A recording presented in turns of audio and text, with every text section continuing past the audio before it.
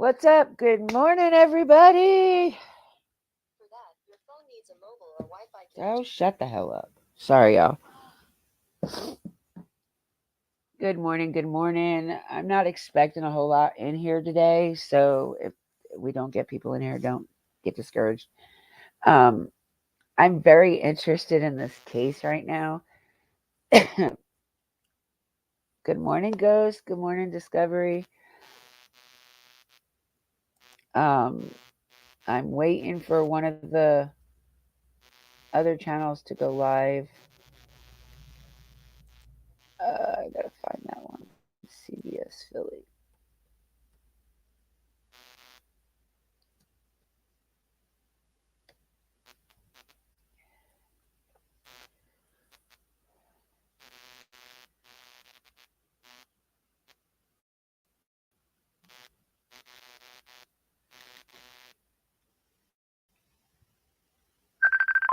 Oh, come on.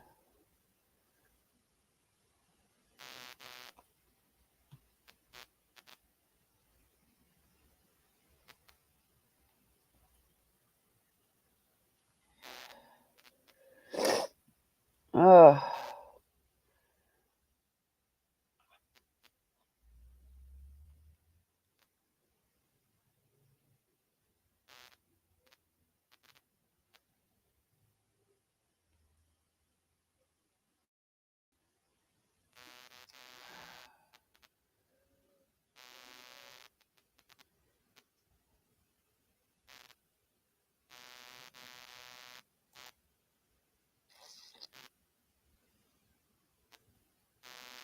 Okay, so yeah, we may not have a whole bunch of people in here. Good morning, Joanne. Good morning, Victoria.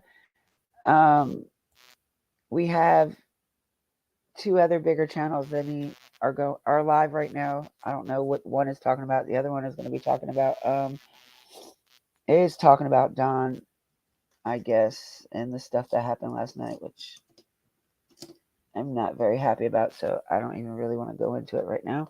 But this case is very interesting. I don't understand, or I don't know if it's understand, or how the hell do you escape from a maximum security prison? You have to have somebody on the inside to help you, right? That's what it makes, this dude is like wandering around in Pennsylvania somewhere in the woods. They've already had certain sightings of him, and they've had, here goes my throat. He's broken into a couple houses, and they've even said last night on the news that he will go to the bathroom in the woods in like a big half circle type thing, so they have the dogs just searching in one area while he's already off. See, he probably sleeps during the day because he's on the move at night. It was even weirder because I saw a clip, I think it was on Philadelphia, that one of one of the houses he broke into, he the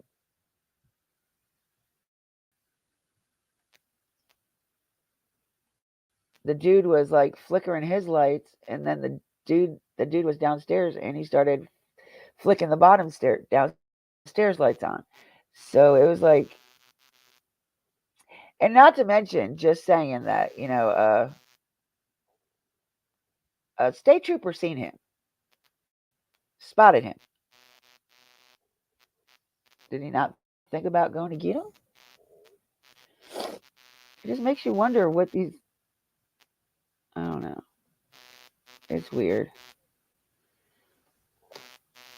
Have you guys heard about this case? Well, I know some of you've heard about it. I know. I told you I had to go live.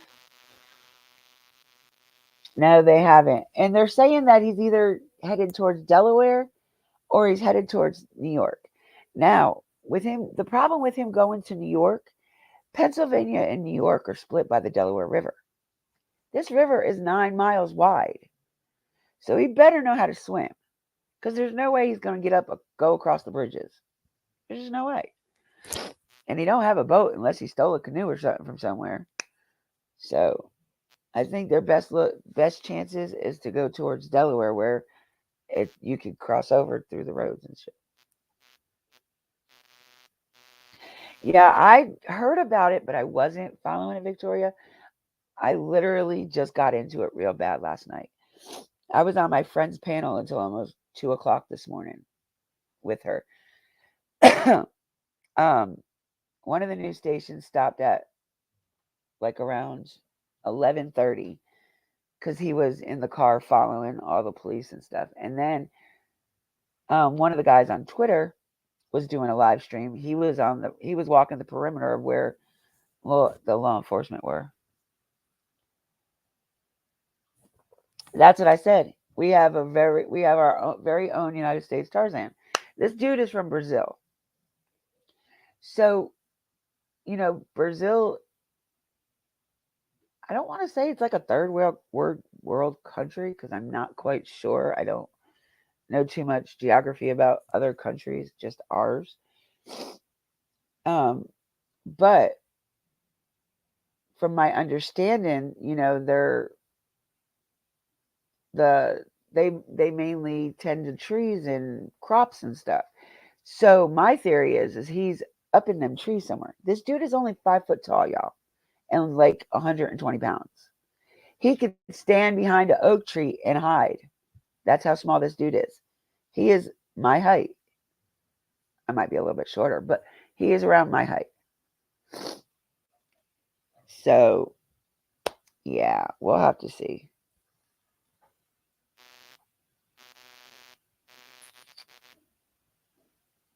Good morning, Joni. Sorry. I think I called you Joanne by mistake. And this dude should be going live here shortly. I've been waiting for them all to go live. One was live actually this morning, but I don't think he realized he was live.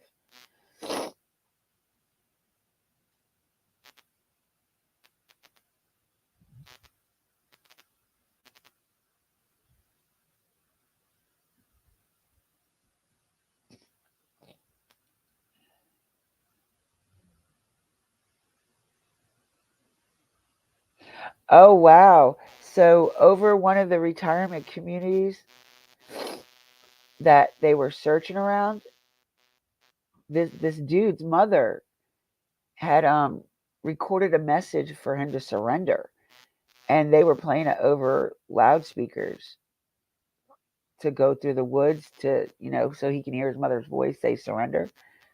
Wow. I didn't know that.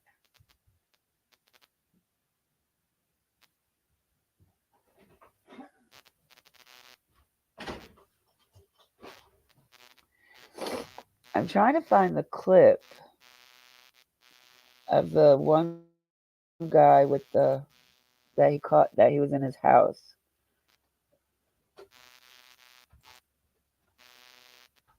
Got the TV put back. I had to wipe the back of it off that thing.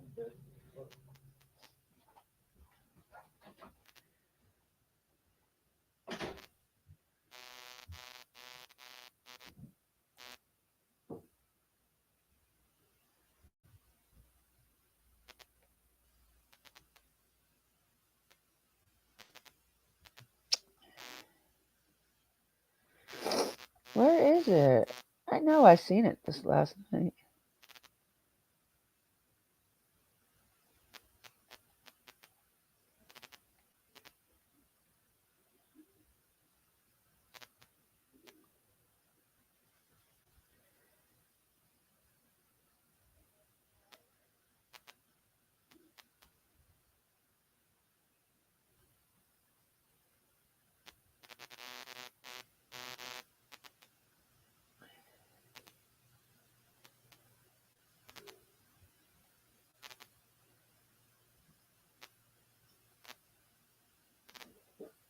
Wow, I can't find it.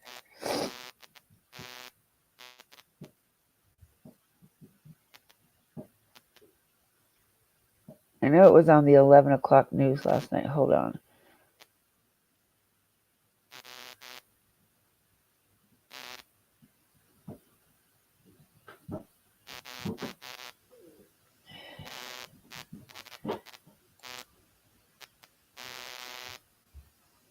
I know it's on this one somewhere.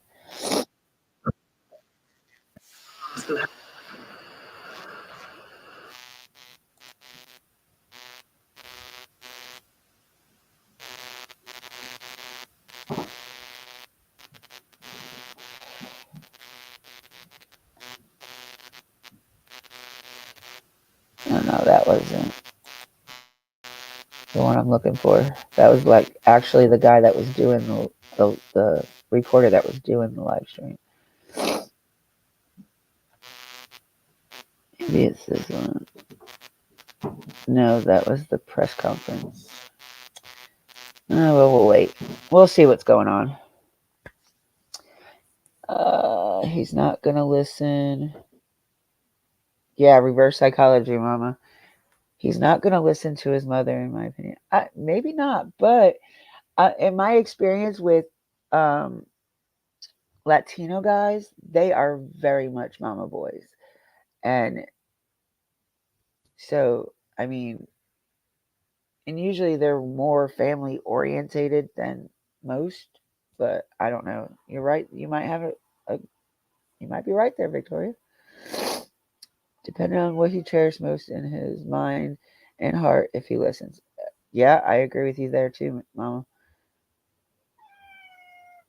Well, I was up until, like I said, between 2 and 3 this morning watching it, and they still didn't find him. And this morning, like I said, that one guy was live and didn't realize he was live. And when he was coming up to the stoplight, he seen a convoy of state troopers going in the opposite direction. So he turned around, and that's when the live stream cut off. So I don't know.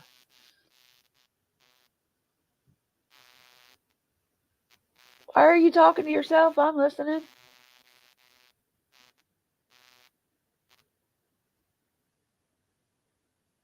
Hey, Pickles. Good morning, sweetheart. They do have strict family values. Oh, Pickles. I think I fixed that link on my about section, honey.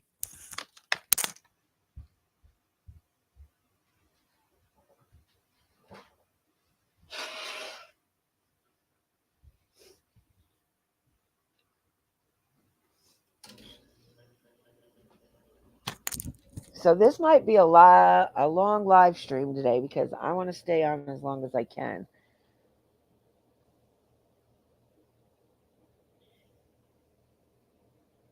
I think I fixed it. I went in there after the live the other day and was playing with it, so I'm hoping I did fix it.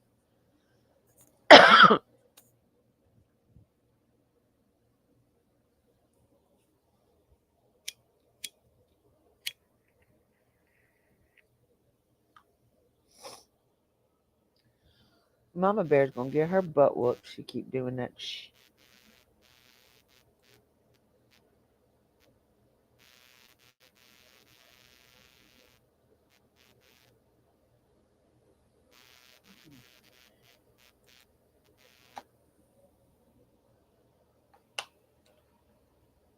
Yeah, I'm not worried about if the people come in, y'all. So please don't think that. I'm not about the clicks and the views.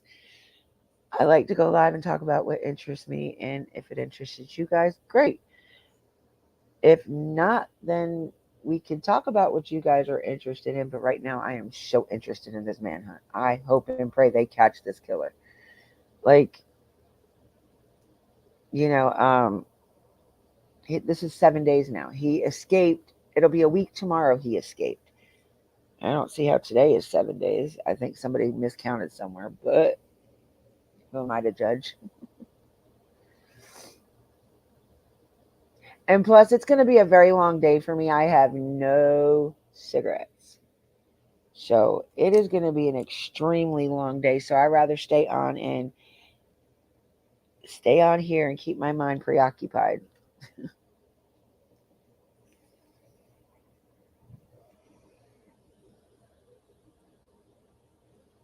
Heck, I have no cigarettes nor no broccoli. So yeah, I got caffeine though.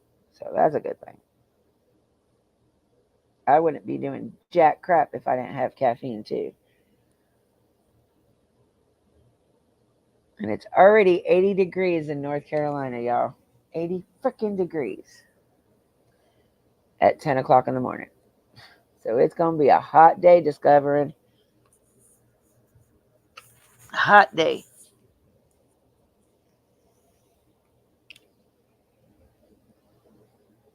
I keep refreshing everything, trying to see when these people are going to go live.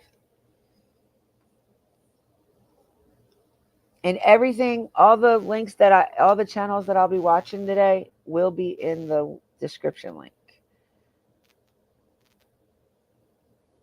Where are you? You said 10 o'clock this morning, man.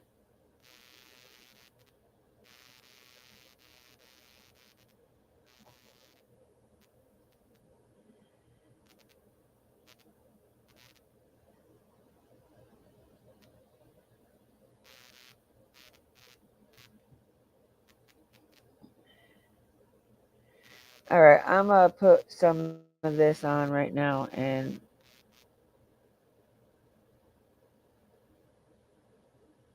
oh, crap.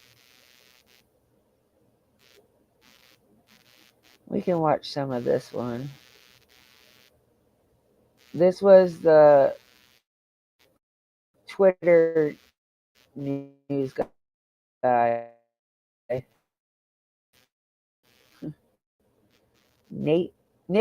Nick the Hat is.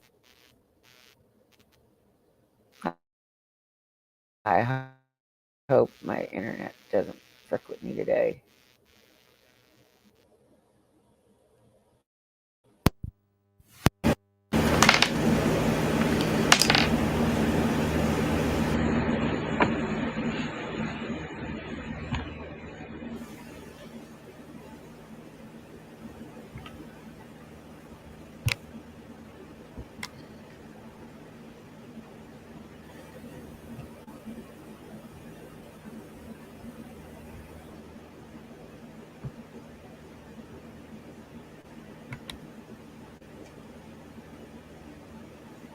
Trying to figure out why it's not.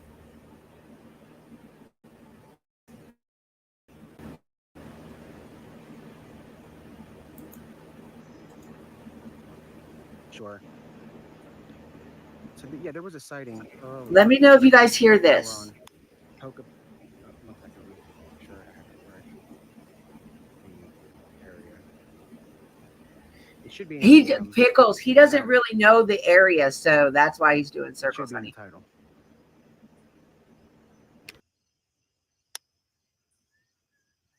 So right now we are in yes, exactly.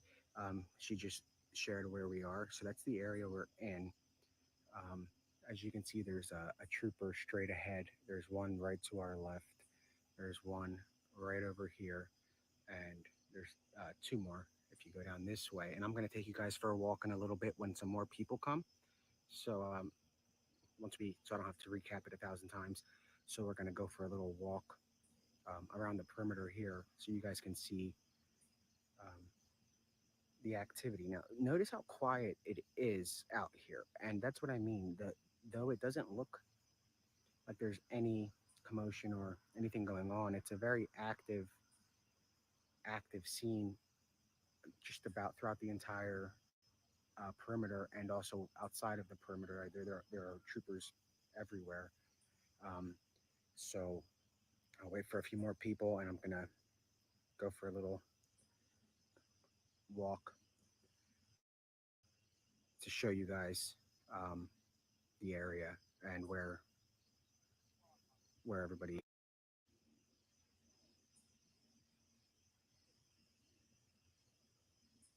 Just wait for some more people to hop on so I don't do it twice.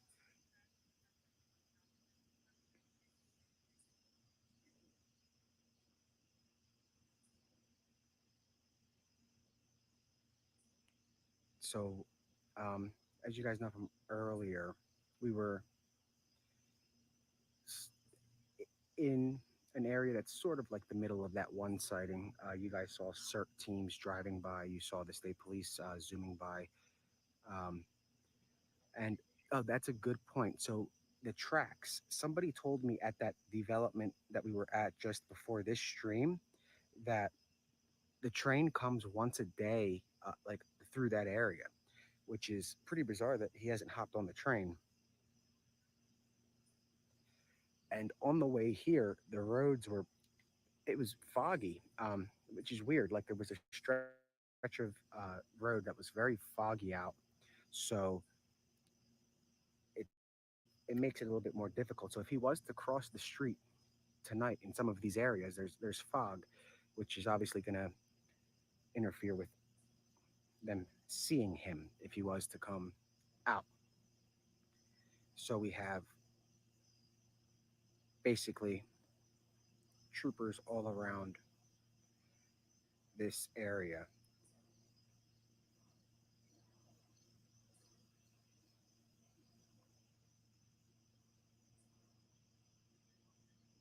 So I haven't heard anything yet. Um, those that I know that are working the case are still on the ground or at one of the command centers. So when they go home, typically there's no major development after that unless they return. So they're still out on the ground, boots on the ground. CERT hasn't come back yet.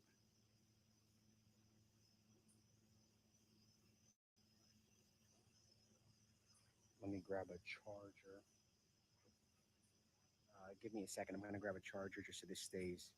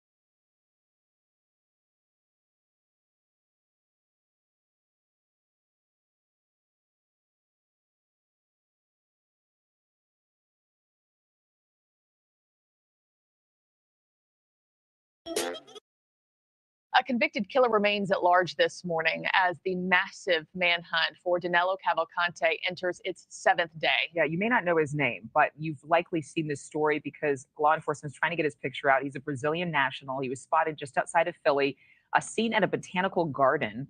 Despite multiple sightings, he's evaded capture since breaking out of the Chester County State Prison in Pennsylvania last week.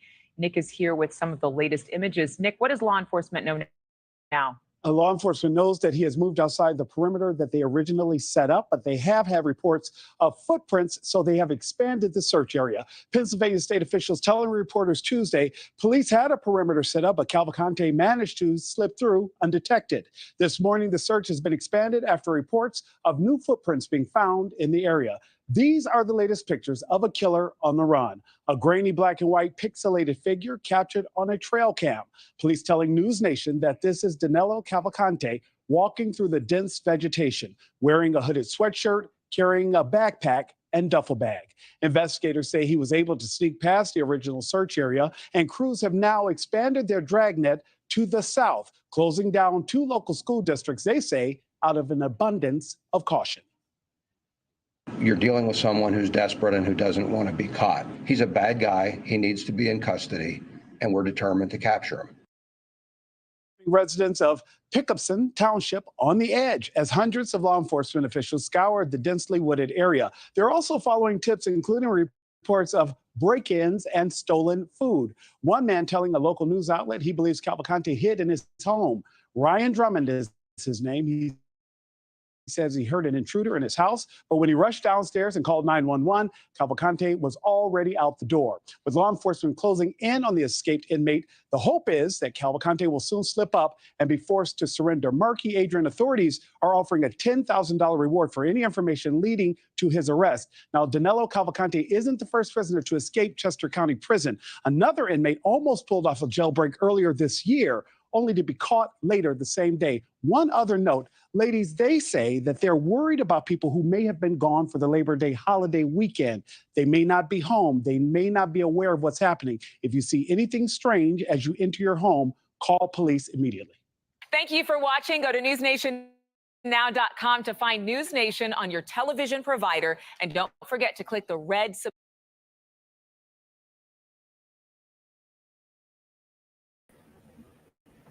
Yeah, DM, they think he's heading towards New York or Delaware. Delaware, I'm not quite sure. Like, I'm pretty positive it's like roads and stuff you can get through. But in order for him to get into New York, he's got to cross the Delaware River.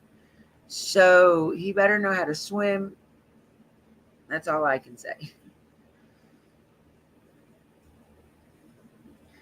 Well, he doesn't know that area very well either. So he doesn't really know where the hell he's at.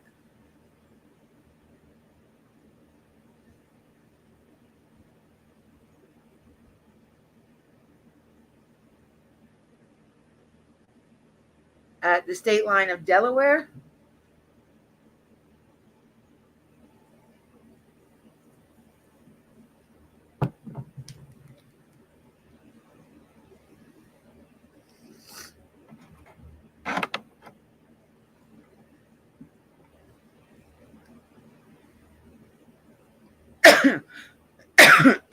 Yeah, I know in order to get to New York, because I'm from New York and my grandparents lived right across the bridge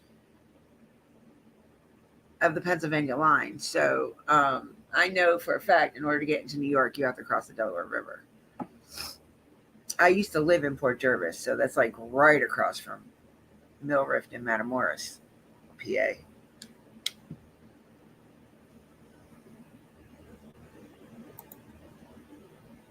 I'm about to get upset that these people are not friggin' going live when they said they're going live.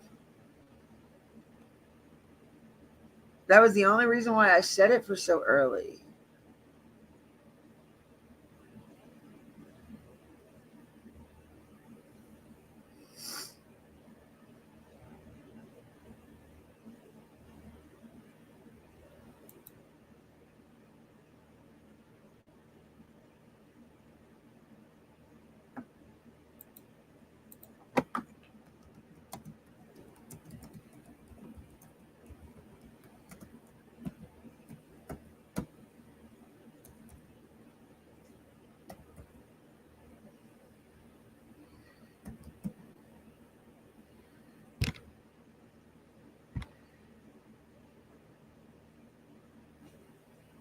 All right, so I just messaged Nick and asked him when he was going live. But he was out there till like almost 2:30 this morning. But I told them, I was like, they're probably gonna scale out, like come to an end on the search last night. And they did probably about 1:30. They it was only a few state troopers still out and about.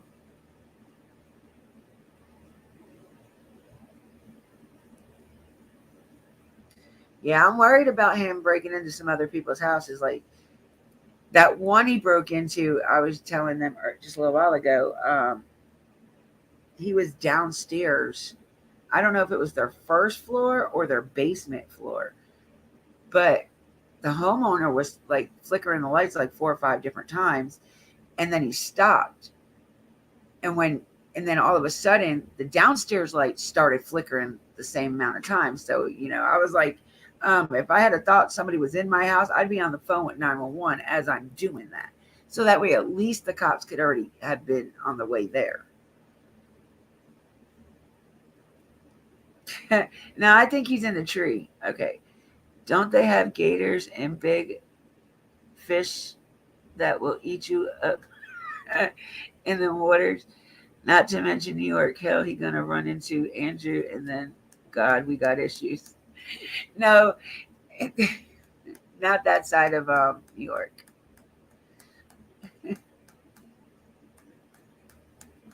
It's crazy.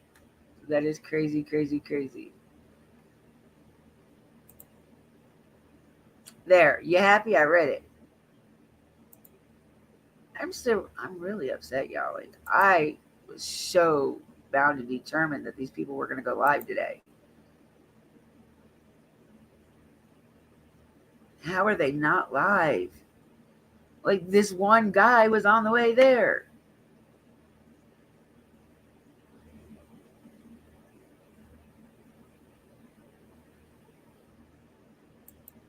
Hold on, let's see what this one is.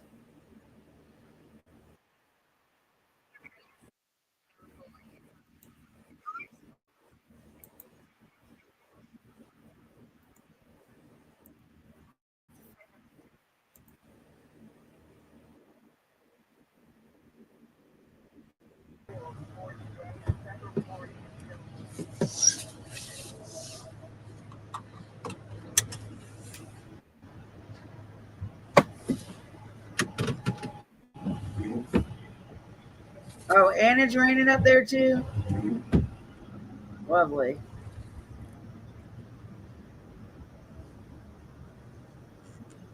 Yeah, I think I'm pretty much sure that this was the one that I watched.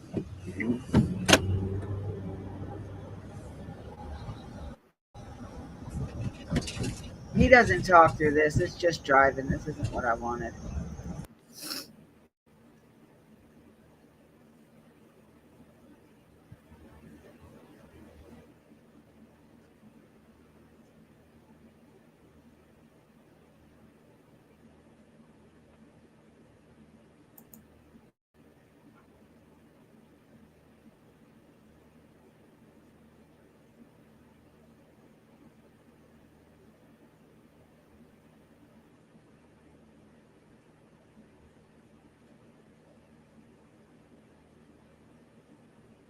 But y'all, you got to realize this is not the first dude to break out of this prison. A few months back, they had a guy that had military experience break out of this prison.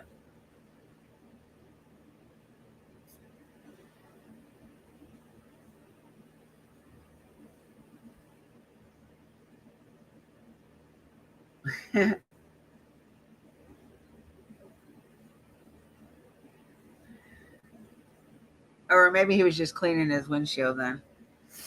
I'm not sure I believe in him scaling the barbed wire razor blade fence.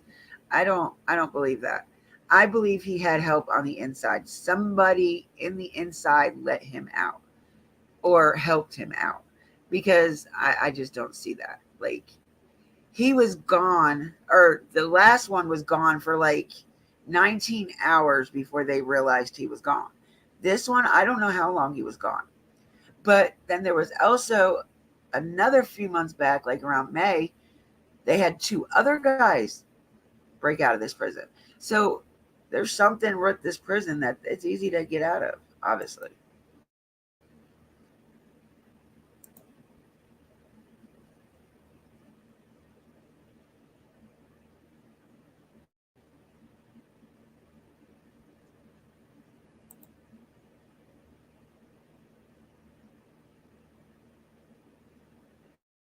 And breaking right now, law enforcement swarming a spot in Chester County tonight after a new reported sighting of escaped prisoner Danelo Cavalcante.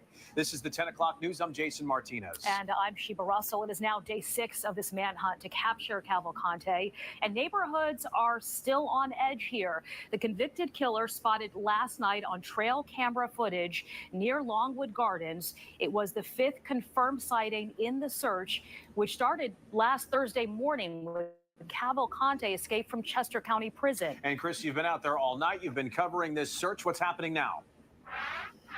Well, Jason, another night of a cat and mouse game with convicted killer Danelo Cavalcante. He still remains at large tonight.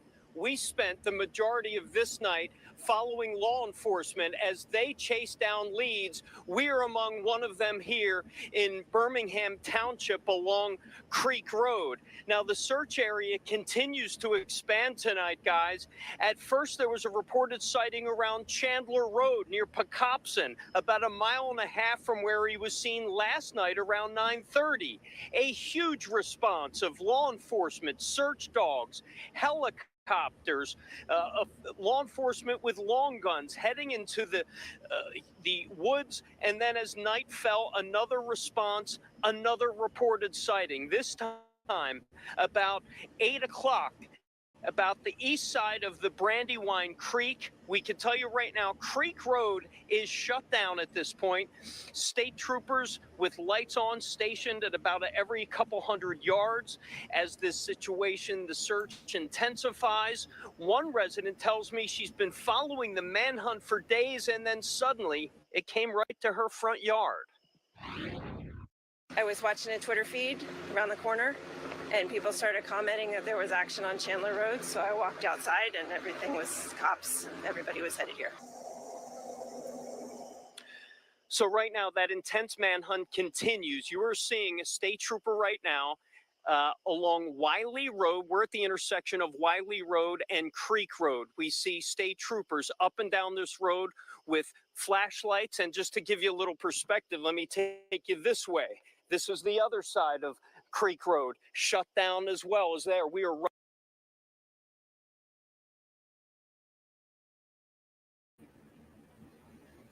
I have an issue with that, DM, the roof thing, because you see how high it is. That prison is inside fences, and then fences ain't that close to the prison.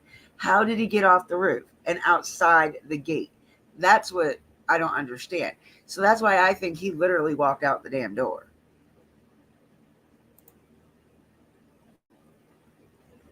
Right in the middle of the search zone as we speak.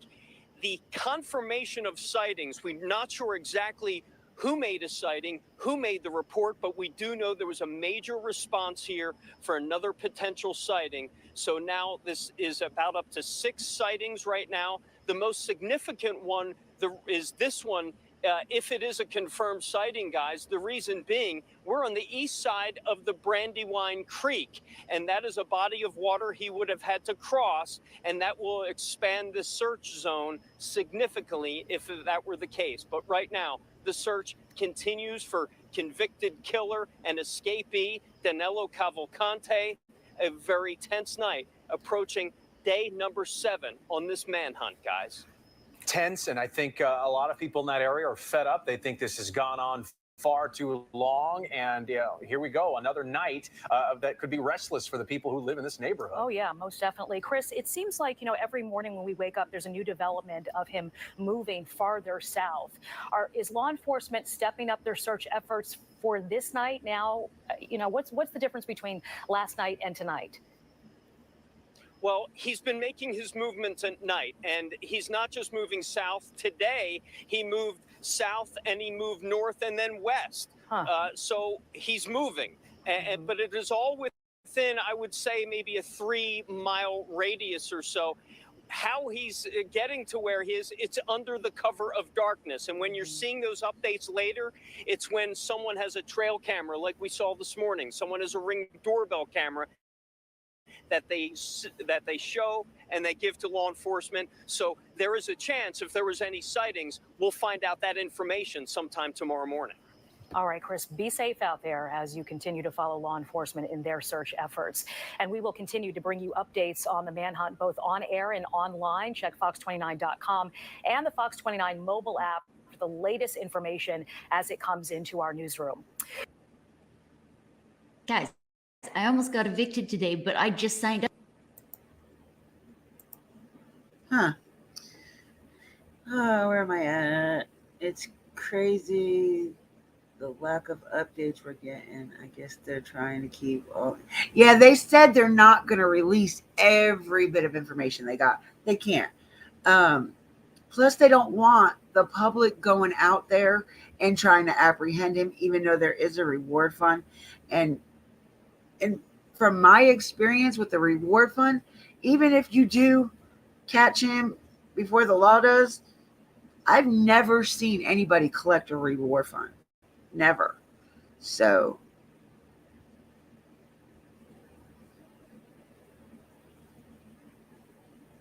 yeah, they have all kinds of wildlife out in Pennsylvania, New York, Delaware.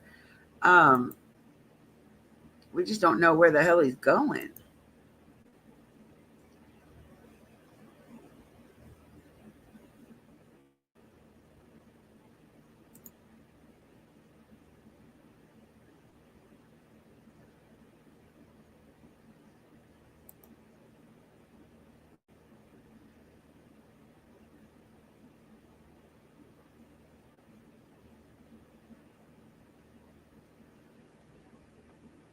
And this one don't really do shit.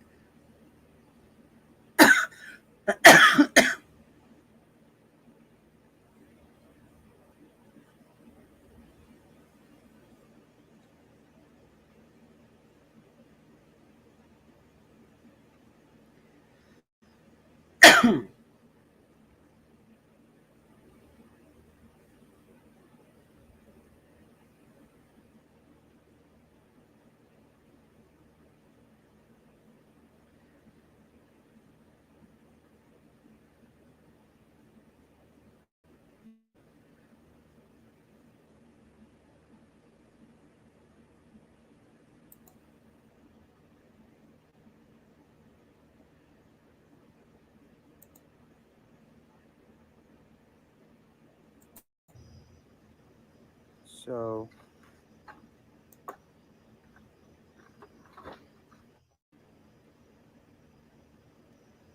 let me pull this up for you guys to see. A second.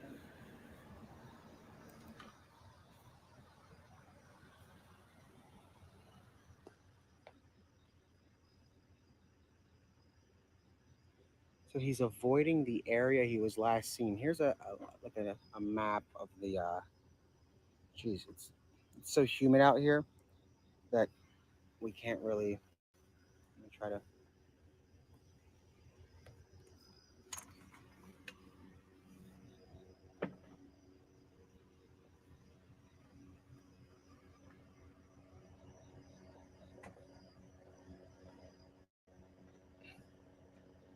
Yeah, guys, the humidity here is insane. There's the helicopter.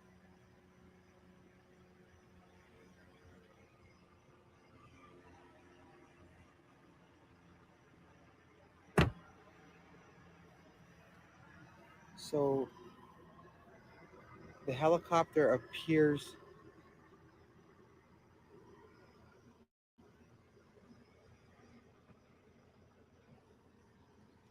The helicopter appears appears to be avoiding the area he was last seen.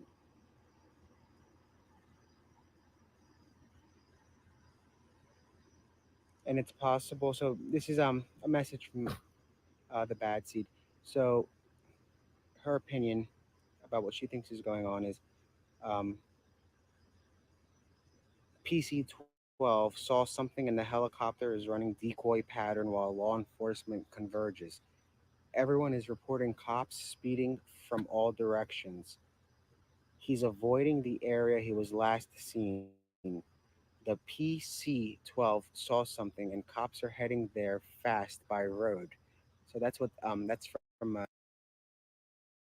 a DM.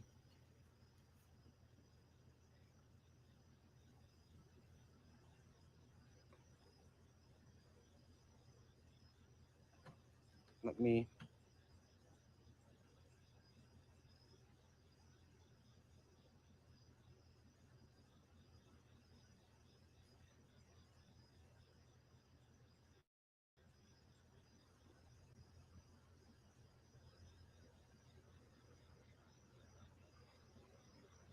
Yeah, that's from Bad Seed. And I'll read it again. It's from the Bad Seed 2.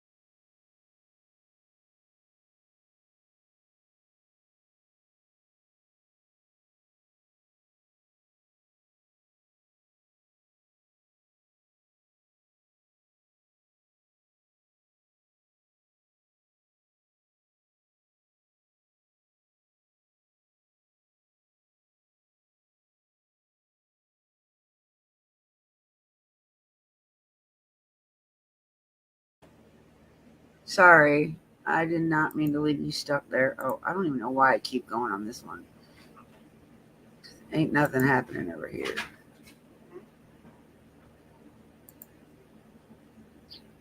I can't believe this channel hasn't had anything on it.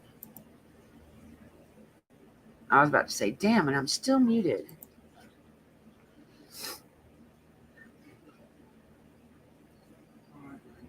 God, man.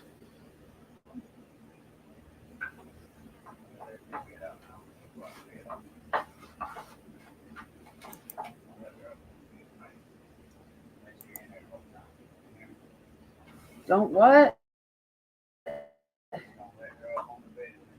I don't ever let her on the bed. Don't go anywhere. I'm Lisa Nichols, and I'm here to tell you that an extraordinary, abundant life. Hold on, baby girl. Colonel Ain't gonna let you out. You being a bad girl. of operations of Pennsylvania State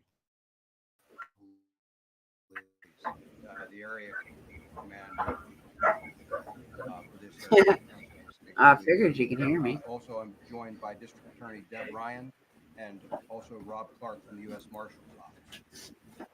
As you know, on the morning of Thursday, August 31st, inmate Danelo Cavalcante escaped from the Chester County Prison.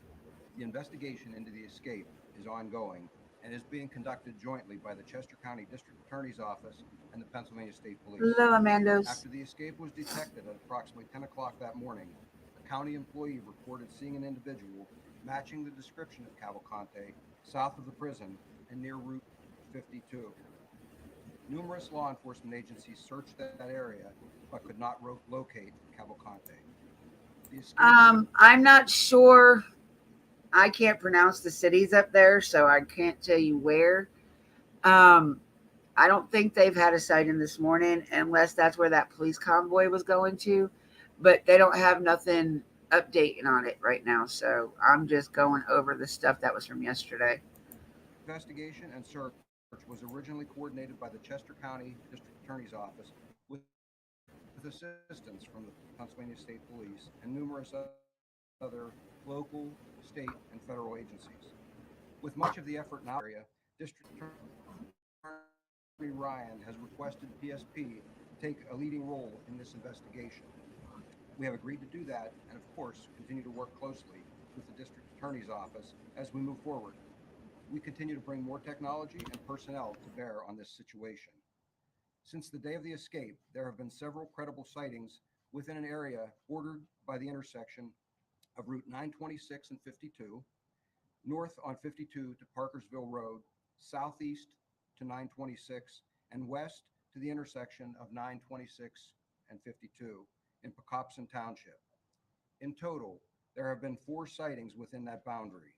The most recent credible sighting occurred yesterday afternoon, also within that bordered area. We have secured that area and continue to actively search it. While there are a number of challenges, we are confident that if he is in there, we will find him. We are asking for the public's help in a number of ways. First, familiarize themselves with the photograph and description of Cavalcante. There is every reason to believe he remains in this area. Second, within the secured area I have described, as well as near there, we are asking residents to check on their neighbors. If they're not at home, please let us know so we can check their property in their absence. We know that we have numerous homes within the search area in which we presume the occupants are away for the holiday weekend.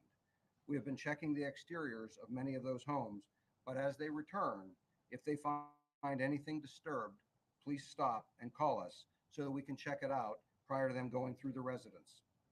Third, please check your home security cameras and call us with anything suspicious you might observe. There's been a tip line established, and we can be reached at 717-562-2987. 717-562-2987. All tips, of course, will be fully investigated. We also remind everyone that a reward totaling up to $10,000 has been offered for information leading to the capture of Danelo Cavalcante. I wanted to say a couple of things to the community as well, if I could.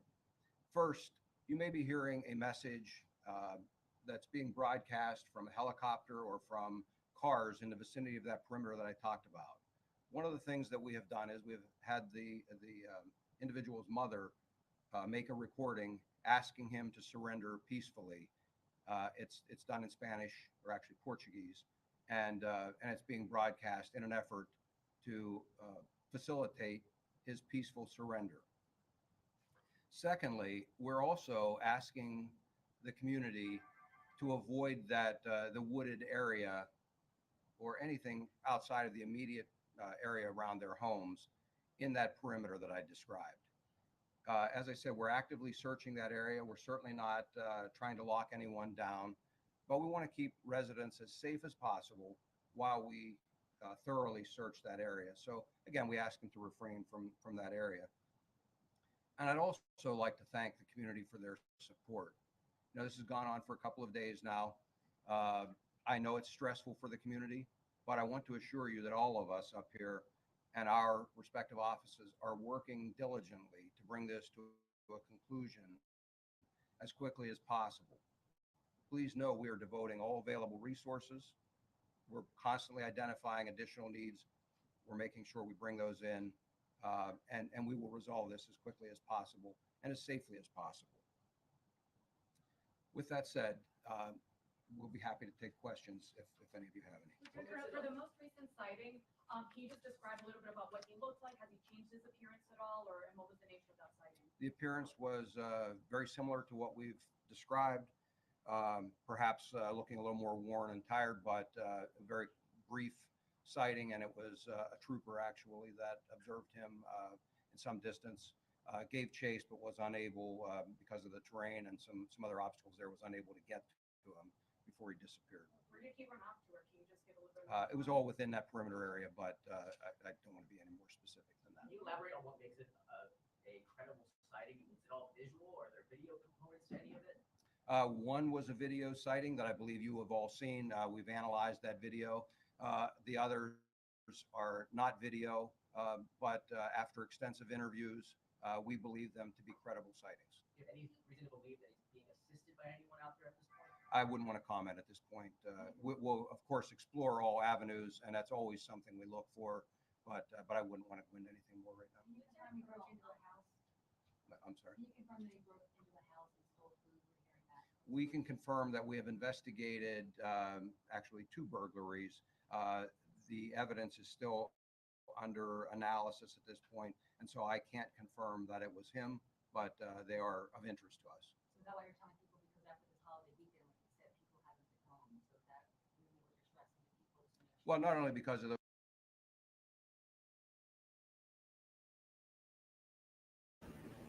All right, so the guy that I'm waiting for to go live on Twitter has just done an update, so I'm gonna read that to y'all, and then I'll get to the comments. It says day 7 manhunt for escaped murderer Danelo. Daniel, I can't say his name. It's like Danelo. Danelo. Oh. Cavalcante. I can say his last name. I just can't say his first name. Previous evening sightings, Cavalcante was caught on camera twice at Longwood Gardens around 10:33 p.m. Monday. The search perimeter has been expanded to include this area. Aerial search. Police helicopters have been circling sections of the Brandywine River and creeks, presumably timing how far Cavalcante could get if using these water bodies as a guide. One is currently there. I have no idea. Oh, the helicopter. Around 4:30 yesterday, helicopters played an emotional surrender message from the Cavalcante's mother over Kendall Retirement Community. Law enforcement at the local, state, and federal levels are expressing frustration due to separate radio channels and lack of area familiarity among some of the officers. Clarity is needed for effective coordination. Kennett Consolidated School District will remain closed today as will Longwood Gardens. The areas where Cavalcante has been sighted or believed have been are connected by creeks, suggesting he might be using the waterways as guides. However, this strategy appears to be keeping him in a zigzag pattern around the vicinity of the jail. So he's still around the prison. Dumbass. An emergency notification was sent out last night focusing on the Brandywine Creek area in Birmingham and Pensbury townships, advising residents to lock their doors and stay vigilant. I love you. I'll be heading to the scene within the hour to provide live updates as the manhunt for Cavalcante nears its second week. Well, I guess there goes my answer to the message I sent them. Pennsylvania State Police will be hosting a news conference at 3 p.m. I thought this was yesterday because they did one yesterday at 3 p.m.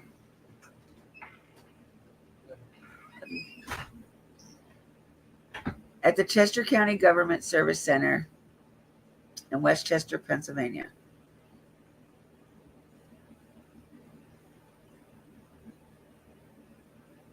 Okay, so they are saying that he escaped from the roof. But I don't understand how that is even possible, even if he escaped. I mean, if he got up to the roof. There is a friggin' fence around the prison, and it's like at least, they got courtyards and the what is the other thing? The rec yard. So them fences aren't that close to the one on the outside isn't that close. So I don't understand. Hello, Dee. Welcome in, sweetheart. Thank you for coming in. September. Welcome in, sweetheart. No, they haven't found him yet. Yeah, but still, the fences are not that close. So how is he like Spider-Man or Superman? Did he like fly over the fence? I don't understand. Maybe I'm just used to the prisons and what they look like down here. Because down here, they've got barbed wire through the fence. They got the razor on the top of it. And there's multiple fences. It's not just one fence to separate the prison yard and the outside. They have multiple fences because guards walk in between the perimeter of the jail, the prison too. Yes, I've been waiting for him to go live.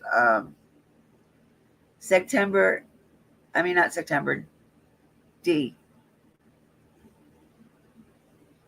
He could be, like I said last night, he's kind of starting to remind me of El Chapo. Like it's kind of weird to escape the way he did. Look at what El Chapo did. He literally used a spoon to dig.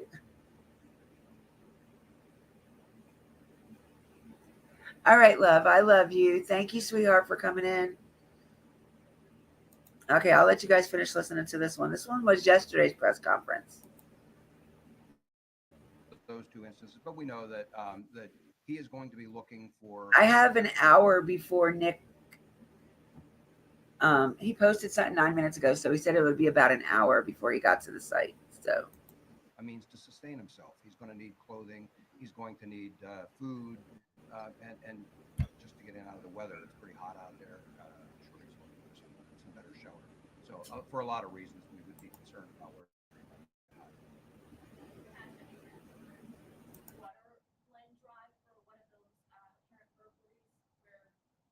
That's within the search area, and yes, we have investigated a number of things within that search area. I don't want to get any more specific than that. Obviously, it's been 5 days, so he needs to sustain himself in some way, with the food, water, as you mentioned, finding some type of shelter.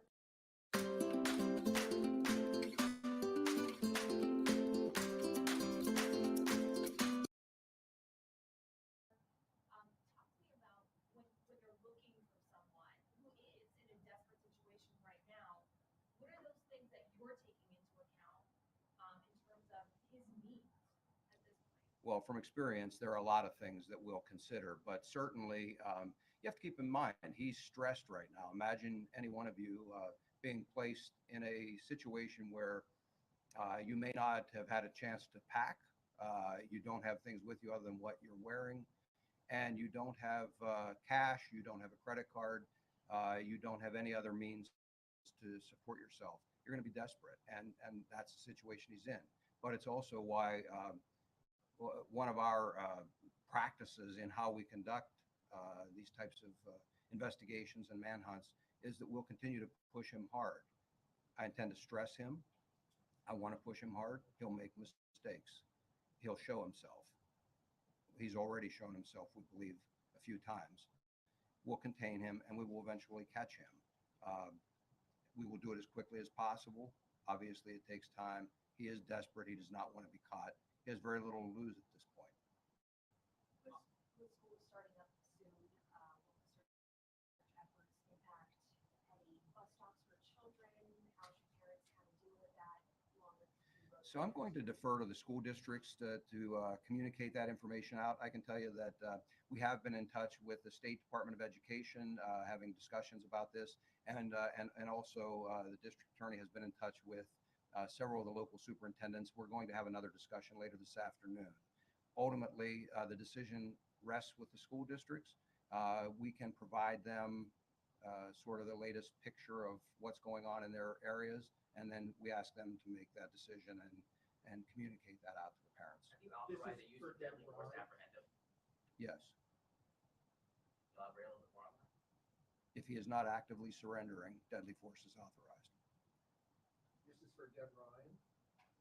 Have you completed your investigation into the prison break at this point, or are you still reviewing things? Mike, our goal right now is to find this man and capture him. So we are channeling all of our efforts to bring him into custody. That is secondary. That is certainly a concern. But at this point, all manpower has been executed to find and hunt down this fugitive. But it's been 5 days. How can you not explain how he escaped? As I indicated, our focus right now is to capture this fugitive. He's a dangerous person. We will be able to update our investigation with respect to what happened at the prison at a later date. Right, but I mean, obviously the question is, like, could other people also escape? I mean, is there something, at issue with the prison where somebody else could pull this off? They have been looking into what happened and they are investigating what happened. I'm not at liberty at this point to share with the public what is going on with respect to that investigation. The prison is very aware of whatever vulnerabilities they had, and they have made efforts to correct those vulnerabilities. To clarify, you know how he escaped and you're just not saying, or you just don't know yet? As I indicated, we are working on the investigation with respect to the escape, but our main focus right now is to capture this fugitive. Did you confirm Friday that there was another escape 2 months prior to this? Yes, there was. You can confirm that. That's correct. So when was Friday? I believe it was in May of this year. Okay, so that's not 2 months. Well, we interviewed a neighbor who said that he was in his shed, somebody who escaped a couple months ago. I think we're talking about the same suspect. Okay. Yeah. Can you Does confirm this about guy what seem like he had a plan at all, or was this it doesn't seem like he knew where to go? At this time, we don't know, Mike, and we're conducting that investigation. Can you elaborate on talking to the superintendent? Because we talked to all of us. All Americans, listen up to this. There is a new $1,400 benefit for all of you that make less than $50,000. Apoplectic, I want to use the word. Just so upset, right? Can you talk to them about, they're saying they're not getting a lot of communication. They don't know what to do. They are having guns by their side. They're literally so upset. Can you just talk to them about what is going on and how they can allay their fears? Absolutely. And our main concern is with the residents in this community. Of course, we want to make sure that they are protected and kept safe. We have been in communication with the superintendents. We have been sending out reverse 911 calls to the residents in a 2-mile perimeter. So they're getting updates that the rest of the community outside of that to be in touch with them. Regarding the schools and how we want to operate moving forward, we have a call this afternoon to talk that out with the superintendents. But like Colonel Bivens indicated, it's going to be a decision that the school districts have.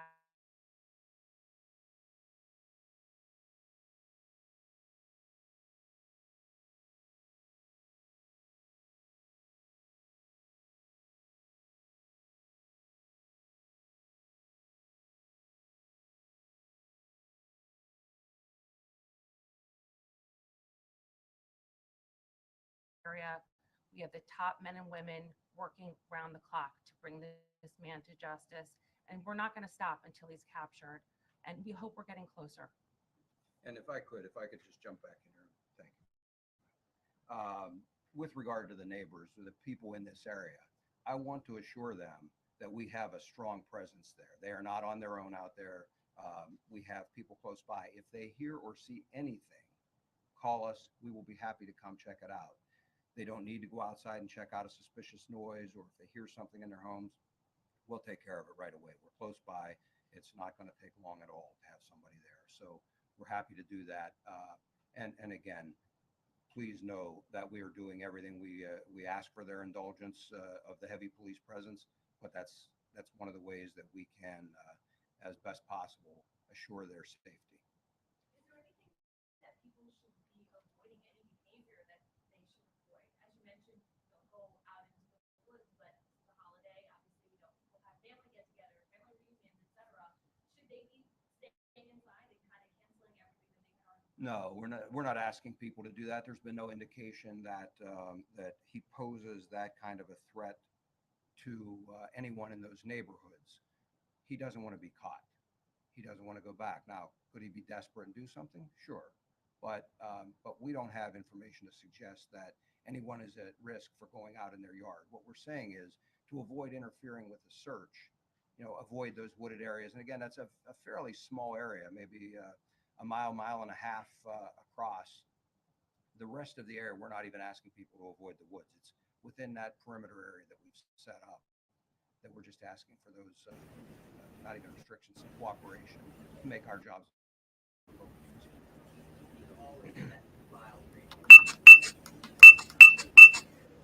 Yes.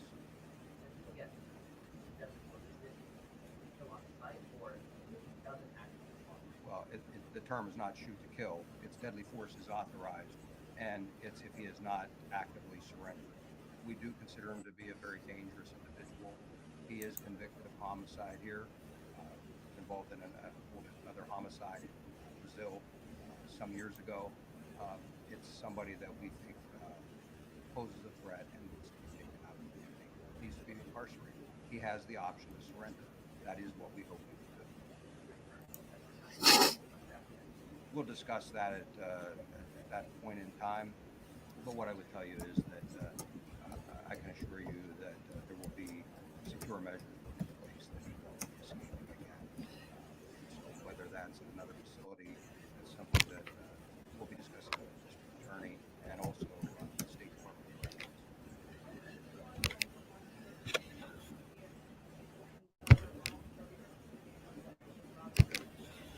They have been. And so, again, we ask their cooperation. So you may see a trooper in that area or somewhere close by knock at your door and ask some questions or ask if they can come in. Again, it's simply that they're trying to make sure that we have thorough research that entire area, that residents' homes are safe. Can we hear from the U.S. Marshals in terms of what your role is right now? Sure. I think Lieutenant Colonel Bivens summarized everything perfectly.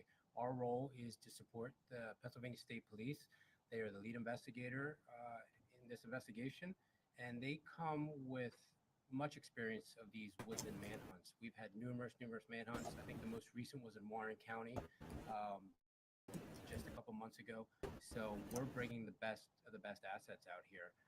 Their CERT team, their Special Emergency Response Team, is well trained. They're here. Our professionals from the Marshal Service are here as well. And our position is that Danelo Cavalcante's desperateness when not service, our state and county local investigators, we're all on the same team. Like Lieutenant Colonel said, we will get him. We'll push the threat. We'll make a mistake. And we'll bring him to custody.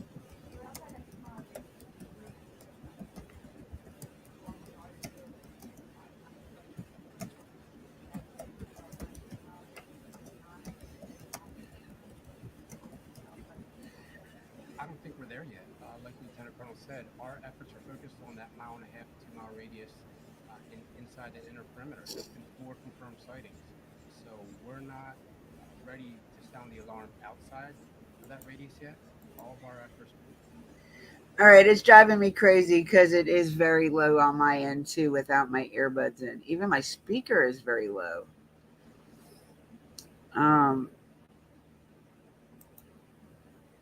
Oh, I wish they would go live. See, I went live this early because Nick said he was going at 10. So I was like, well, let me go a little bit earlier. So if who doesn't know about it, I could explain some things that I knew. But he was running late again today.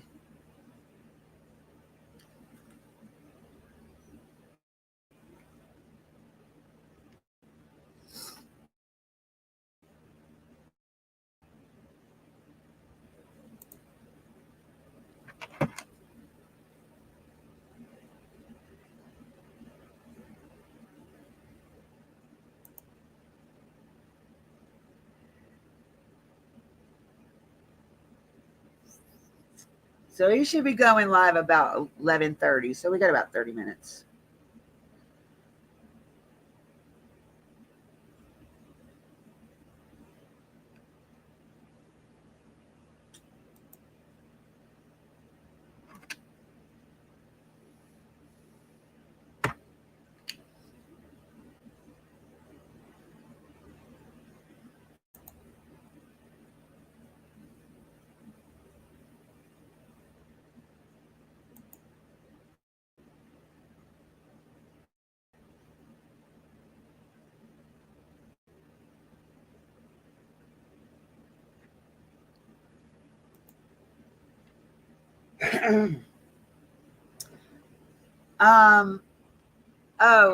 Nick the Hat is going live on Twitter, so we'll have live feed of the manhunt.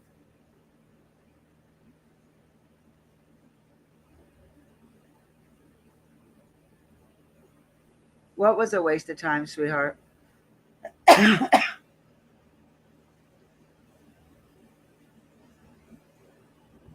need to see if I can find my vape pen.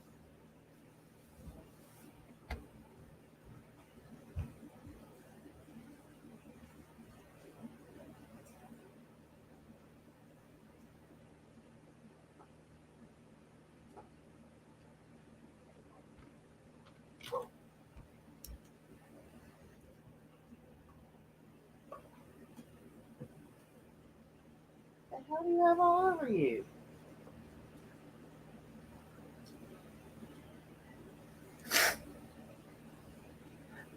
I'm gonna try to stay on as long as I can to cover this. This might be a long live stream, so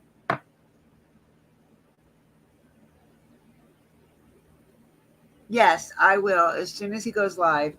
That's what I was saying. Like he was supposed to be live already. He was supposed to go. Oh, I'm sorry. Yeah, that was the press conference from yesterday. They supposedly given another one today, so we'll see.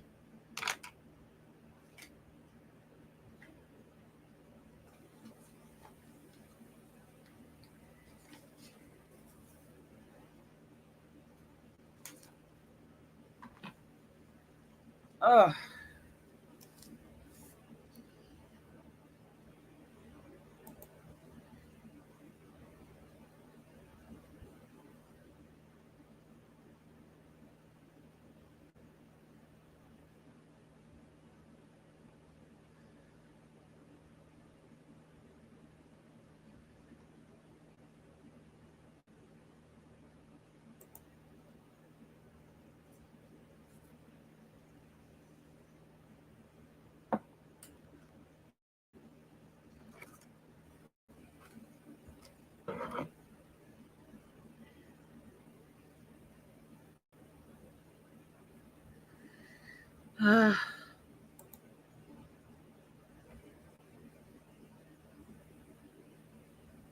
Yeah, that's what that was. I was just going over it again. Just to buy some time until Nick goes live.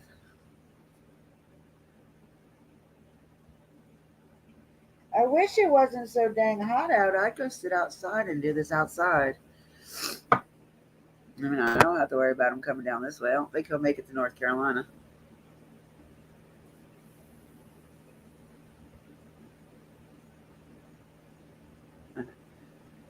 Maisie, every time you leave your house, you lose signal.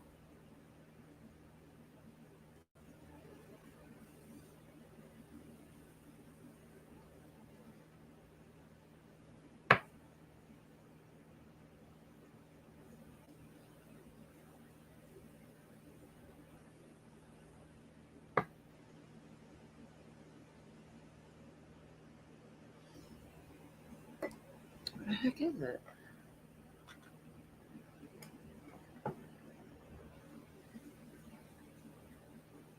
Okay, we'll see. You're having a heat wave and it's lovely. Dude, you can come get some of this damn heat because I don't want none of it. And I know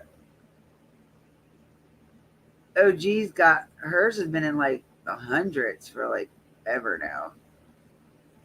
She said she had some white stuff fall from the sky the other night. She was excited.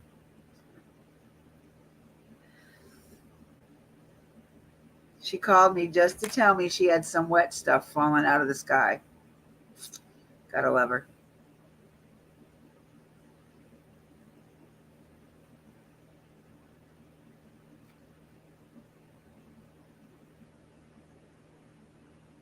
Yeah, but if there's a lot of other people down there connected to the internet, it's not going to do you no good because a lot of people connected to one internet will slow it down.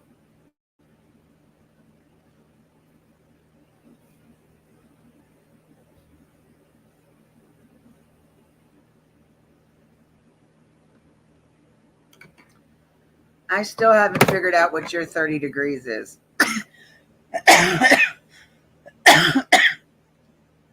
You guys are in Celsius, not Fahrenheit, so I get kind of lost when you tell me what your weather is over there.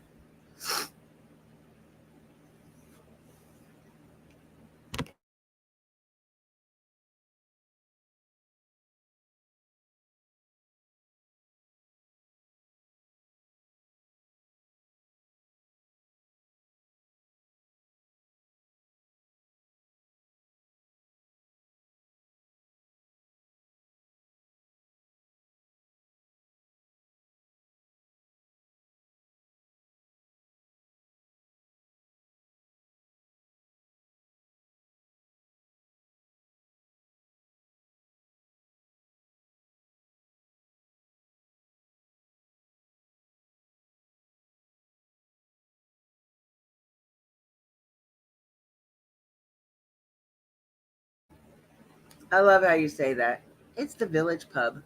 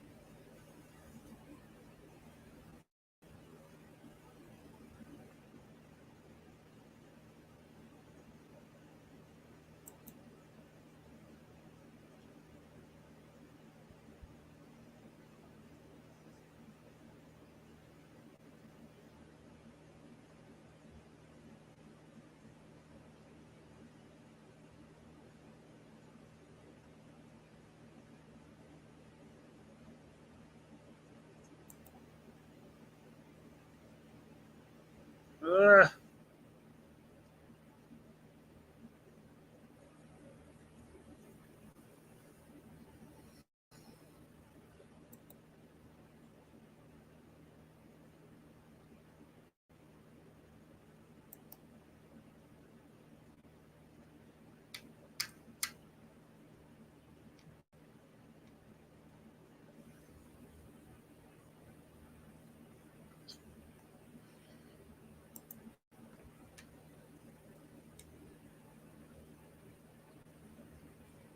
Hey, May May.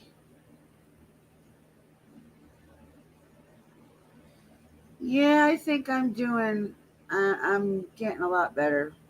It's not going to be any easier, but this week I'm a little bit more clear-minded, and I have a little bit of my spirit back. So I'm doing okay right now. Like,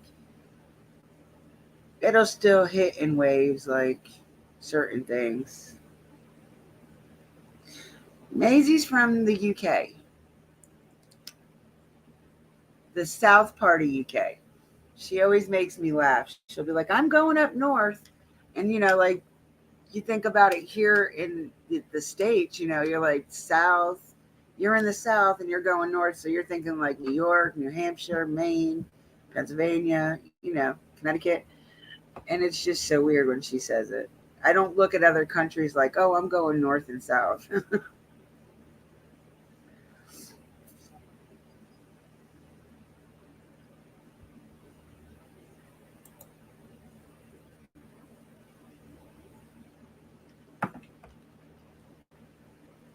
I'm hoping that when Nick goes live, his is going to be a little bit louder than what we've been hearing, because it's getting kind of ridiculous. You can't hear it very well. And I believe the only way you can hear it is if you do have what you call it on earbuds.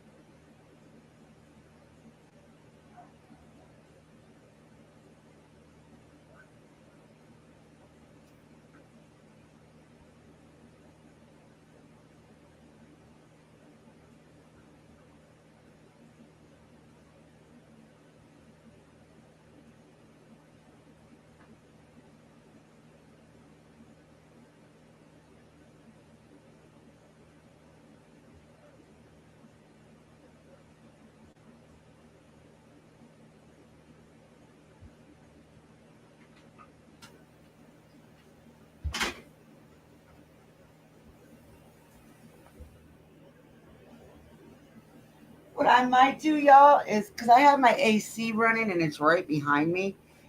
So that might be why you guys can't hear. So when Nick goes live, I will turn off my AC and see if that helps y'all.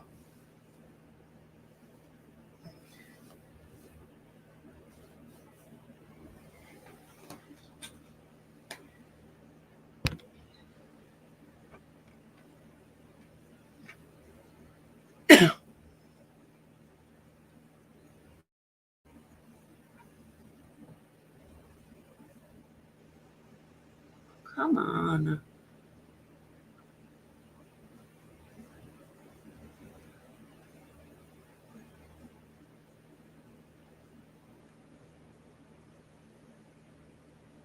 Yes, D, I am a true crime channel.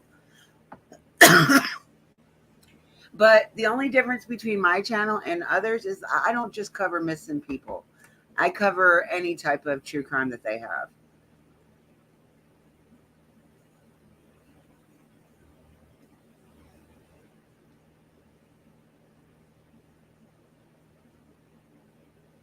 Hello, Dragon. Welcome in, sweetheart.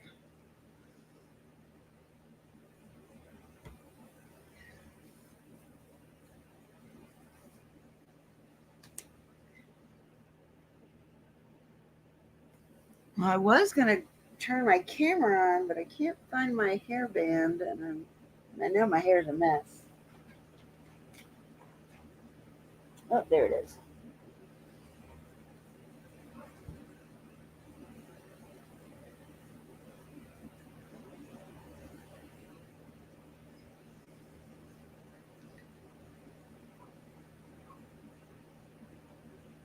Okay. Let me check Nick real quick.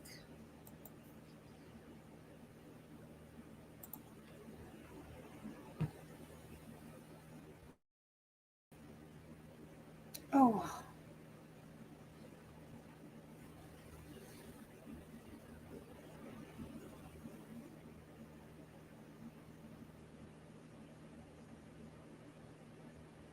Nope, not yet. We still got about 10 minutes. Oh, excuse me, y'all. I got hiccups.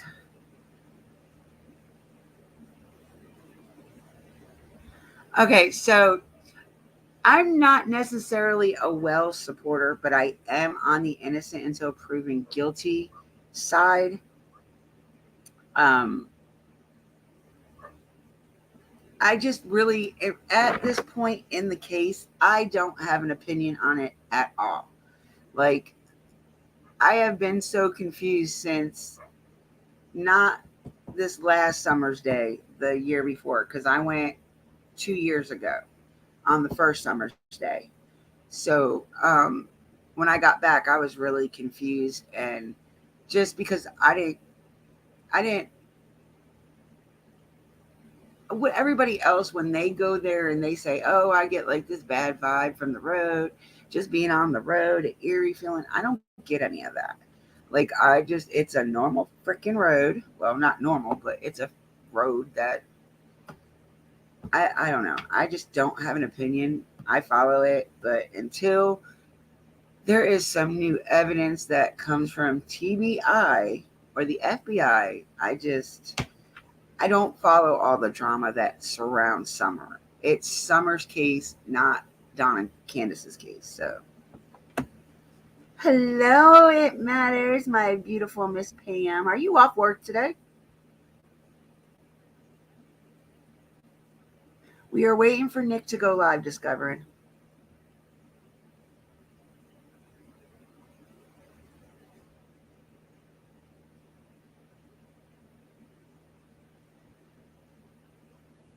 Oh, wow.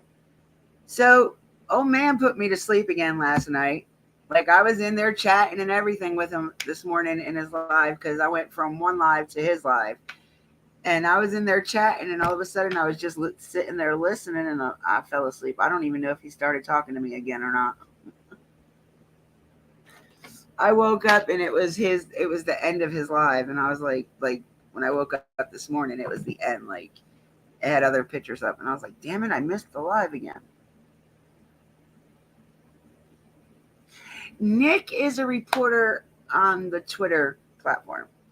I don't know what news place he works for, but he is a reporter.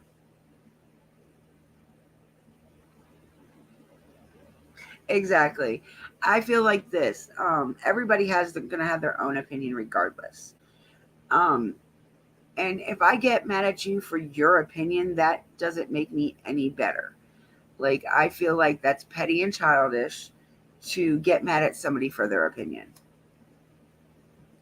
Not everybody, that's the great thing about being human. Everybody is allowed their own opinion. And discovering, I said to you earlier, pass me a cigarette through the damn live. I need one. I'm going to be all day without cigarettes. Unless my husband decides to come and drop me off some before or during lunch or something. Which I don't see his crabby butt bringing me cigarettes today.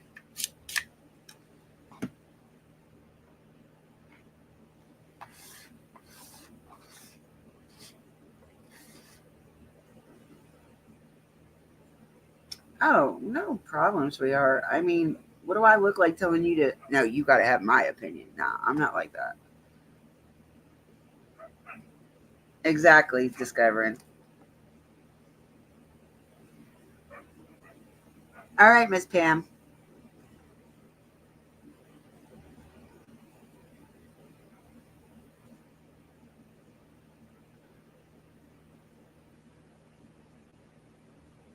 I did, but then I started again. A lot of shit.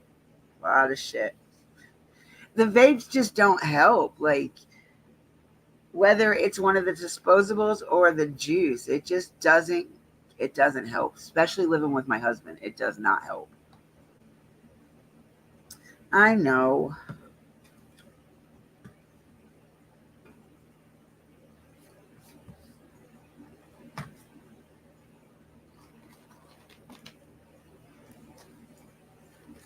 I thought you had left before I said that, though, Miss Pam.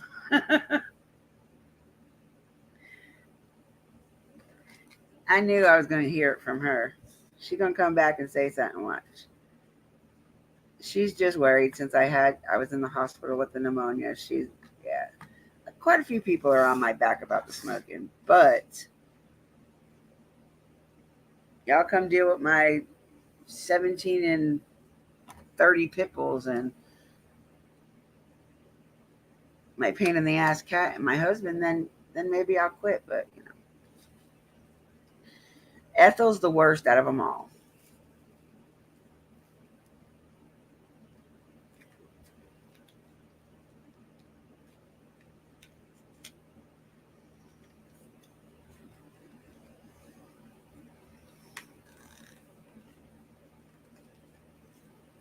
Oof.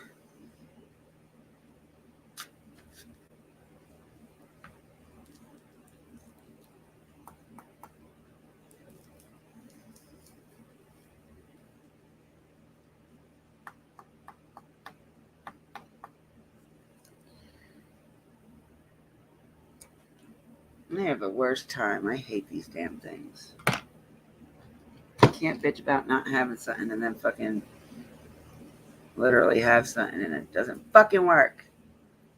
Sorry, don't mean to curse y'all.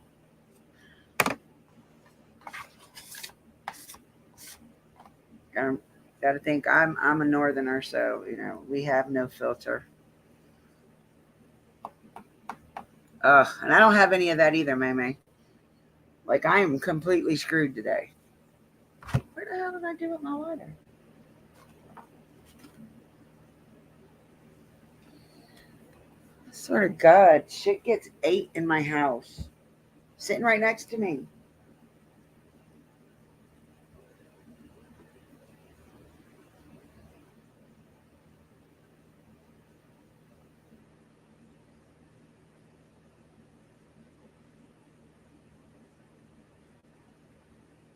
Oh crap.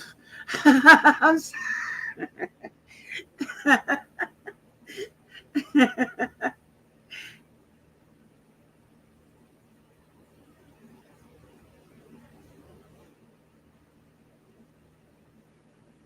Yeah, that sounds just about like me discovering that without them three, I don't know how I even survive. Because I'm telling you, if we ever had some type of crazy crap go on here in the United States to where, you know, we had to fend off the damn trees and shit, I would not survive. I promise y'all, I would not survive.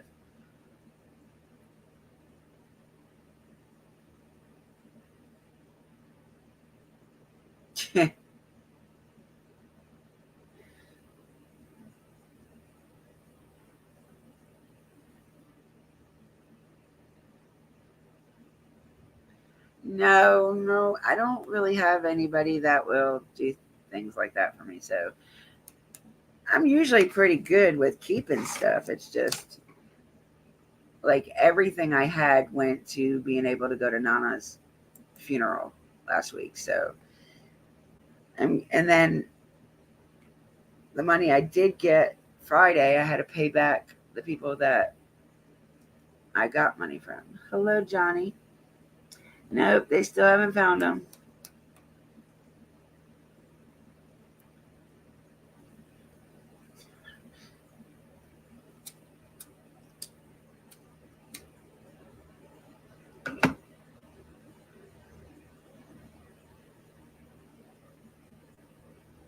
How do I get out of the house? What, walk out my backyard or my front yard? Today is actually going to be my last day at the house because I got to go to work with him tomorrow, Friday, Saturday, and Sunday. And then Saturday and Sunday, I have to babysit after.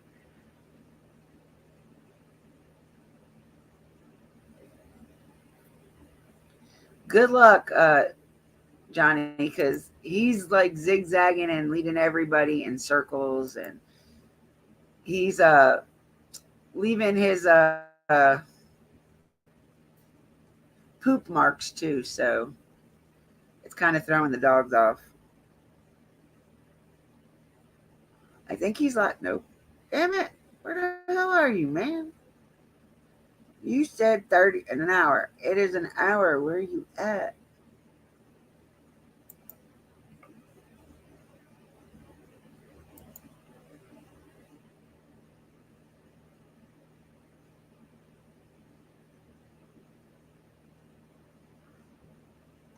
Oh my God.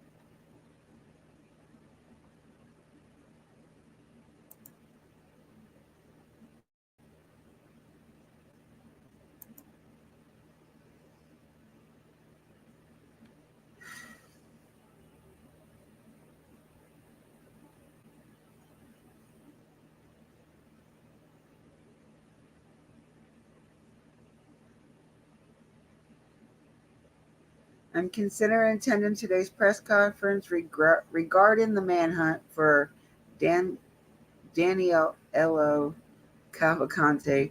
I plan to ask some critical questions.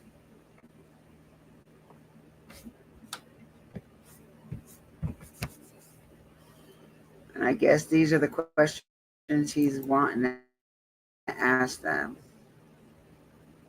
I don't want to. Oh, it's only 2 questions. Okay. Why is it Pennsylvania State Police coordinating more closely with local enforcement? This is especially concerning given that many state troopers are from other areas and lack of knowledge. Can authorities confirm whether a map of the local area was found in Cavalcante's prison cell?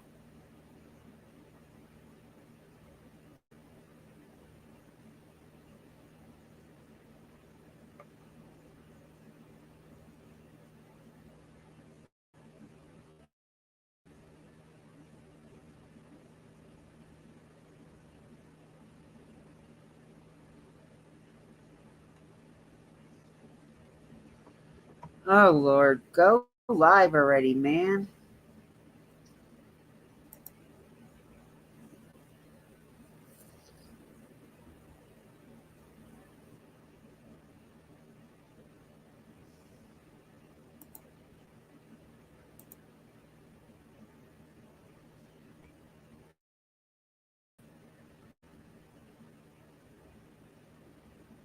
Oh, are you? That's cool.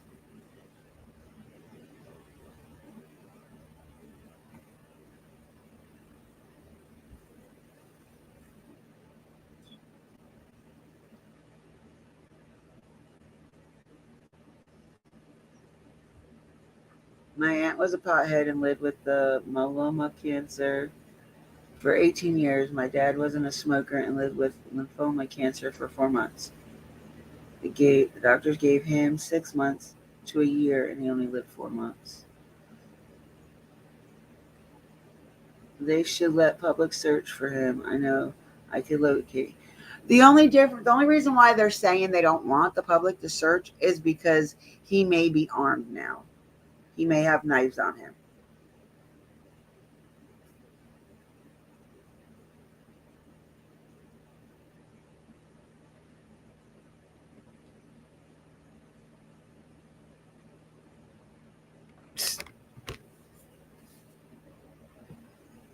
I'm gonna see if I can put the what you call it on. What is it called? Closed caption if he has it on. Turned on.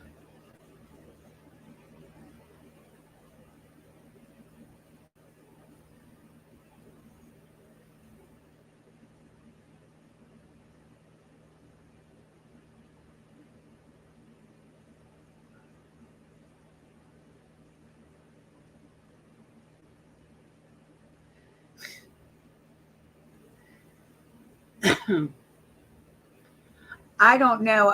They've had helicopters out all night, and they've had state troopers out all night. So I don't know. like they said, he was going south first, then he went west, north. No, he went south, west, and then he went north. He's just making a big circle around the prison because he doesn't know the area he's in. So he's not from the United States.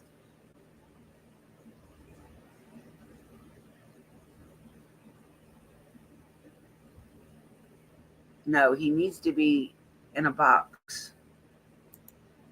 He has murdered 2 people, as far as I know.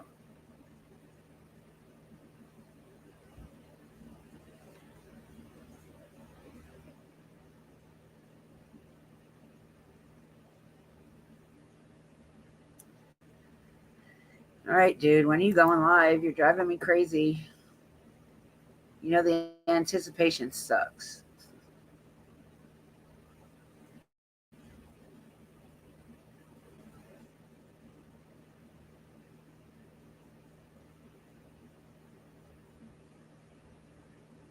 He's still not live. Dude, you're killing me over here. You're killing me.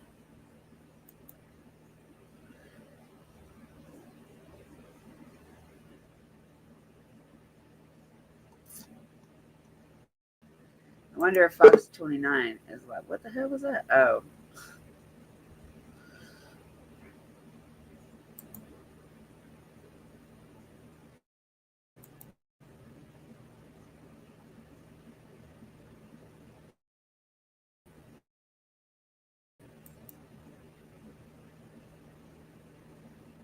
Hell no.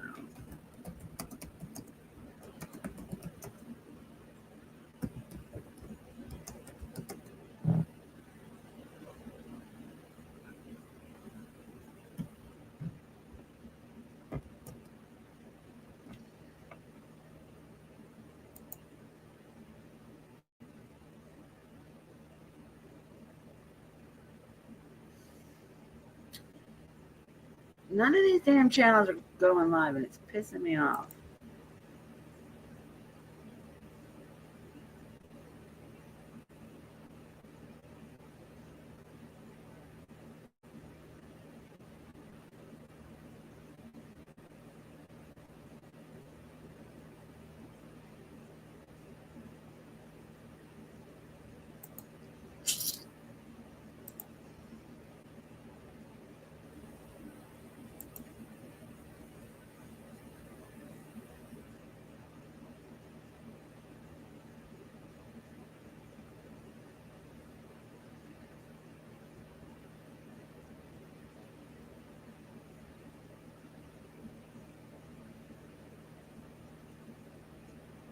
He was on late last night with JLR. Oh, I don't know if he was with JLR. I know when I watched him last night, it was just him. Thank God.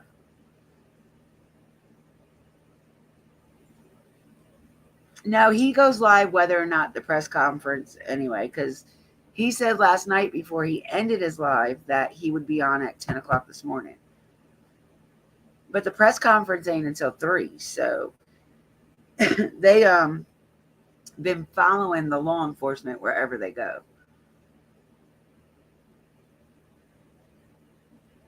I was on with them. I was on with them. I live about an hour from here. Oh, cool. Oh, wow. Yeah, Nick is usually live most of the day, especially when something like this happens. Yeah, he escaped from a maximum security prison. He was only there for a week. Only in the prison for a week before he escaped. Because he had just got sentenced to life with no parole for the unaliving of his girlfriend in front of her 2 young children. And he also has, I don't know if it's a warrant or what, but he also supposedly unalived somebody in Brazil before he came here.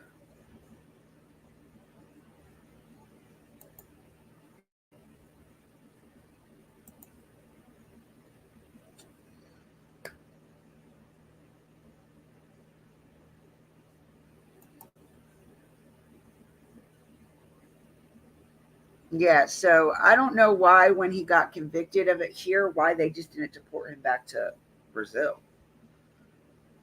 Like normally when they convict somebody for something like that, they send them back. I know my brother-in-law, my ex-brother-in-law, he did, I think it was 5 years in prison for trafficking cocaine. And he did 10 years of probation, and the day he got off probation, INS was at his door.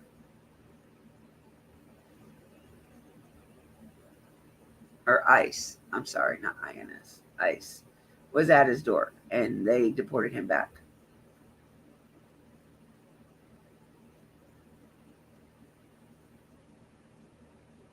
They do down here discovering. Like we have barbed wire through the fence, then on the top is razor, but all through the fence is electricity. Central Prison is all like that.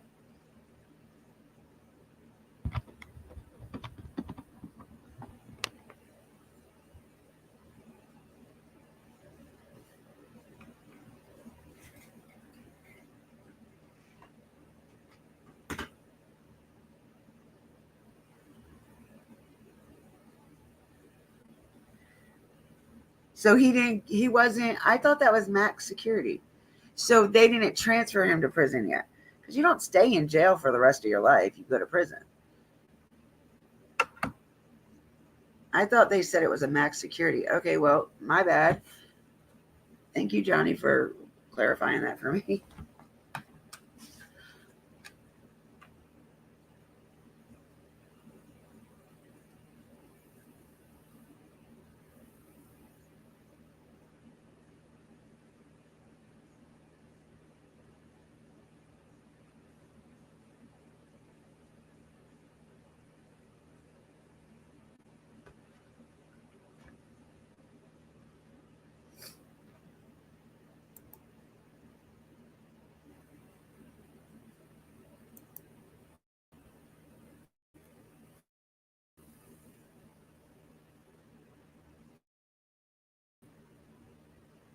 I just want to say join me here this morning.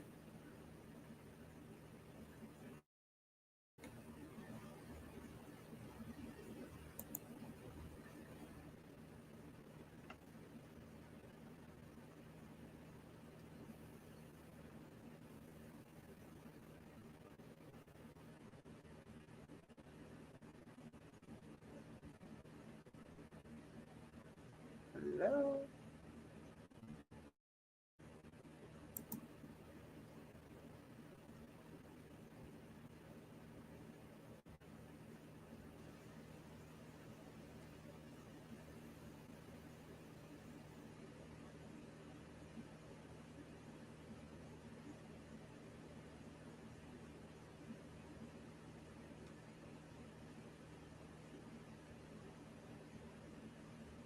Nope, not live yet. Goodness gracious. He said about 30. He said he was going in about 30 minutes, about an hour ago. So, I mean.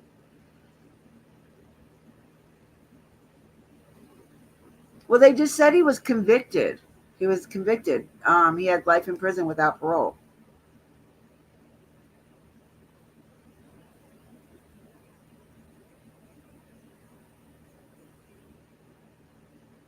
Yeah, minimum, they don't do all that.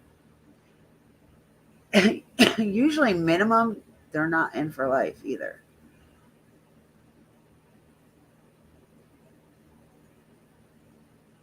Nice. Thanks. Thanks for rubbing it in there, Discovering. I appreciate that.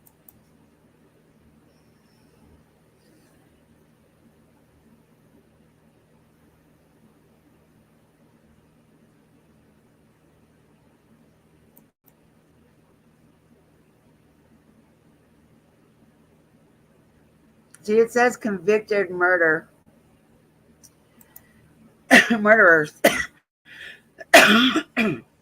Excuse me, escapes.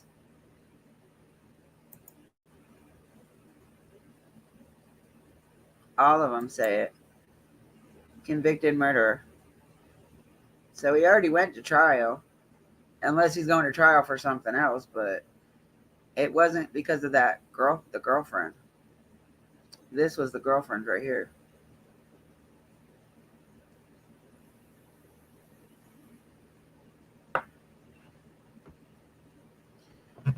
I think after we get this deck done this weekend, I think I'm going to talk him into coming up there. Because he already wants to come up there, but it's only like 2 hours away, so it's a lot less than 4.5 hours.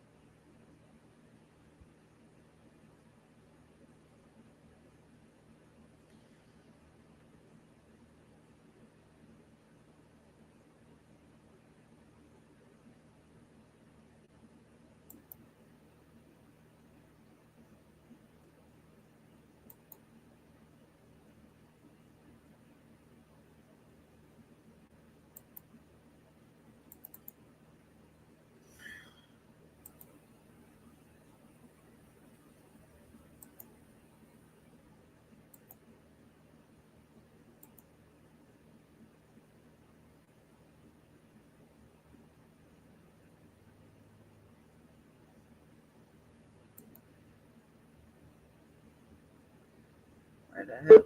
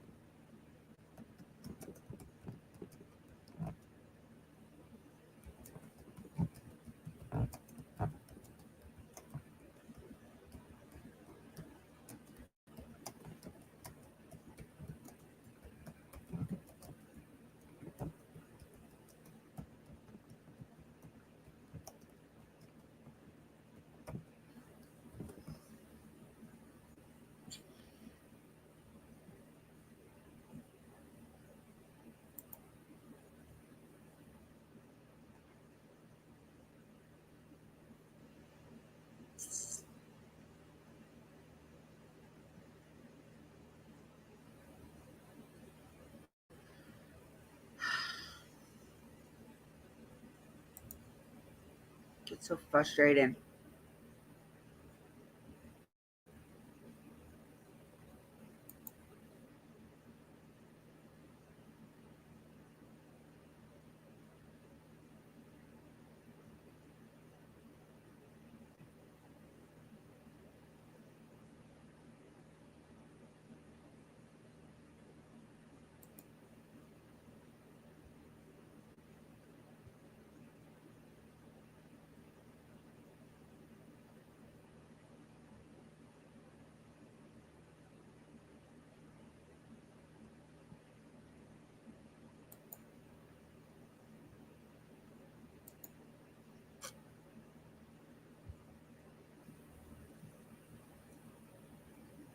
Damn it.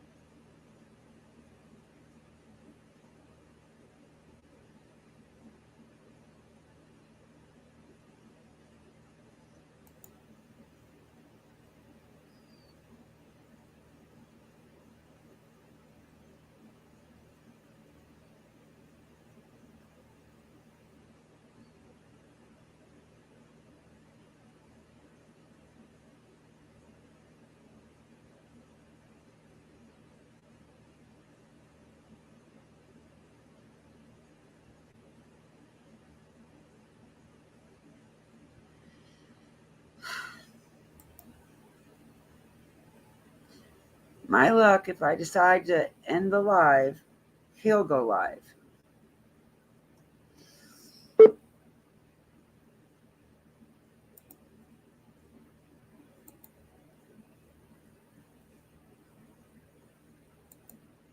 Let me get back to the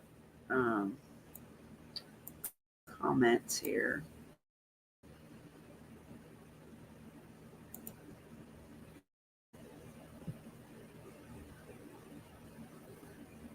I think he was sentenced on August 26th and escaped the 31st. Well, tomorrow will be a week that, tomorrow will be a week that he escaped. So it was last Thursday, which was the 31st, you're right.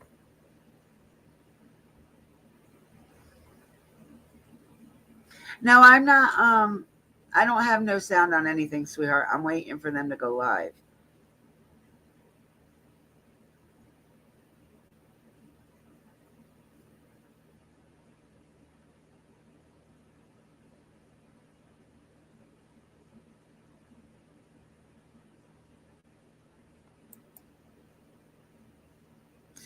Discovering.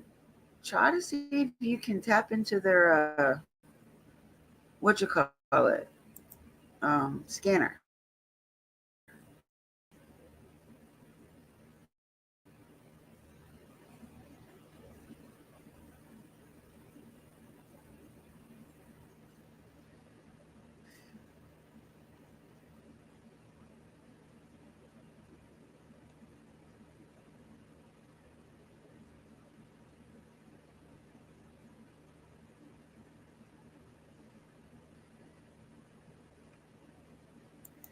See, this was an hour ago, and he said,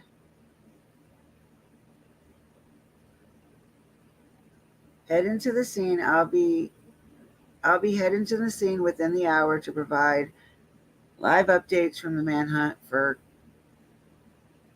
Cavalcante near its second week. Oh, no. Then it wasn't last Thursday.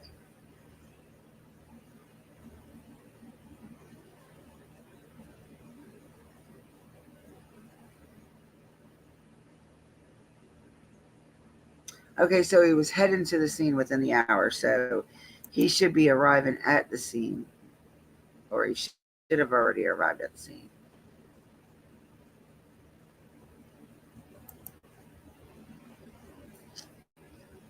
I'm not a big Twitter person, so I don't know if I'm exactly looking in the right spot.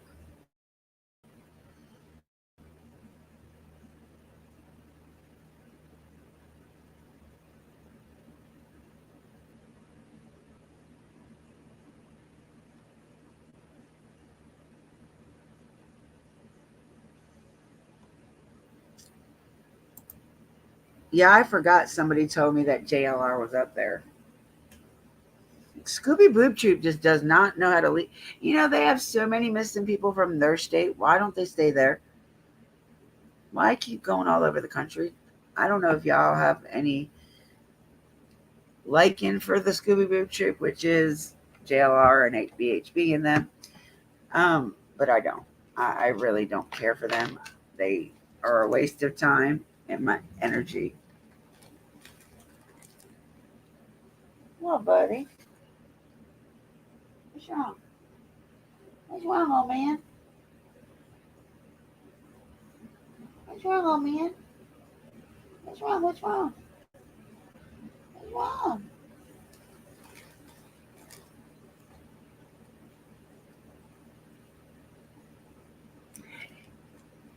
Maymay, Ashley was live with me Monday. They're all, I mean, they're handling it the best they can. I mean, considering, you know, they're doing okay with it. I wouldn't say they're great or back to normal or nothing like that, but they're handling it. They're working through it.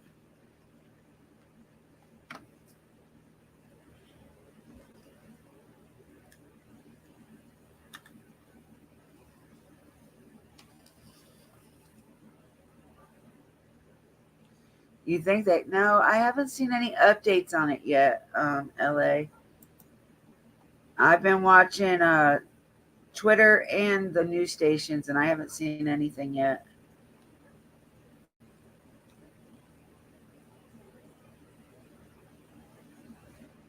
They got a press conference at 3:00, so.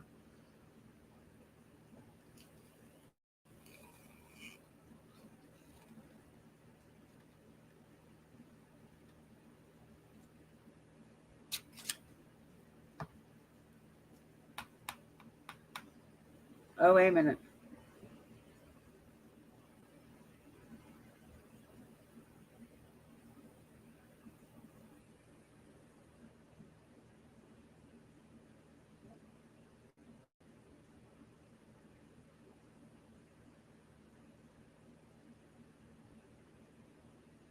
He's on the way to the scene now. So they're saying that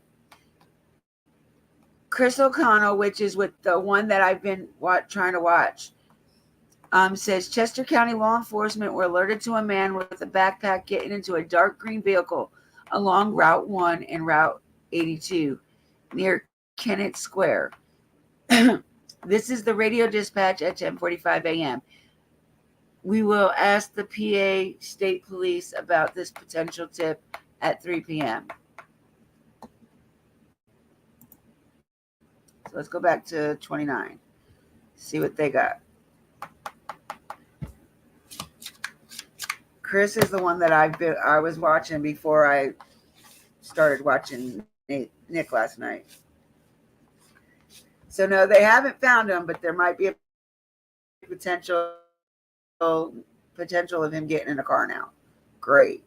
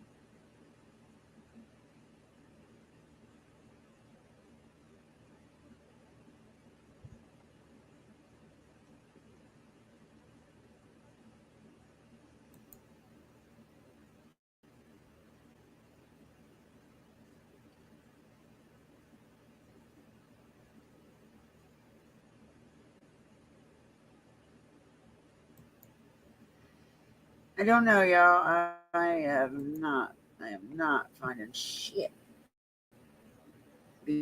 besides that.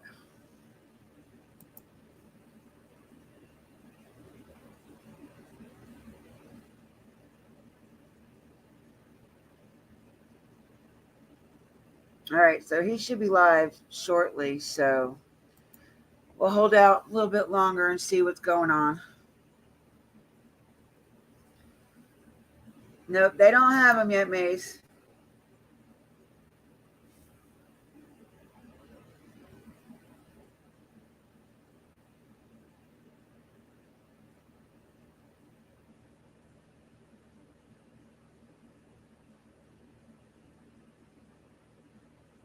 No, they don't have him, honey.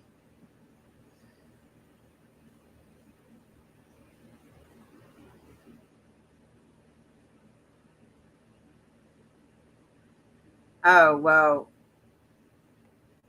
I mean, none of the news stations have said it yet, so I'm waiting for confirmation. I'm not saying you're lying, honey. I'm just saying I'm waiting for confirmation. I hope they do finally catch this SOB.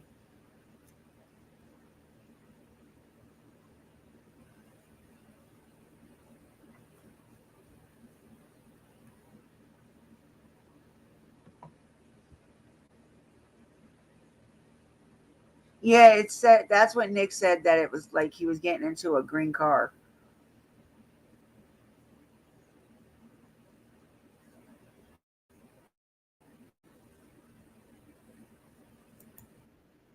Northbound Purple bypass at 82 for 182. A light-skinned male under an age with a beard, short hair, and a backpack with a dark green vehicle picked that male up right off of Route 1, possibly left southbound on 82. We give 03 a heads up as well. Command post already copied. We'll give the state a heads up as well, but northbound Route 1 bypass at 82 for 182. A light-skinned male under an age with a beard, short hair, and a backpack with a dark green vehicle picked that male up right off of Route 1, possibly left southbound on 82. We give 03 a heads up as well. Command post already copied. Hold on, I'm gonna refresh it real quick.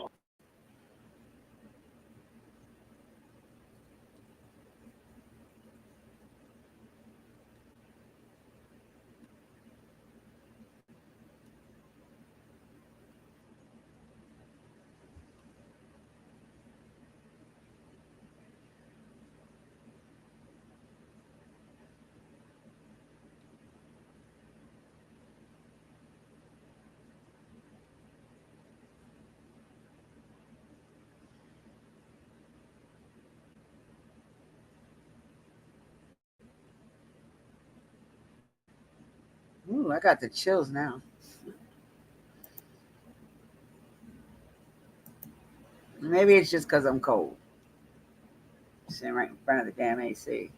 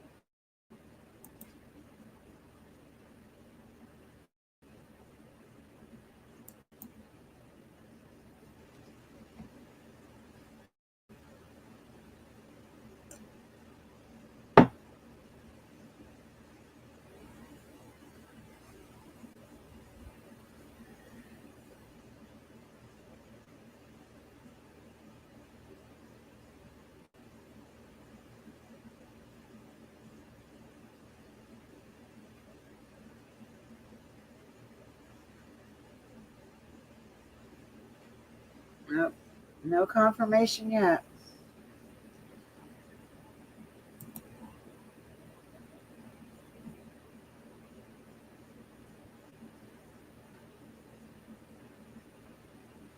Where did you hear that he escaped once before, May? You're fine, LA. I appreciate any and all updates. But like I said, I'm not going to say that he's been caught until I get confirmation from the news sources or the press conference at 3:00. But since Nick is going on the way to the scene, I am going to stream him because, he'll have the information. I wish Box 29 was live.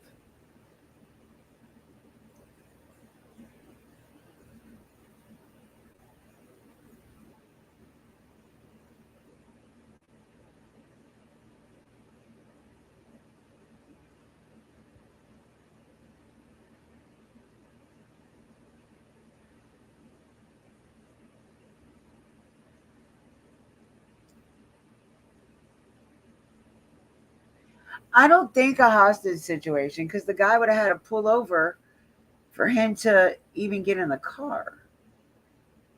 Maybe it was somebody that he knew, and he had it all planned to begin with.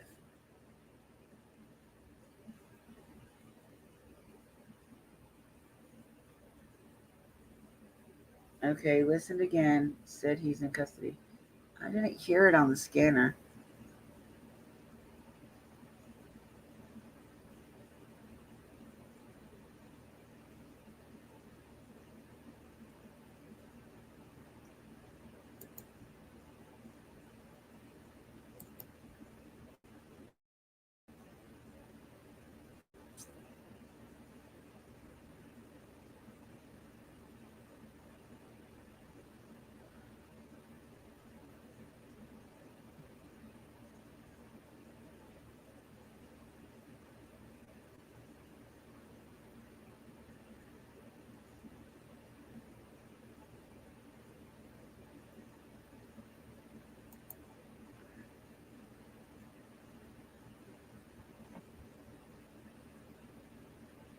That's not what I wanted to do.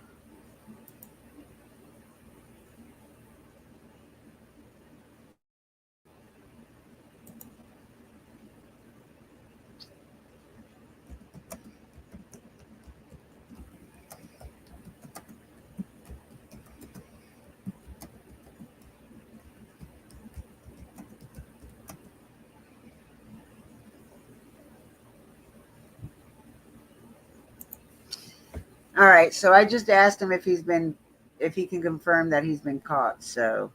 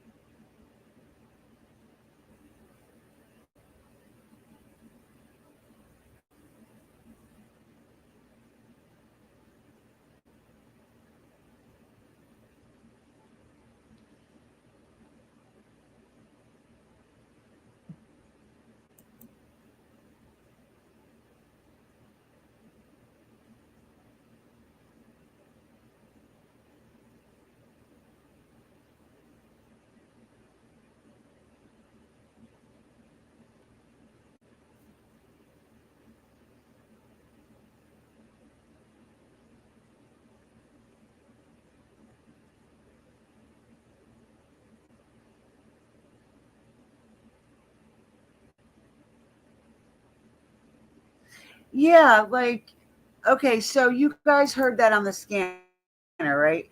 They said that a light green car picked up a light skinned male with short hair. This dude had a mushroom top haircut. Unless somehow he had a way to cut his hair while he was in the woods, he still has hair. So I don't know if that would be him or not.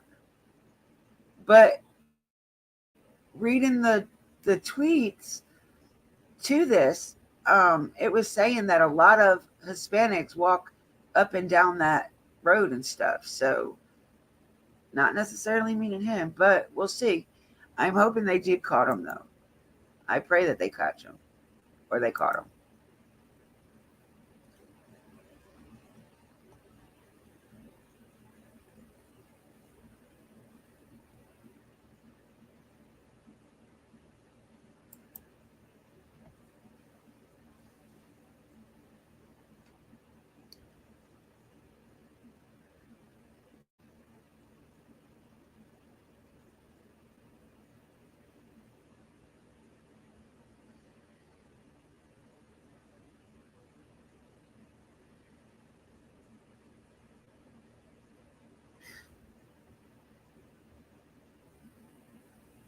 All right, let's listen to this one more time.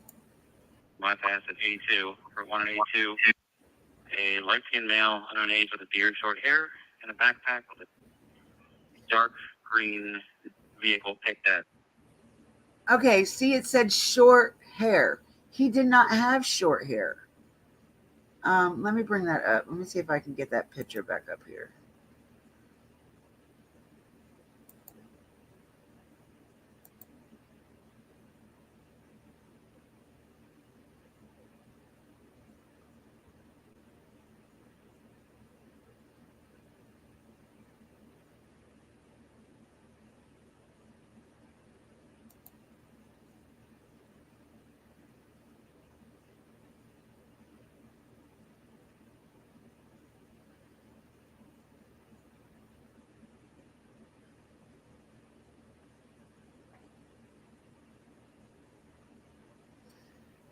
Yeah, it's nothing in Google either.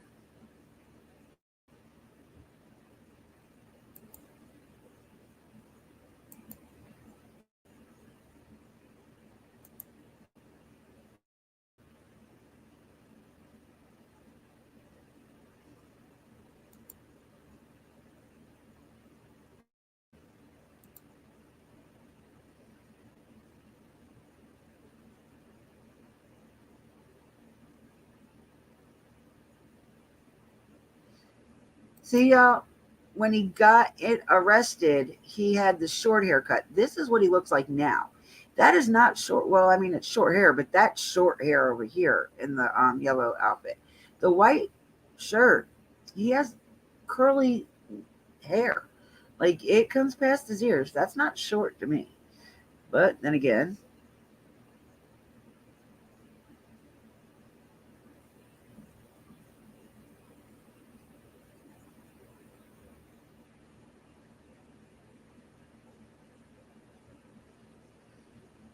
but you know, he could have made them plans discovering while he was still in jail. No, because they read everything and listen to your phone calls. So, okay. Thank you.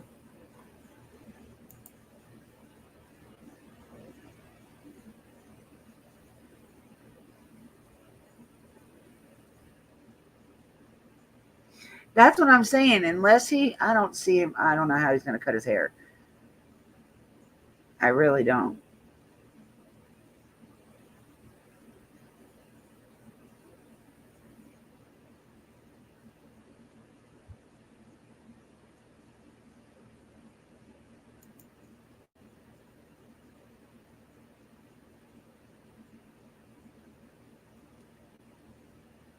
Good morning, Mohawk Mom. Well, I mean, I don't understand how he could do any of that, sweetheart. Um, from what I understand, the one house that he broke into, all he stole was food and possibly a weapon, not a knife or something. And the other one, I didn't hear anything about that break-in. I just heard there was 2 possible break-ins by him. But the guy, like, literally knew he was in his house. So, I mean, no, he's from Brazil, baby. And yes, you're right. I mean, even Brazilian, from being from Brazil, he'll know the terrain. He knows how to live in the woods. I don't know about a garage, sweetheart. I do. I watched a news clip yesterday, or last night rather, about him breaking into the house. Let me see if I can find that. I've been having a hard time finding that one.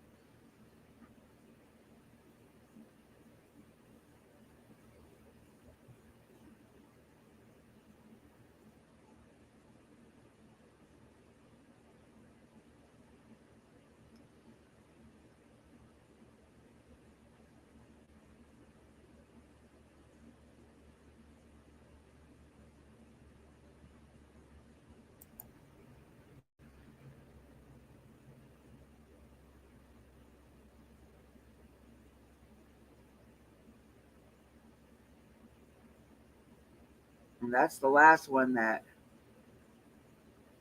murder rape suspect uses bed sheets to escape jail. Wow. That was the last one from July. That's the one that escaped that had the military experience. Yeah, see, this says a massive manhunt is underway in Pennsylvania for a prison inmate who escaped a week after being sentenced to life in prison.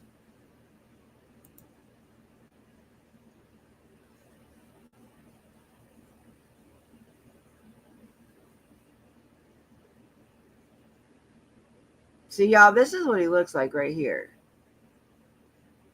Right here. This picture right here.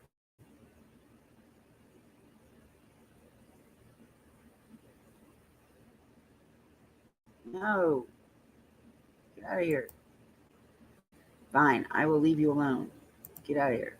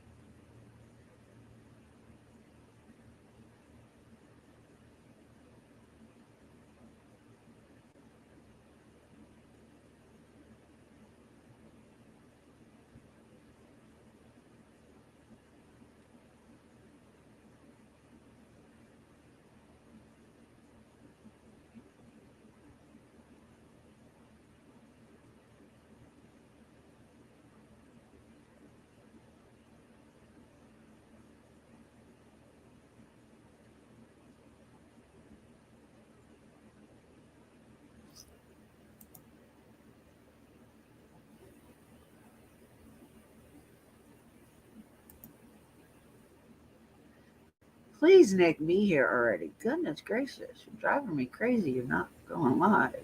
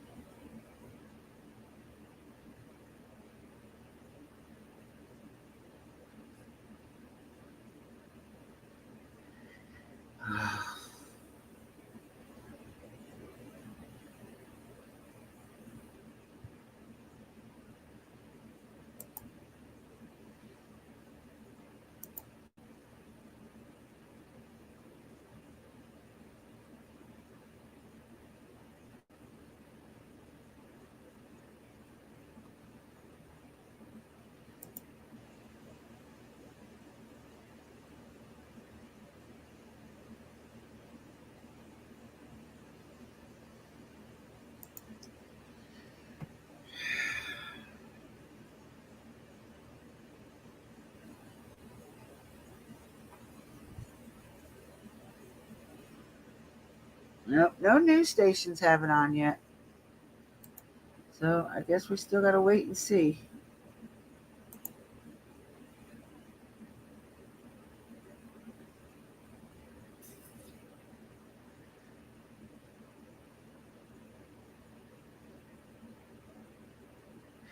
I don't know about a garage, sweetheart. I know the one guy said that he flickered his lights about 4 or 5 times, and then the downstairs lights started flickering about 4 or 5 times. And he said, I guess he called the law enforcement, and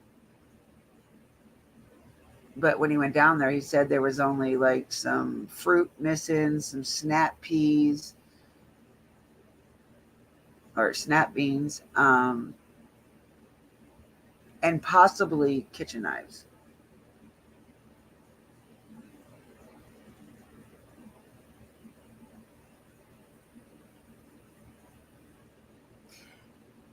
Yeah, see, he may have cut his hair, but nah, that's going to look all jacked up.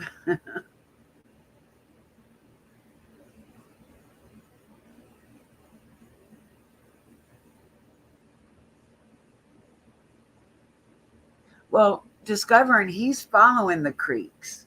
So, regardless if he followed following a deer track, he's following the creek regardless.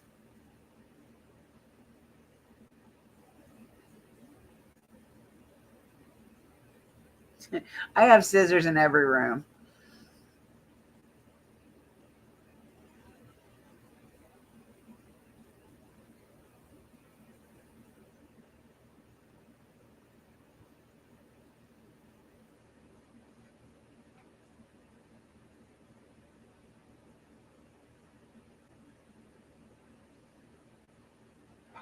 I agree with you, Johnny. I agree with you 100%. They do need to.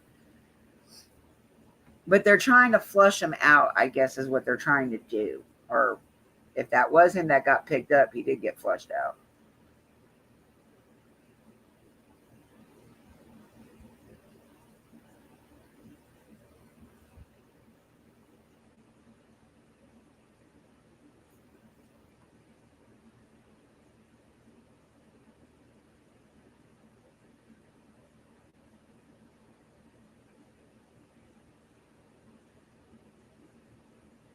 I don't think they were looking up trees. And that's what I said last night. I feel like he was going from tree to tree.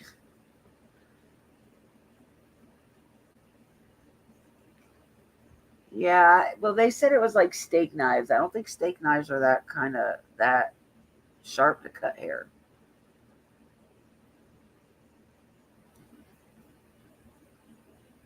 Let's check on good old Nick over here.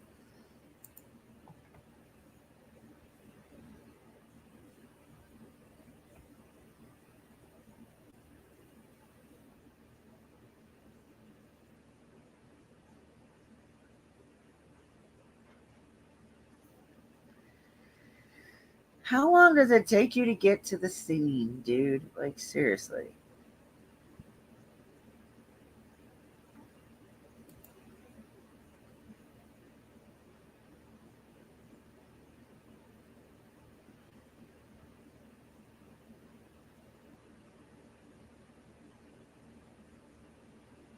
Nothing. Nothing.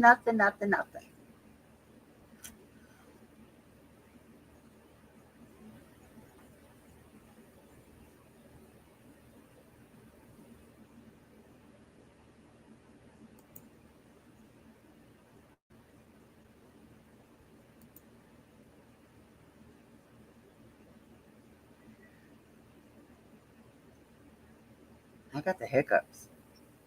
Excuse me.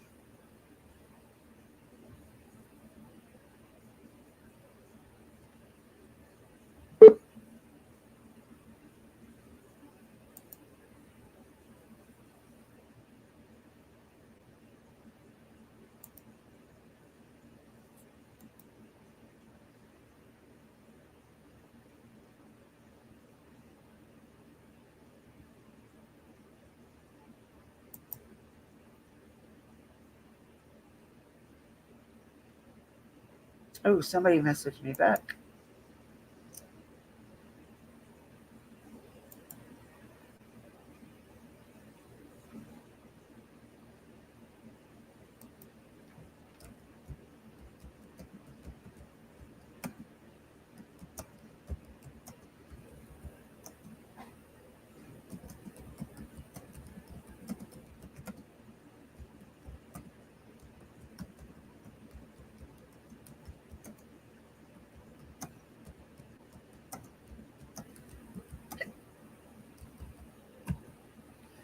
All right, so Nick just replied back to me.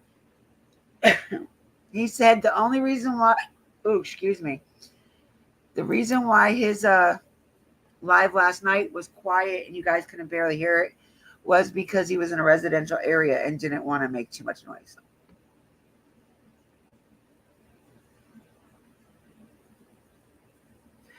I think during the day, though, he's pretty much trying to get some kind of sleep because he's moving all night long.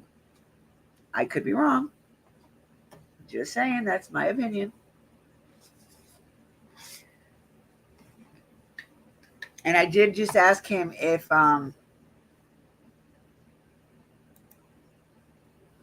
that I was under the I heard that he was been caught. Can he confirm that for me? So we'll see.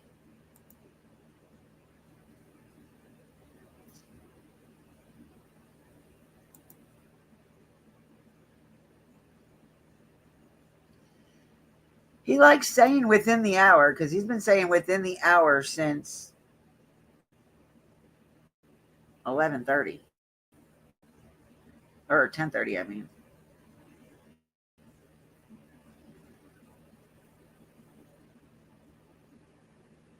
he looks like he's a cutie though.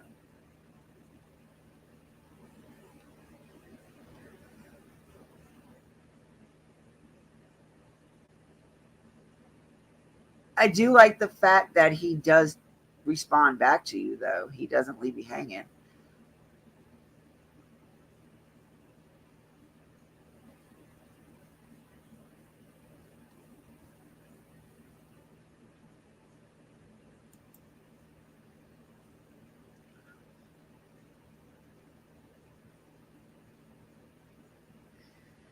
So he might be trying to get into New York if they're going down the Delaware River.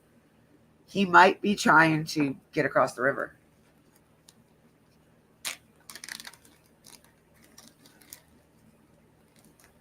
Yeah, he's 5 foot and 120 pounds. He's not very big, y'all. Not very big at all.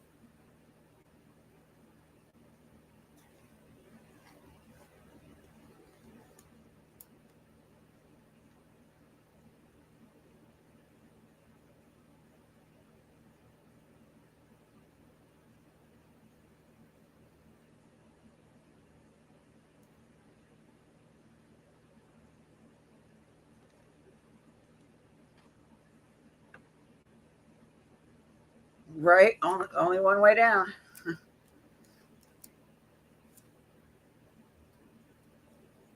But, we just, people just have, people are crazy. Like, what the hell? If you don't want to do the time, don't do the damn crime. I mean, come on. Do you really think, does he really think he's really going to be escaped for that long? Yes, there is a very big, you're right. There is a very big Hispanic community, especially in New York. I grew up on the Hudson River. So, I mean, where I'm from in New York is primarily Hispanics.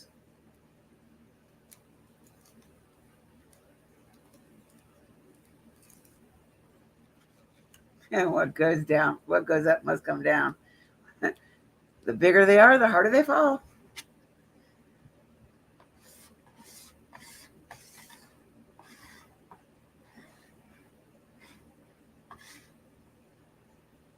Now, don't ever roll your cigarettes out of cigarette butts, please.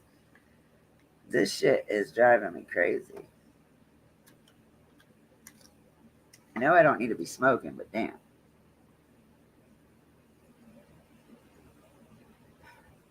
I don't know if there's deer blinds where he's at, honey.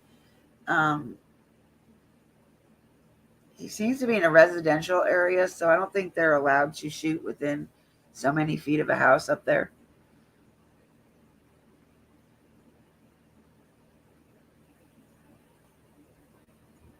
The Jersey side. So he's further down than I thought. Well, either way, the Delaware River at its smallest point is 9 miles wide. At its largest part is like 35. So I don't see him getting across the river too easy.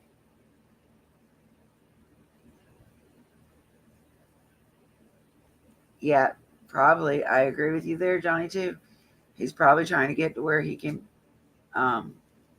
blend in a little bit.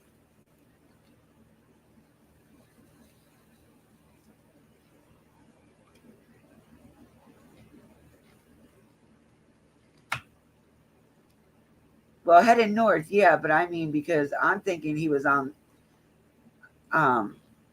close to the New York part of Pennsylvania, not Jersey. Jersey's south of, well, east of it. God dang it, I haven't been up there in so long. I don't know what the hell I'm saying.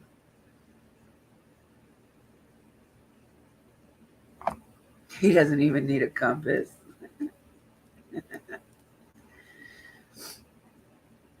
heading north. So, hell. Because yesterday it was heading south, north, and then west. So now he's just heading north. I wonder if he did have a map of Chester County or New York, Pennsylvania, New Jersey.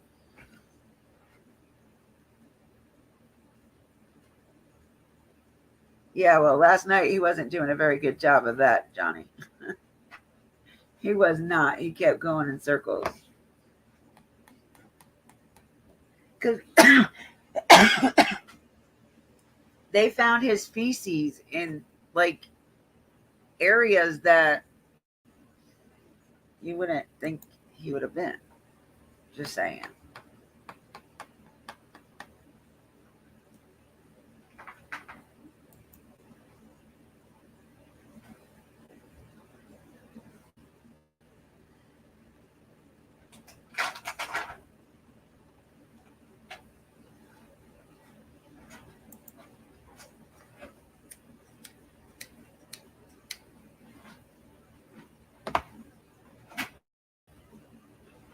I think I might need to make me another cup of coffee because this soda is just not helping.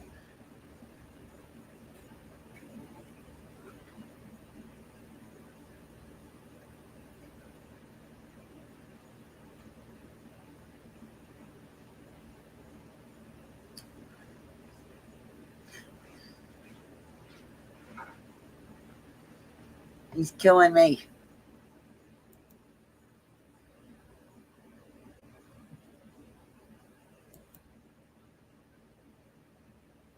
I wish they'd stop offering JLR as somebody I may like.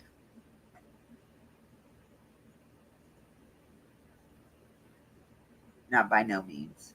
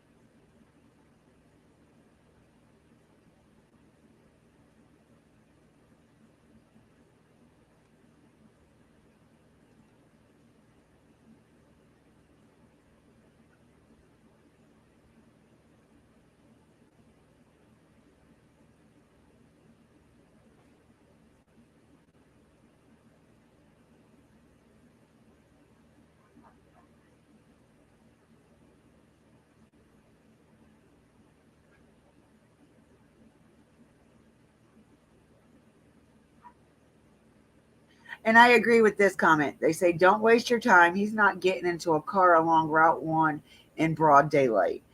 I don't see him doing it either. Like,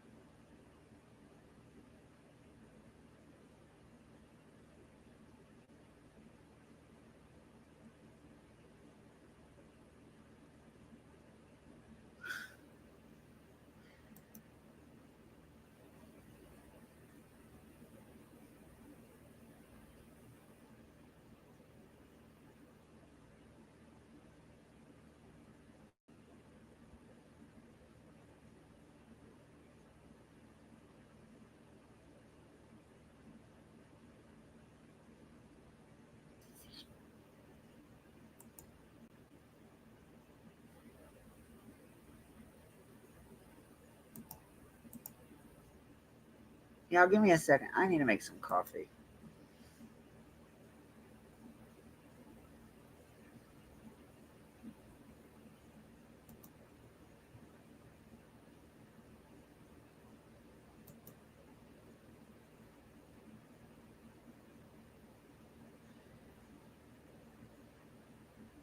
I think he was disoriented in the dark, so like a bear shitting in the woods.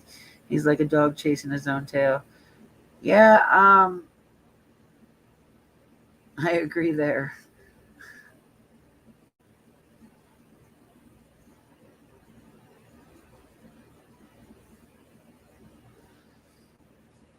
Johnny the bounty hunter.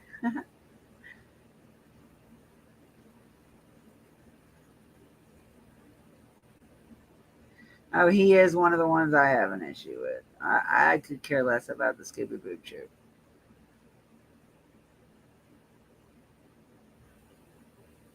I know. I'm so. LA's got me really, really wanting to know if they caught him or not. I keep going back to Fox 29 and Nick.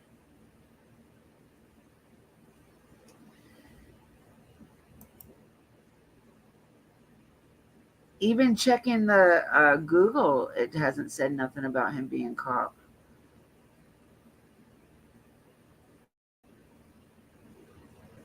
Yeah, it's still saying the last was 4 hours ago.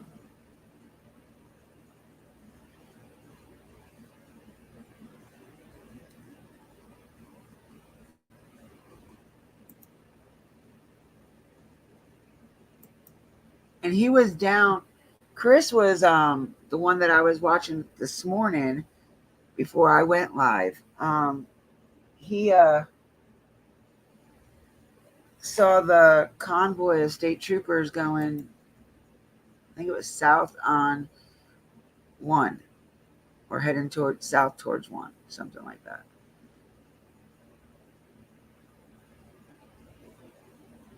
All right, I'm currently in the area of Lenape Road, where it seems that the police perimeter has been lifted. No officers, no roadblocks in sight here. However, across the street near Carco, a roadblock still exists. I'll be going live within the hour to bring you real time again within the hour. Stay tuned and stay safe.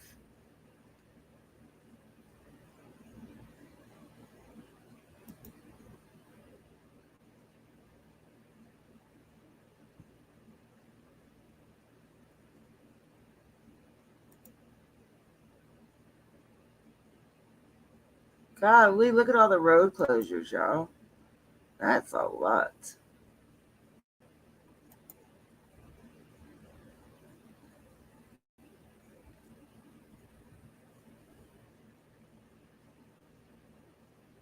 All right, so I don't know if I can zoom in. Hold on.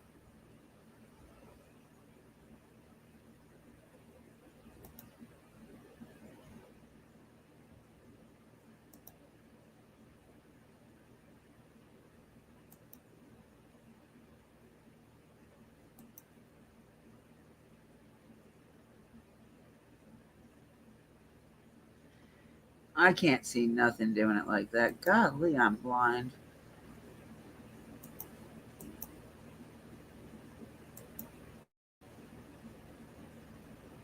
Well, this is 1 right here. This road right here is 1.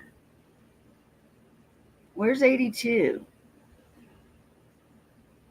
I think, no.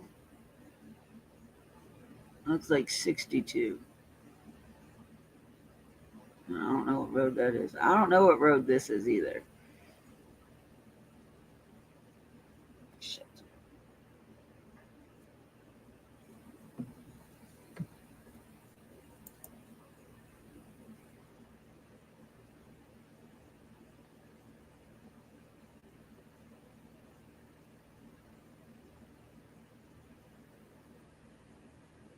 This man has help from someone that works at the prison, or he would have been caught. Is what somebody said.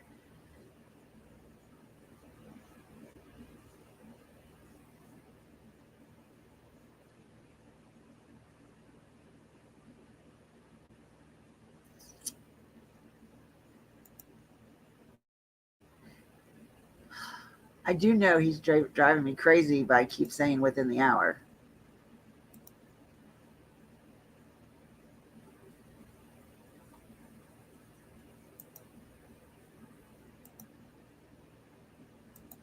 Why isn't that going down?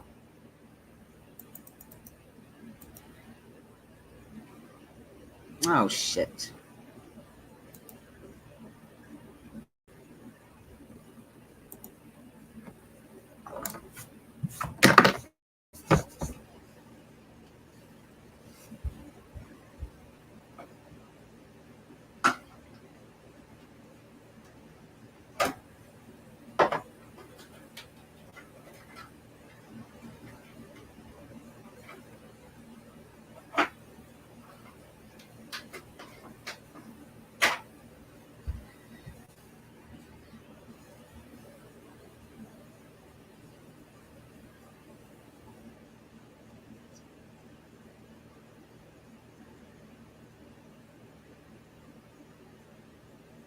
I just spoke with the owner of Carco gas station, the previous command center for the manhunt. He confirmed that authorities occupied his small business for 5 days, but have not offered any reimbursement for the financial loss incurred. Despite the hardship, the owner emphasizes that he's more concerned with the community's safety than receiving any compensation. A true testament to the spirit of the people in this area during challenging times. If you are local, consider utilizing this gas station for a little bit to help him recoup some of the loss. Not at his request, just a good gesture to help a local business owner.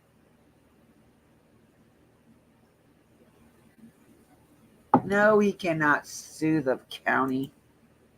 The hell? That was a dumb question. Sorry.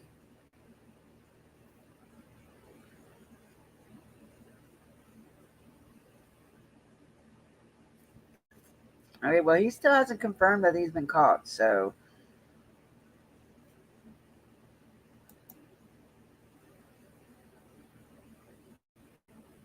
They may have caught somebody, but I don't think it's the one that this guy.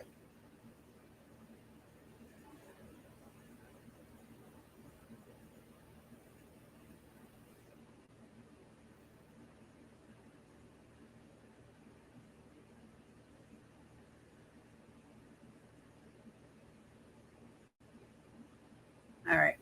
Give me a second. I've got to put my coffee up.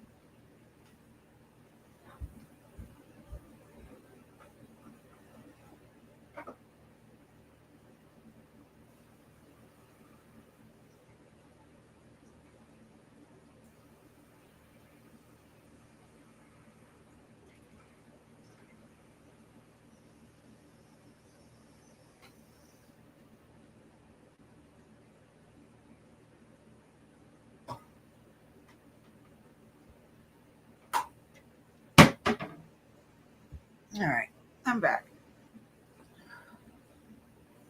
Yeah, I think he is too, Johnny. I don't think that tip that they got was about him. I think it might have been about somebody else.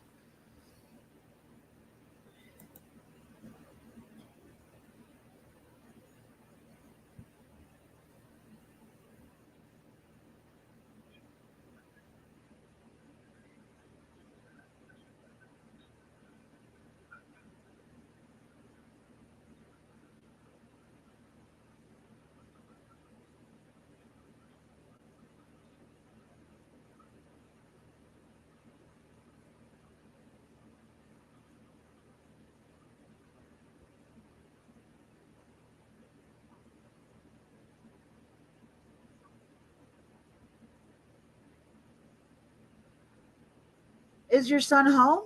Discovering? I thought he had school. Oh no, never mind. It's late. Never mind. I just realized what time it was. Look, there's the link, y'all. Whoever wants to come up and join me, more than welcome to. I'm not a very good entertainer, so.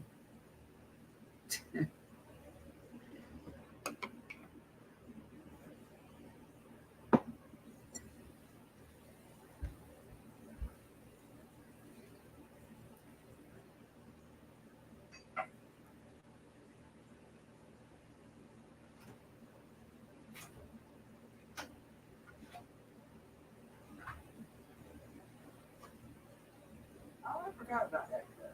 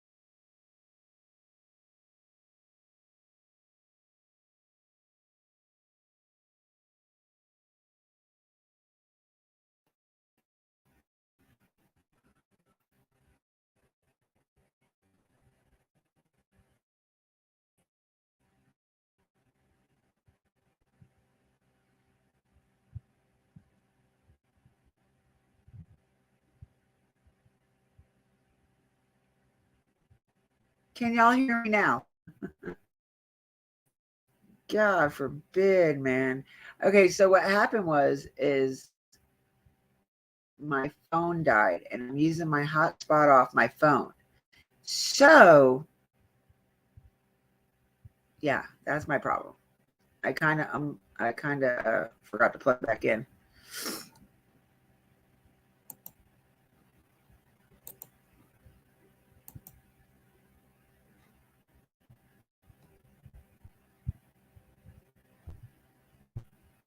Another edge.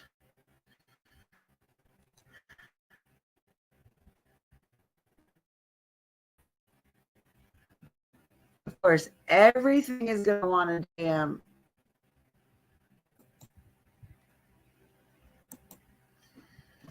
go slow for me.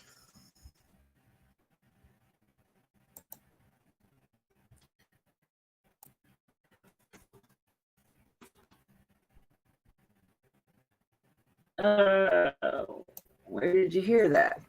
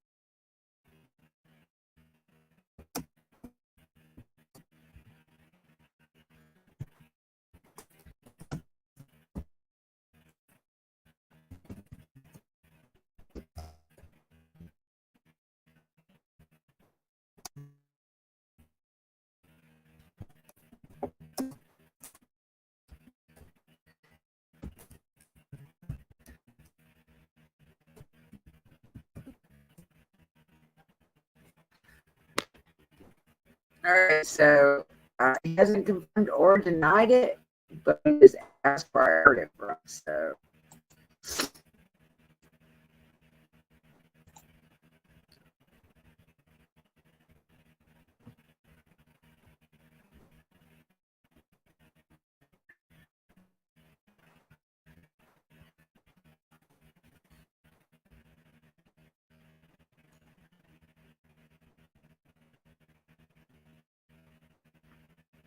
and quick text me back and go live, dude, please.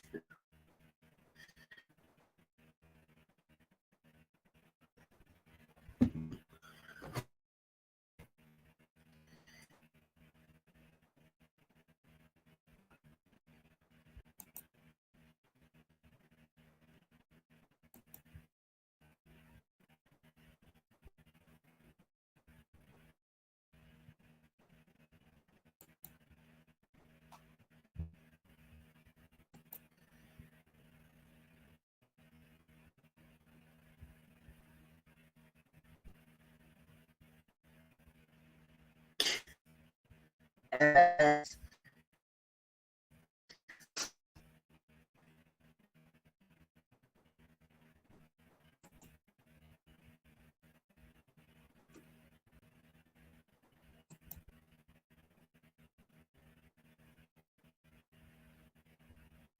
So everything's gonna spin on me now today.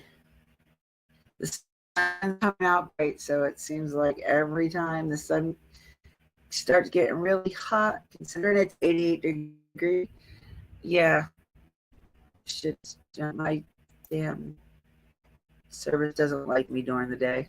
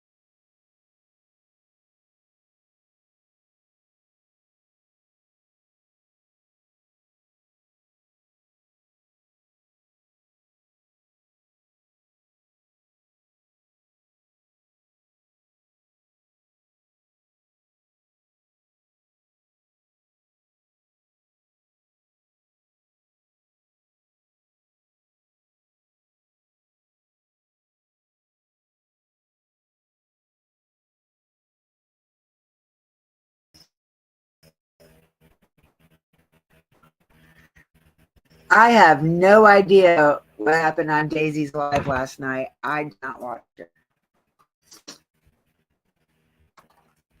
Other than people telling me about what happened and sending me clips or shorts from it, I have no idea, sweetheart.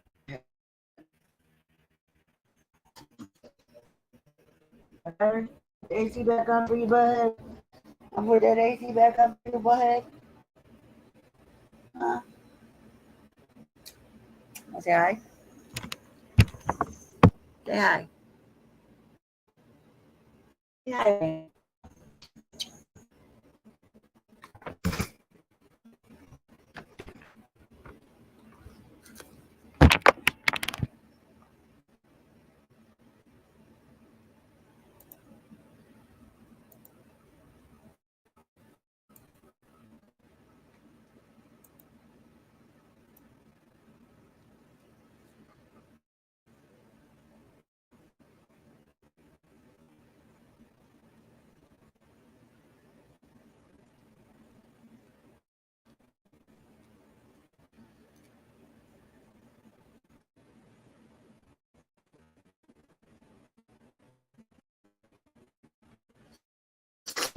I'm pretty sure it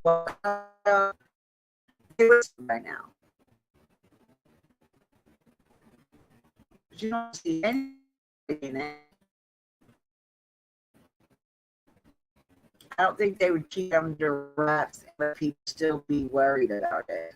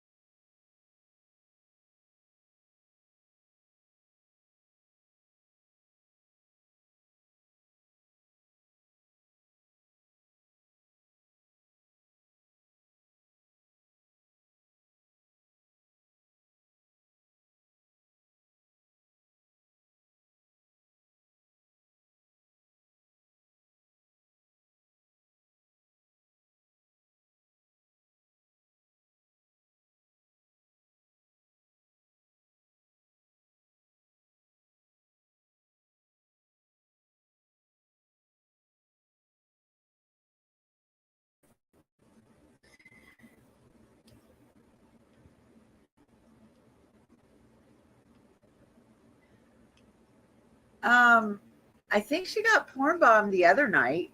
Not sure.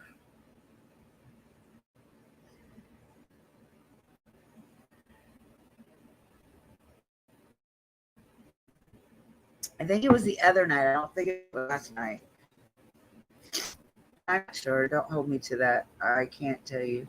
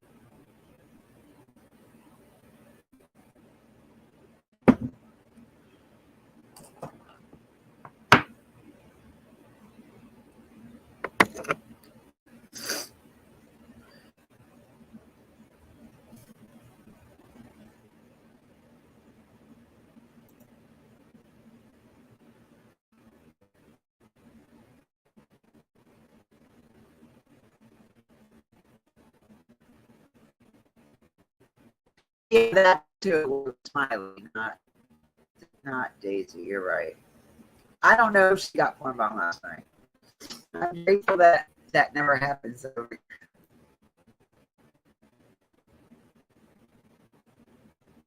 Oh, you son of a crackhead.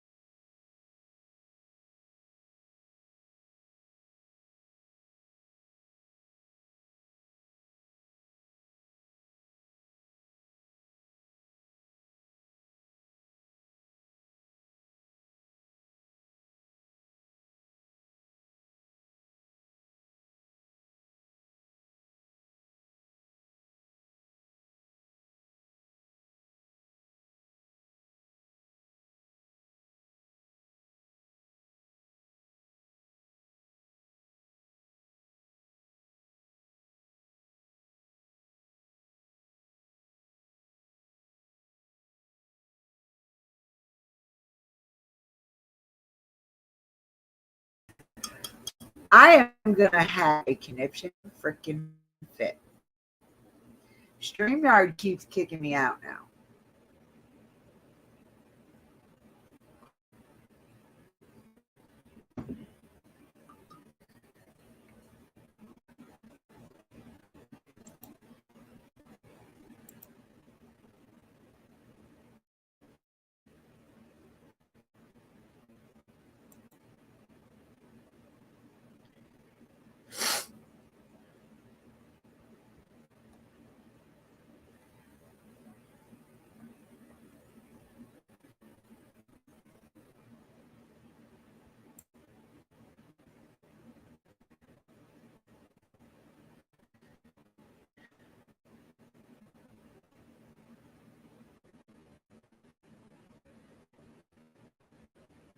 Oh, you need to stop. Leave me alone, woman.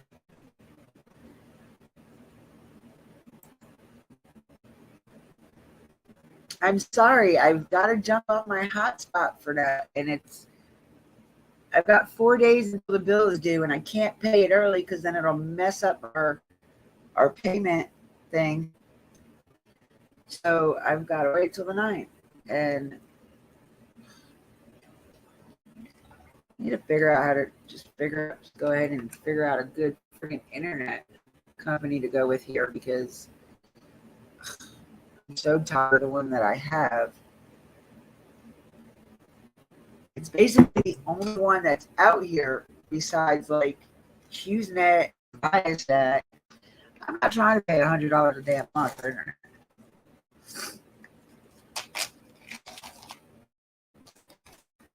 It works really good at night and overnight. Like I can go live at 12 o'clock at night and it worked great. No, nothing. It doesn't mess up on me, nothing. But as soon as I try to go during the day, that's when it wants to mess up.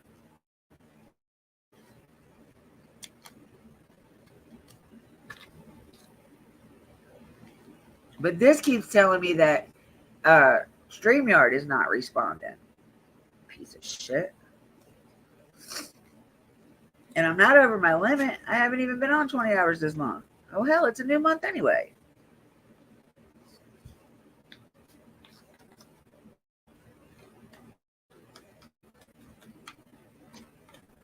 There ain't no way I did 20 hours. Well, I could, but I didn't.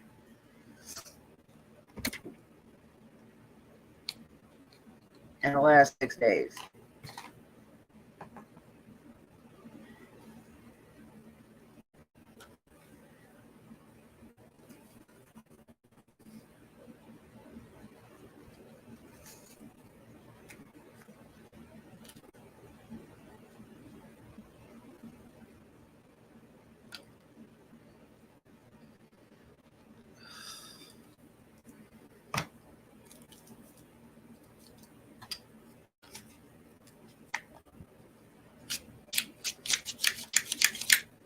Oh, thing you gotta do when you don't have no nicotine. No cigarettes. God, I hate doing this shit. I need a pack of cigarettes.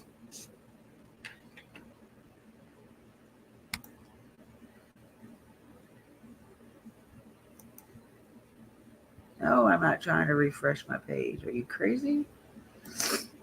I don't want to lose anything.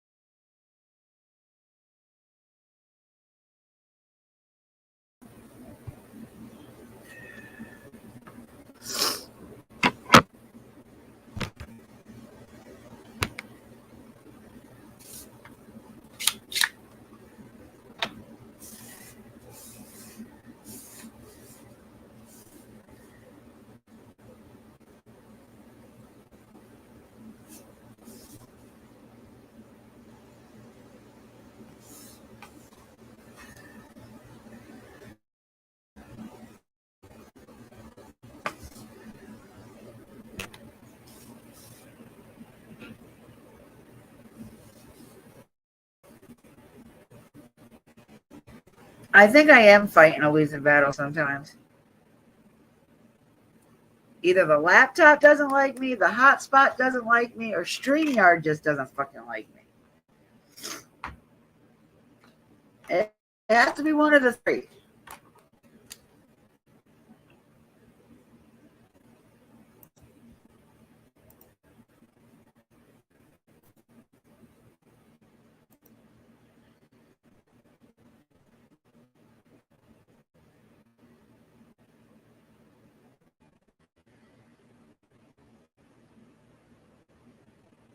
God, I hate trying to.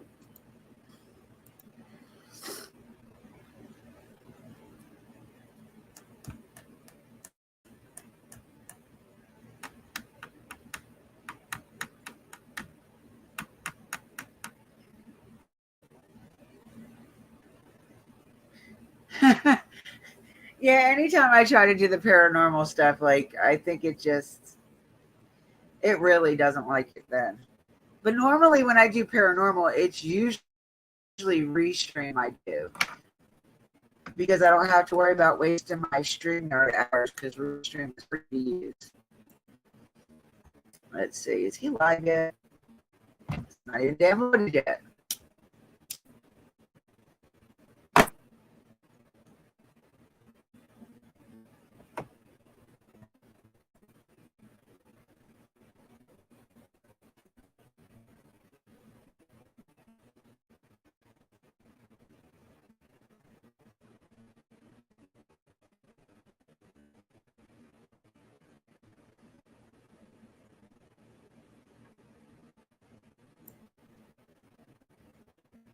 Can we load, please? Like today, not tomorrow?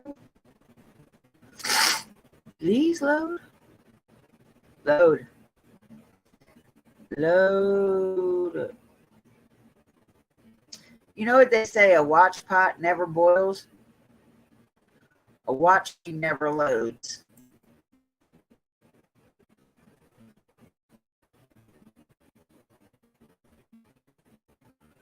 And I'm scared to even try to put YouTube on to see about that other news channel because I'm afraid.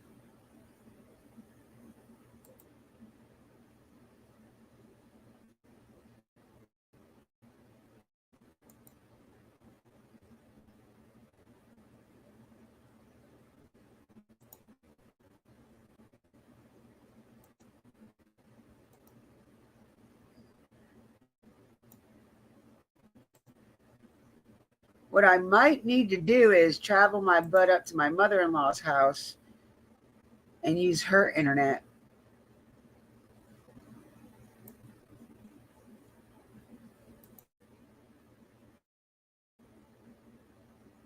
There it is. You see?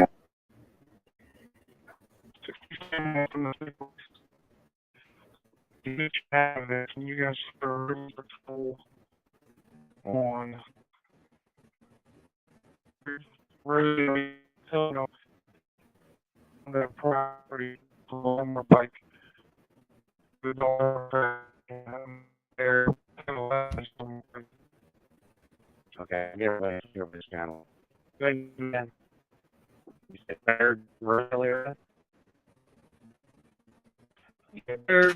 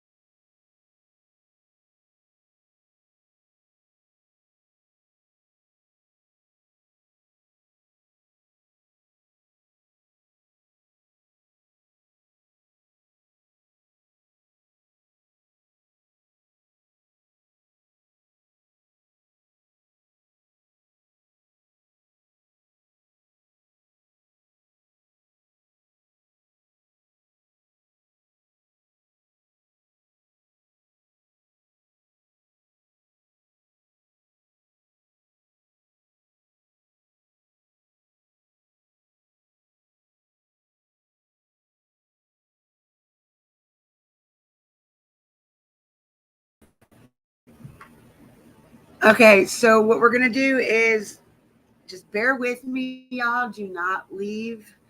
I am going to walk up the hill. I'm going to try to stay live while I do it, but I'm going to walk up to my mother-in-law's house, and we're going to jump on her internet, so it's a lot easier for us to do this. And, yeah, give me a second. I'm getting my stuff together.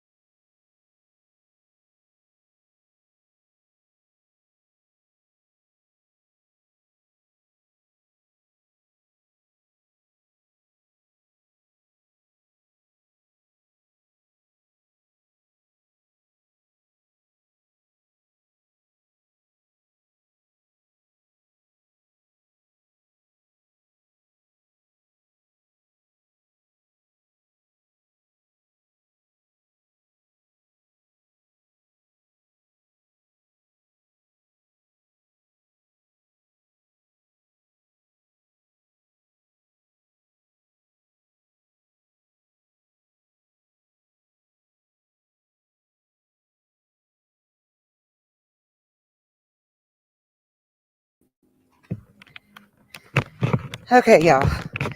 I'm just about in the house, so give me a second.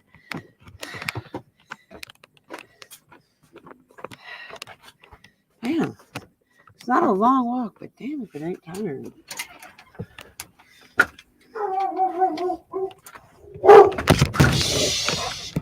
Shh. Get down. I don't want your toy, trust me. Move, though. I want to sit over here.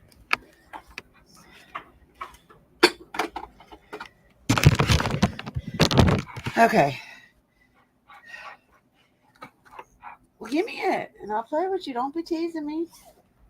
Damn it. Okay.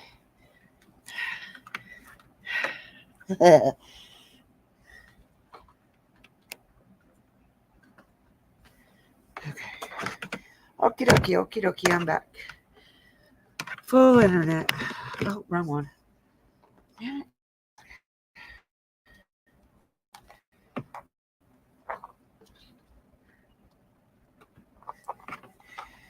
Plug this damn laptop in before it decides to die on me. Here we go. Okay, I think I'm back and I'm good.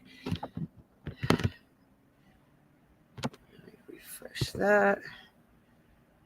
What was I gonna do? Oh, I need to share it.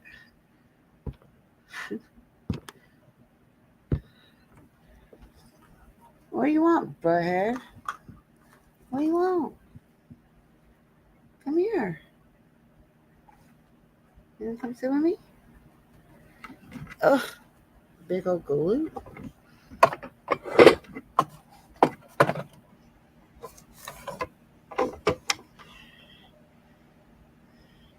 Phone's charging, laptop's on. What? Come on. Get up here. Come on. Come on. Oh, where's my mouse? That's what I need. I don't even know what I did with my coffee.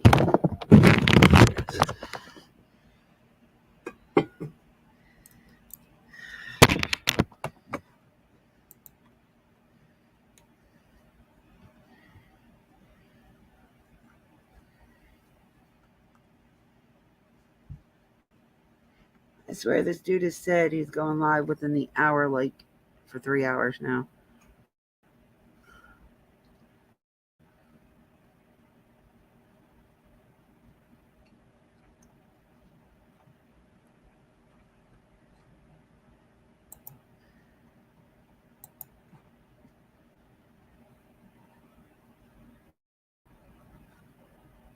Gerald is going live soon. Hope he can find something out.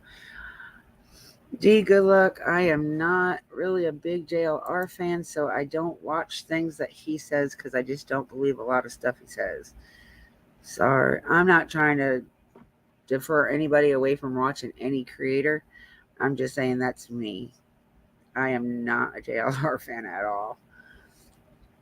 And just a lot of stuff he puts out, I find to be very fake and clickbait and just, yeah. I'm not a big JLR fan at all.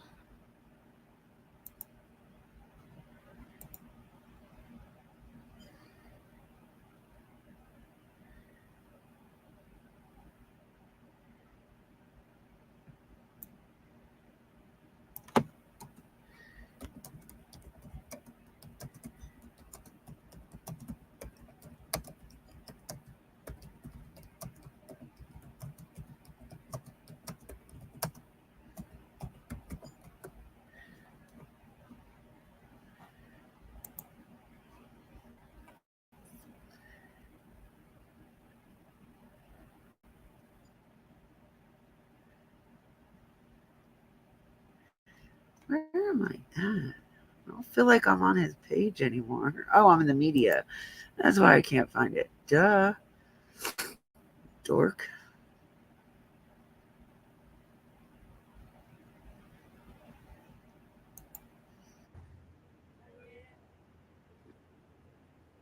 All right, guys, I just have a quick update.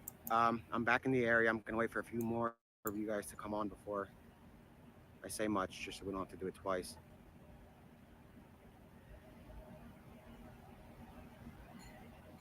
Let's give it a couple minutes. You guys can hear there's a helicopter, as you can see, and I'll explain where I am in a minute and the relevance to this location. That is I'm not sure if it's a news helicopter or a police helicopter. If anybody has flight radar on, you guys can check. We're on Pocopson and Britton's Bridge. You should see the helicopter any second. There it is, guys. That's ABC. Okay, cool. So, as I said earlier, I'm going to be running to the press conference in a little bit, so I'm just here for about 5 minutes. So here are some updates that I have for you guys from the past 20 minutes. So let me show you guys the helicopter heading this way. So from what I'm hearing, and this is from a law enforcement source, dogs track off of disturbed ground. The problem is there's so many people clearing areas looking for him that the dog can't get a track because all the officers are contaminating the area. Again, so I'm going to read that part again. So it looks like the canines cannot get a track because officers are contaminating the area. The only dogs that can track off of scent are bloodhounds. We put 30 trail cameras in the woods yesterday. That's from, again, I'm just reading from a law enforcement source. So yesterday they put 30 trail cams in the woods, and we are about to place 30 more. So the law enforcement source says this guy is not stupid by any means. He lived in the rainforest of Brazil his whole life. He was also a farmer, so he knows how to live off the land. So this specific source has already hit over 70 hours of overtime in the last week, and he's pretty much been living in the woods.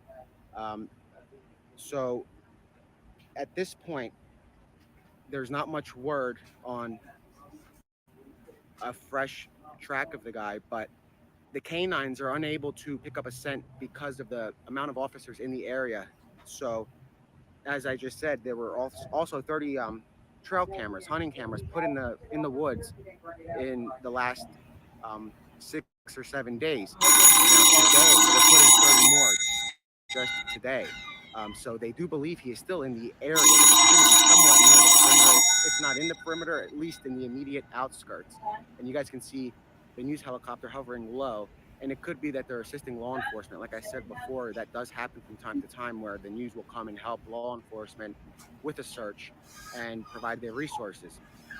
So I did see earlier that a dispatch came through that the accused murderer might have, or the convicted murderer might have gotten into a dark green car headed toward Delaware. Now I have a lot of residents texting me from Delaware that live near the border. They're on the lookout, and nothing is confirmed as of yet. We're not even sure if that's a confirmed sighting or any of that.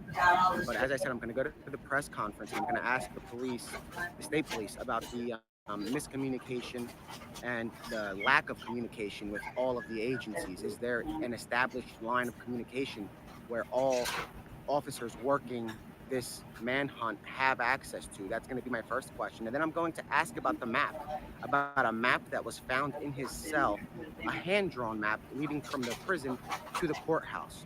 So that is a very interesting map, and it adds to the escape plan. Maybe he was avoiding going toward Westchester. And where we are right now, guys, we're in Pocopson and Britton's Bridge Road. I'll show you the intersection. And on our way here on Pocopson, about a mile behind us, there were 3 unmarked vehicles.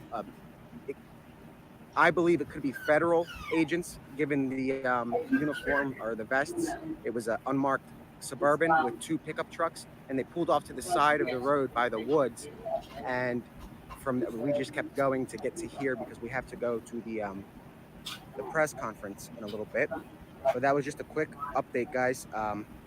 Other than that, I have nothing else. I read you guys a little text from a law enforcement source about what they're doing and how they are expanding the search and using more cameras.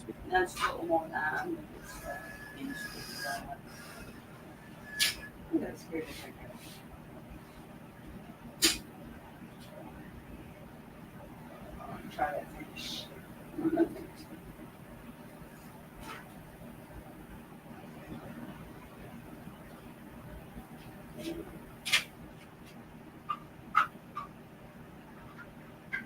So how they said how friends were?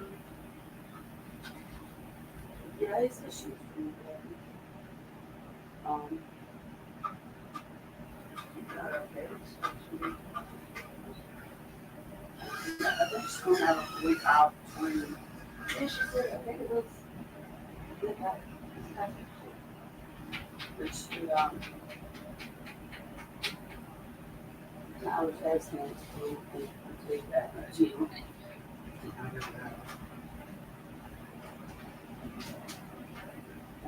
that's why he did burnt chicken on last night. He said that he's got no bed. Bed, you know, she worked last night. That's what I don't understand because she told me Thursday or Friday.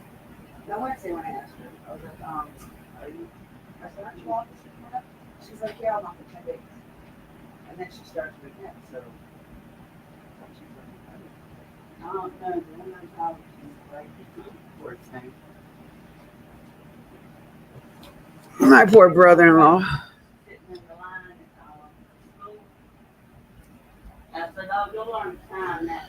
Yeah, this was Nick's update right here. The one that we were just watching.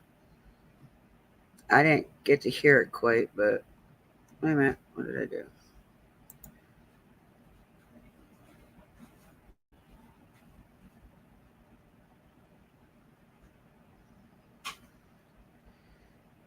Yeah, he said, I'll be back soon. All updates are in the last live, which is the one that we just listened to. But I'm going to play it again because I didn't hear half of it. So I need to listen to it. All right, love. Thank you. All right, guys, I just have a quick update. I'm back in the area. I'm going to wait for a few more of you guys to come on before I say much, just so we don't have to do it twice.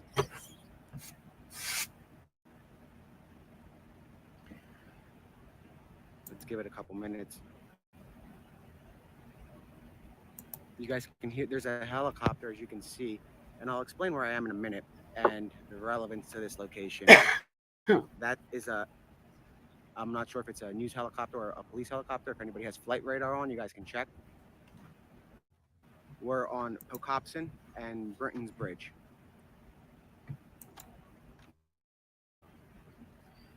I like his voice. See the helicopter any second there. He's got like that little boy voice. That's ABC? Okay, cool.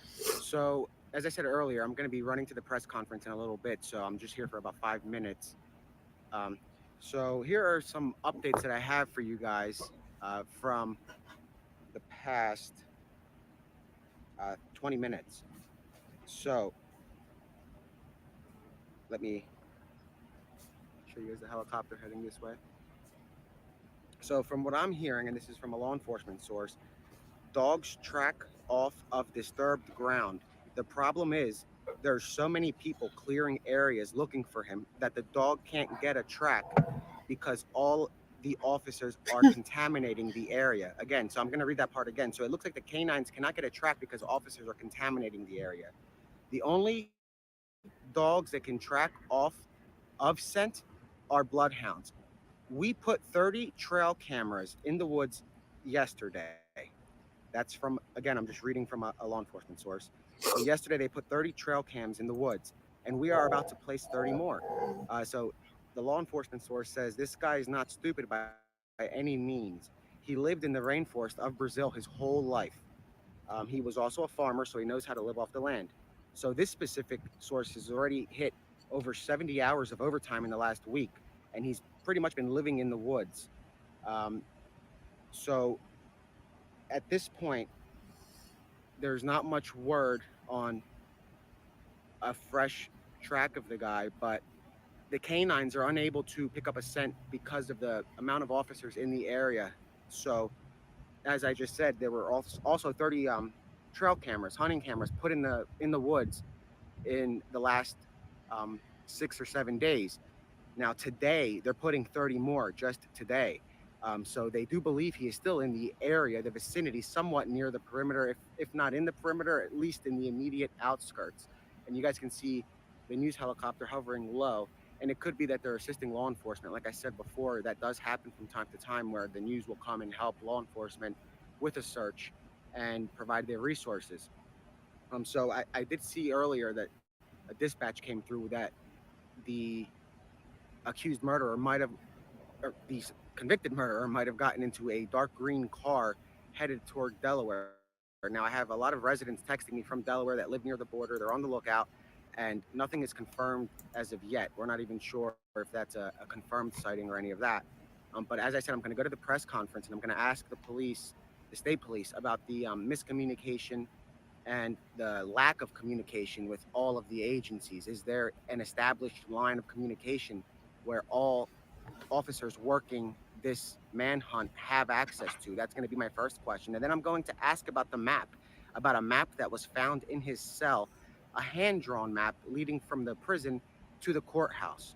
So that is a very interesting map, and it adds to the escape plan. Maybe he was avoiding going toward Westchester. And where we are right now, guys, we're in Pocopson and Brenton's Bridge Road. I'll show you the intersection. And on our way here on Pocopson, about a mile behind us, there were three unmarked vehicles.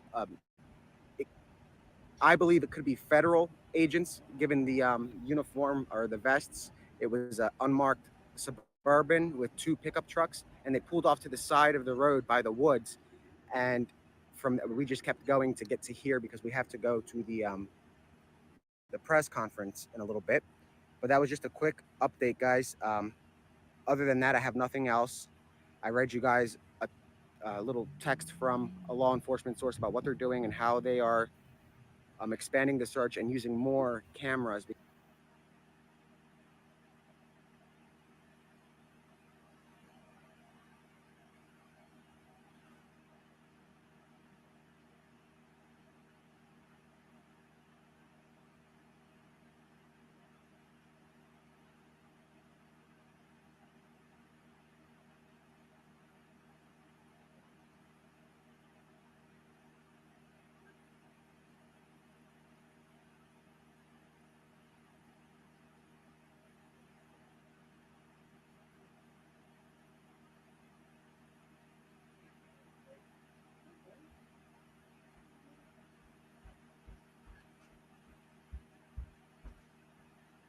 All right. So I guess he's not going to go live until the presser. So I don't know. That always drives me nuts. Because he's been saying since 10:30 that he's within the hour, within the hour, within the hour.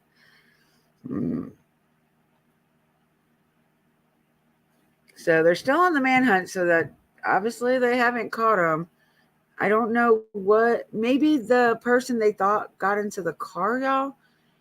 Maybe they thought that was him, but maybe it was a different guy.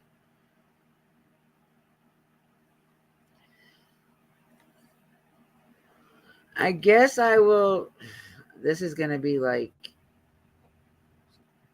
the last thing I would ever do, but I guess I'm going to check this dummy.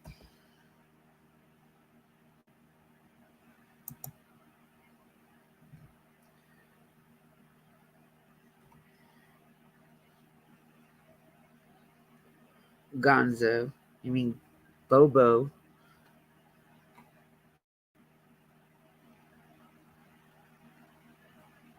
Hell, where the hell? Oh, 18 minutes. Still on the loose. Hopefully, authorities notify ESPN railroad lines to keep a lookout for him. Trains go right through that area where authorities are searching. Chester County manhunt continues. Well, he's not live either, so I mean.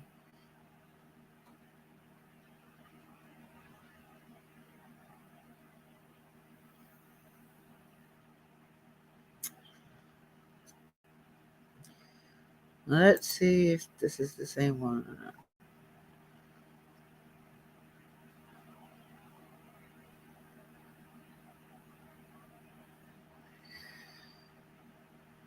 That was yesterday. He has another one too. JLR News, I think.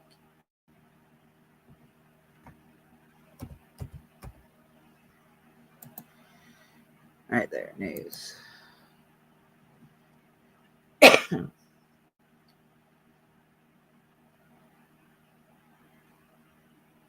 don't think it's the same JLR. Never mind.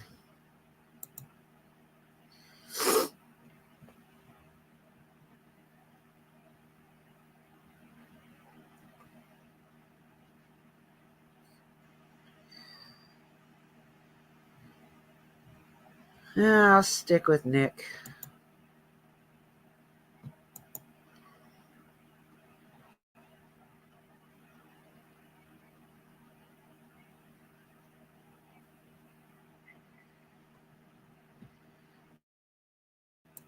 Let's see, Fox 29.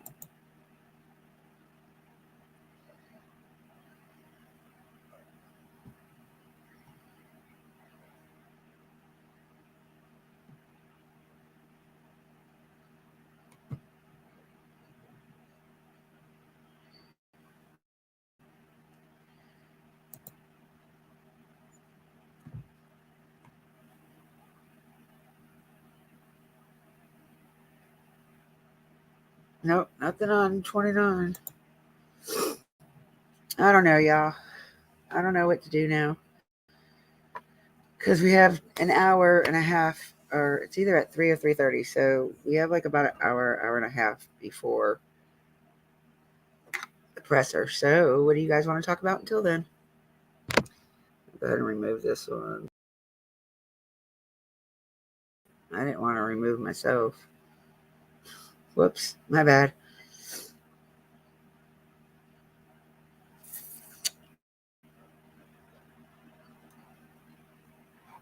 I mean, we can talk about whatever you guys want to talk about until 3 o'clock. Because I don't think anybody else is going to go live until the press conference.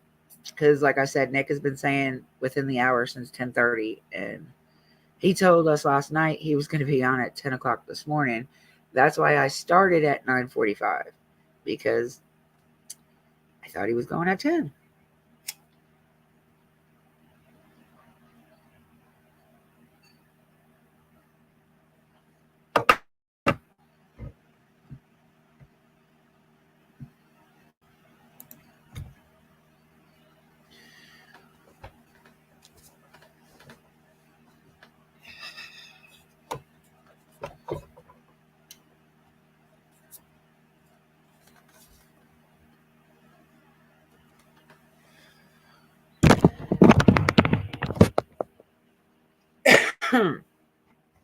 But yeah, so we can talk about whatever. I didn't catch Daisy's live last night, so I don't know what was all going on. I did, however, get clips and a short video of what Don said. And after this, I'm gonna try to call that man and give him a piece of my mind, because he had no right to say what he did. But as far as anybody else, I didn't see anybody else's lives last night. I was in my friend Kit's going over this until like almost 2 o'clock this morning. And then I was in another live and fell asleep in there. So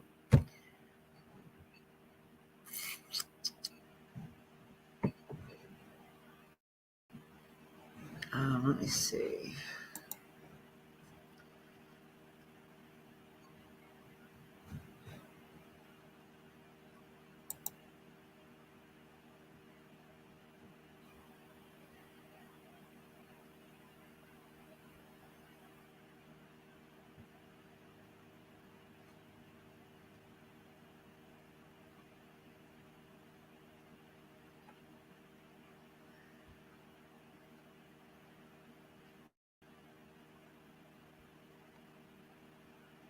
Let's see who else is doing a live on this.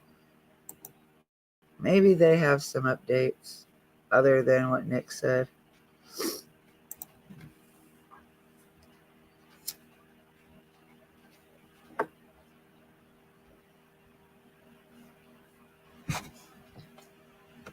Can I help you? Come here. Come on. Come here. Come on, buddy. Come here, T-Bone. Come here, T-Bone. Come over here. Come on. Come here. Come here. Come on.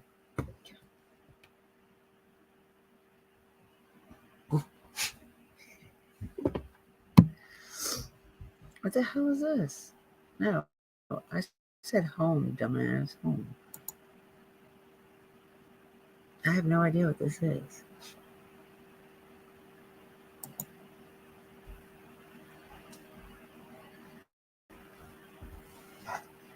You a big old oofy dog.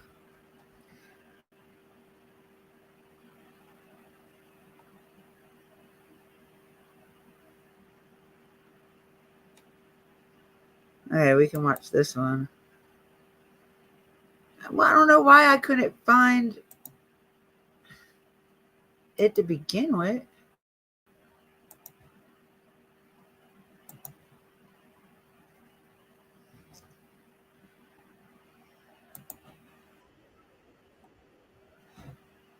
I need my premium back. Who escaped from the Chester County Prison. Police have closed more roads today, indicating the search has now shifted. Danelo Cavalcante has been on the run. 7 of the search for a convicted killer who escaped from the Chester County Prison. Police have closed more roads today, indicating the search has now shifted. Danelo Cavalcante has been on the run since last Thursday. Our Joe Holden has been following this story very closely. He is live in Pecopson Township. Good afternoon, Joe. John, good afternoon to you. So this is one of several checkpoints all along Route 926. In fact, we're on the northeastern edge of this perimeter. We've seen cars searched, and state police just searched this train. The train actually had crossed 926, and then the engineer reversed it so the troopers could get on board and see if Danelo Cavalcante was perhaps hitching a ride. They've cleared the train. They're just waiting for it to come back this way, if that is perhaps its route of travel. We've mentioned the expansion. Yes, there have been reports of sightings, but sources tell me they were dismissed, found to be disproven from overnight. Police still urging homeowners and business owners to check those surveillance systems for any possible sign of Danelo Cavalcante.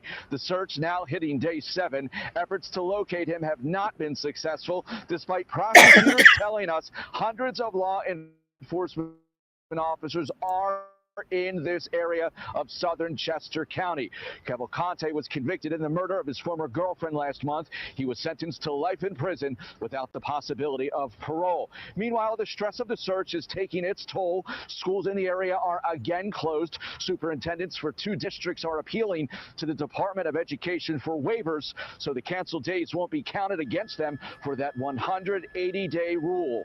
Businesses in the area have reported lighter traffic due to the heavy police presence and, of course, out of concern for safety. Police were confident yesterday that their approach would end this manhunt, but so far, Cavalcante has continued to elude capture. As you see, state police back live here, sitting right at 926, and just to the left of your screen is the bridge to the Brandywine Creek. Again, this is the edge of the search zone for now. We've seen it migrate slightly to the east as, of course, it's getting wider, and state police leading the investigation in the search for Danelo Cavalcante. Now, state police have called for a 3 o'clock news conference that is in Westchester at the County Government Center. We, of course, will bring that to you live right here on CBS News Philadelphia and on our streaming service. That is the latest. We're live in Pecopson Township. I'm Joe Holden, CBS News Philadelphia. Joe, with the late-breaking details there. Joe, thanks so much for the update.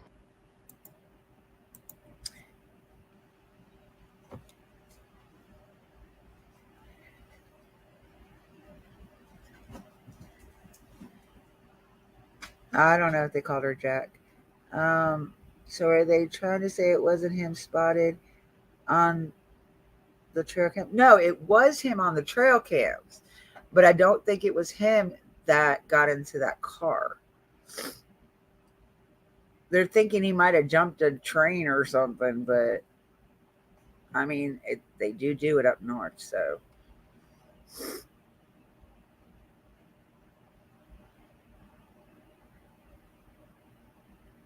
No, it's been longer than a week, baby. So they're saying this is going on week 2. So tomorrow will be a week. So that's why they're saying nearly 2 weeks now.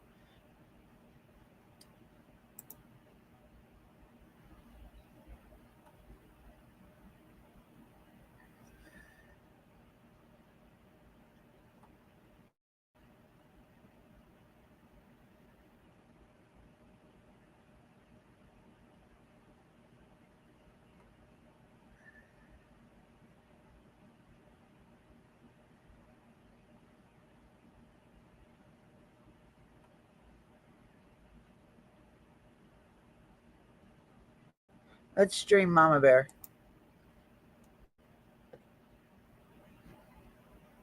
Talk crap to her for a minute.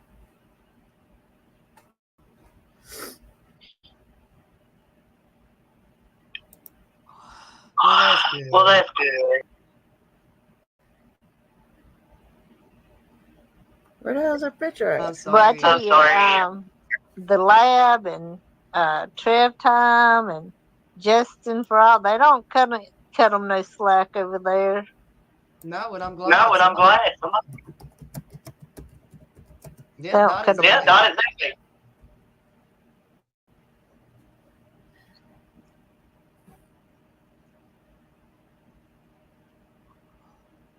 I don't get it, I y'all. don't get it, y'all.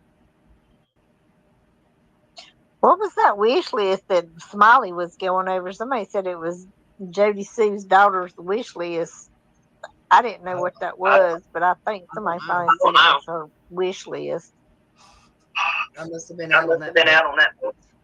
I'm telling you, I'm gonna start me a YouTube channel. I ain't even gonna say nothing. I'm just gonna put a Cash App and run it across there and I put wonder an if I Amazon got wish list up and just just let it run. See, Dude. There we go. There we go. I don't know yours or I I don't put know yours up yours there. or I put yours up there. Do what? I mean, maybe we can start. Maybe we can start lying about it. What am I Maybe doing? start What am I doing? begging. We could just start telling all the sad stories. I reckon we could start sad fishing and see if we can make $300 or $400 a day off poor people that feel bad for you. I don't want to make money that way. Disgusting. All right. Tippy says, "What are you doing, woman?" I'm just on here raising Tippy hell. says, "What are you doing?" Damn, lost it.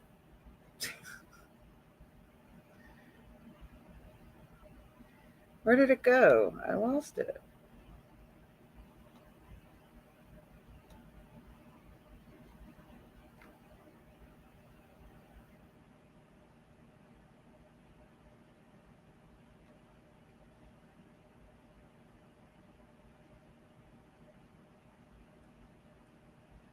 Did I miss it? I had to have.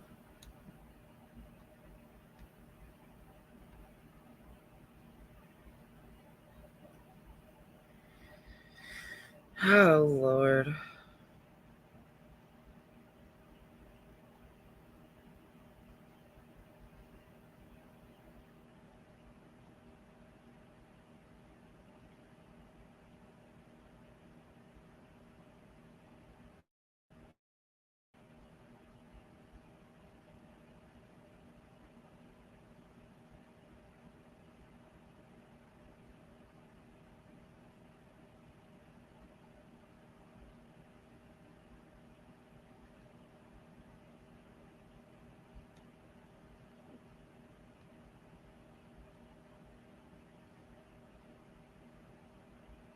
Where's Mama Bear's thingy?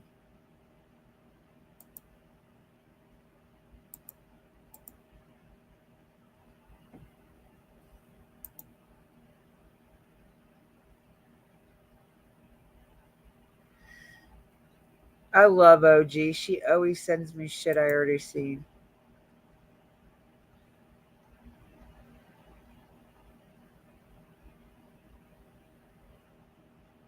So Ickmail's going to cover it too.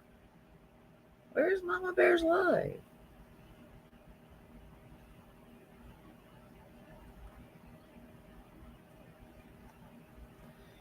know she was live. I think I'm going blind here, y'all.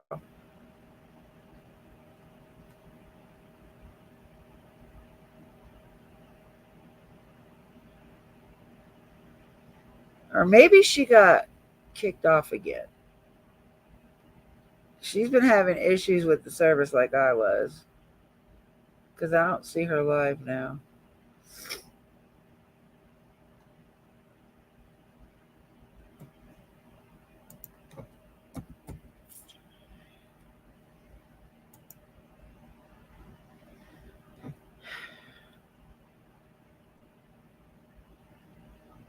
There she is. Let's go talk some junk to Mama.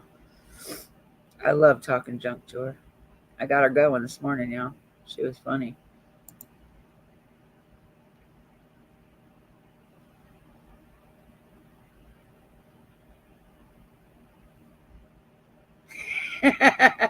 No, she's on her phone, so she can't stream me.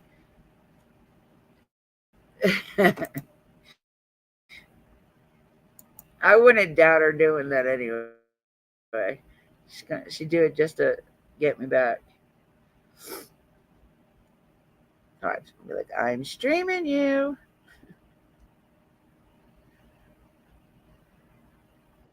I'm saying, if she could have ever just got on her feet and seen that she could do it herself. Right. Don, somebody was asking me a short that I had seen about you are breaking up really bad. About 2 days. Okay, let me go. How do I fix it? How do I fix it? I've already tried this one. You are breaking up bad. I'll be right back. Uh-oh, I lost it. Shit. Is that better? Well, I can hear that. Okay. I said, somebody had me a video. You're streaming me that. I'm streaming next. Because you're doing that. What? Did y'all hear her? Because I didn't. Sent you a video? Yeah. I'll tell you in 2 days. Of what? Of Candace telling Ernie in 2 days. Oh, I know. Give me 2 days, and me and you's gonna sit down or meet up or some such, and she was gonna tell it or tell something.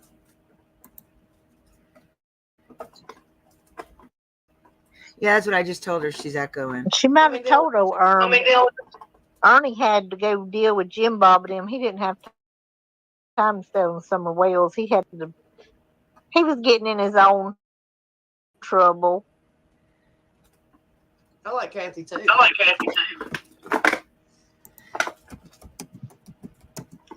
But I'm just saying. She was at Kathy.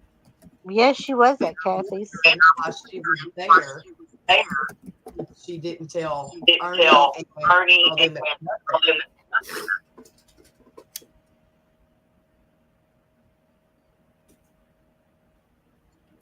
I know it's echoing. I don't know how to. I don't know what's wrong with your computer today. Because you were fine on the last live we did. I could hear you and everything. Okay, Tyler, I'll try your headphones. She's telling me that the headphones are going to stop the echo. And we're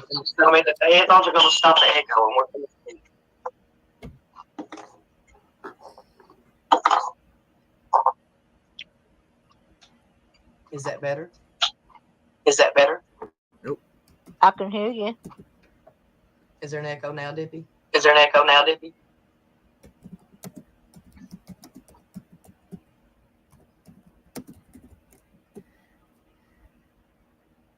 No, my YouTube page. Is now. I can hear you now. You don't.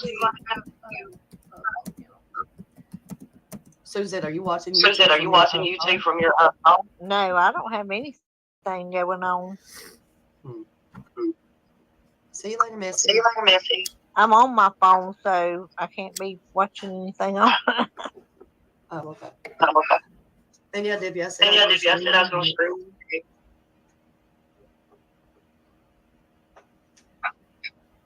Grandma Grandma wish him all tried. I tried to put that Tried to put that EW EW for play woman for a stories woman that story. she did. They both said they don't have anything open, so I don't know. But I'm going to stop streaming her because I can't tolerate the I know, I hate the delay in it. I know, I wish Dippy and you could get together with that computer. She could show you so much on there. I know. I know. She's too busy. She's too busy. Dippy, you too busy for Mama Bear. Always. Always. Shame on you, Dippy. Hey. Oh, what I did something to you. Okay, there we go. Okay, there we go. What's that? I don't know. I don't understand why it's I echo. don't understand why it's echo. I'd rather it echo than you be chopping up and can't hear you. You know what I'm saying? At least if you're echoing, I can hear you. But that other was just chop, like I couldn't hear you.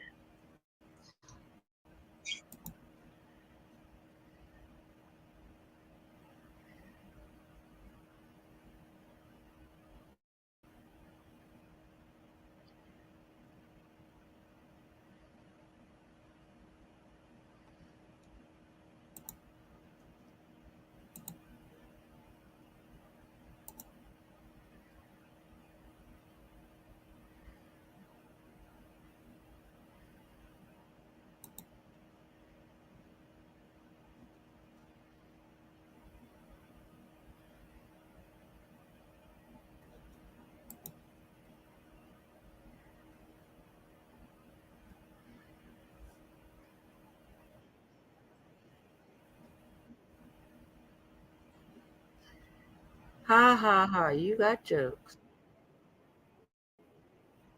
It's doing it to me too. Hold on. It's because I'm streaming you still. Hold on.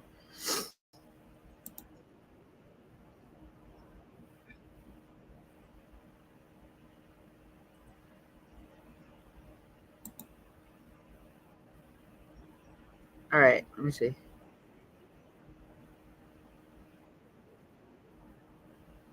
Okay,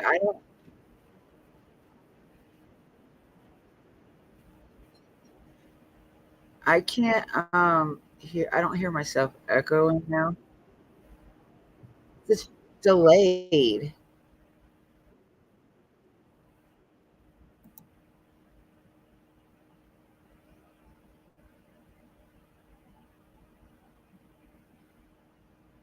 Hey, I'm not going through your presence. Get away from me.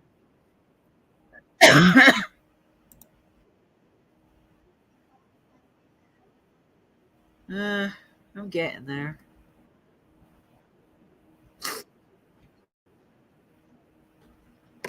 Ugh.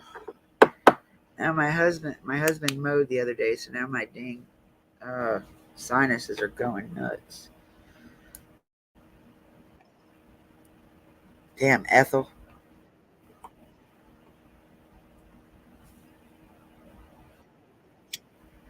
No, you didn't. Neither am I. What happened?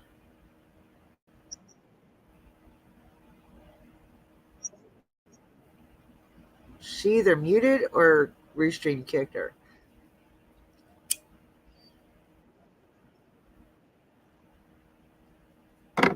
Maybe, I don't know. Because I don't hear myself echoing or you. Could be. Yeah, because my chat was saying that she needed to turn her YouTube down or check and make sure she didn't have her YouTube open.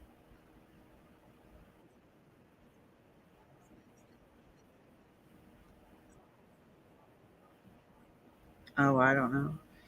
Did you just leave us? No, I'm here. What are you talking about? I just wanted to go over there and mess with Mama a little bit. Because she decided to go live when she knew I was live. So I had to go over there and give her a hard time, y'all. Oh, we're waiting on the presser to start. I got 30 minutes.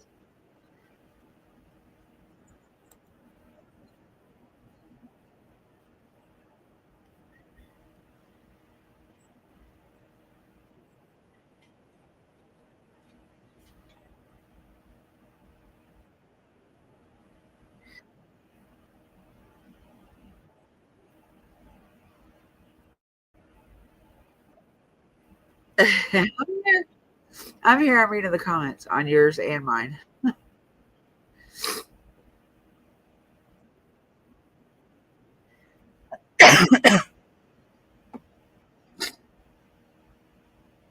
All right, hold on. Let me get her link.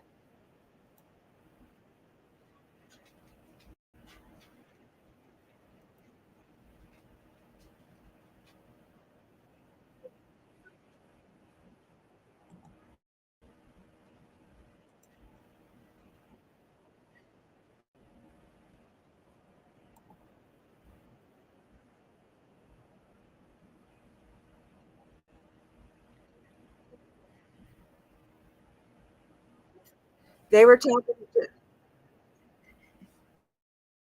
They were talking junk because I was over here. So I need your link. Can you put your channel link? Um, Messy Jesse, can you get? I mean, Jesse, can you get her channel link so I can post it in my chat, please? I don't want to take the chance of losing anything. Oh, damn it. Dot, can you do it, please? Trying to figure out who the hell your mods are.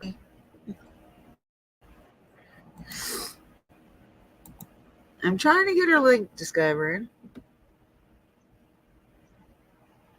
Yeah, her channel is hard to find because she has to have like the most complicated name on YouTube. Yours, are you an owl? Now you really do sound like an owl. Talking about you. What do you mean who?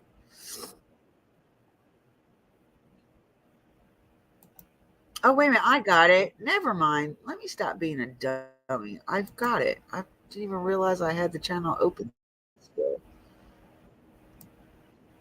Keep it up. You have been on me this morning all morning. You need to chill, woman. You have been on my butt all morning. Now I got to find which chat I'm in. Okay, here it is. She's picking on me, y'all. Woohoo, my boobies! There's my boobies.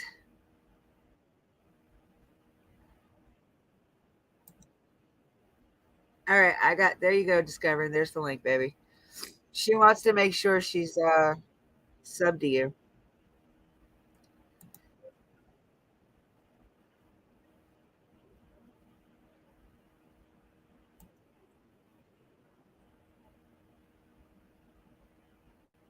Is your daughter behind you?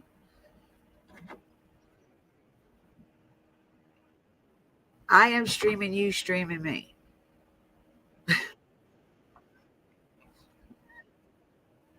I just told you. I'm streaming you, streaming me. So we're streaming each other.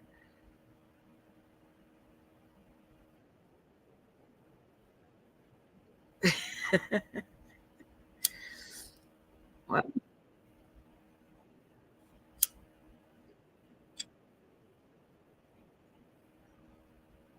no, Dot, you're good, sweetheart. You're good. You'll learn it as you go. It takes a little bit to learn what to do as a mod.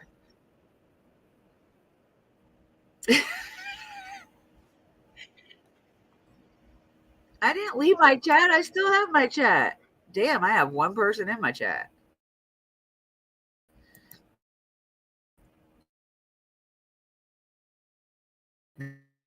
That's what I get for streaming you.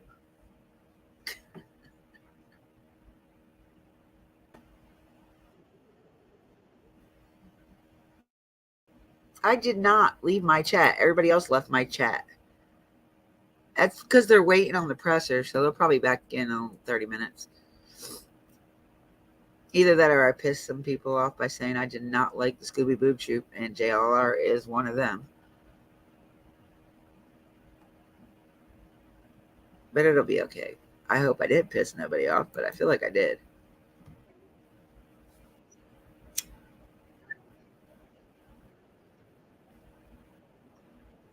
Just running our mouth.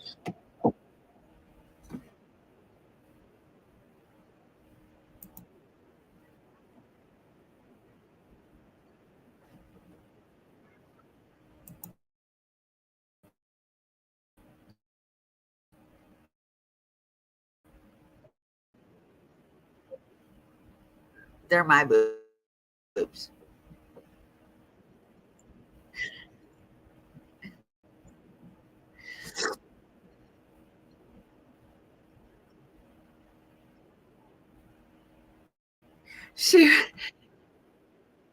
Listen, Mama. Oh, whatever. Connie running came over to my chat. She said, runs in the room, booby shake, and runs out.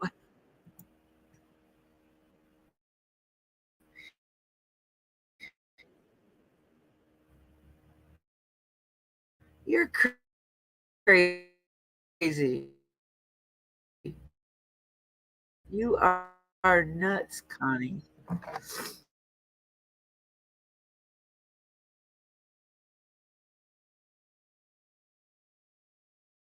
Not like it.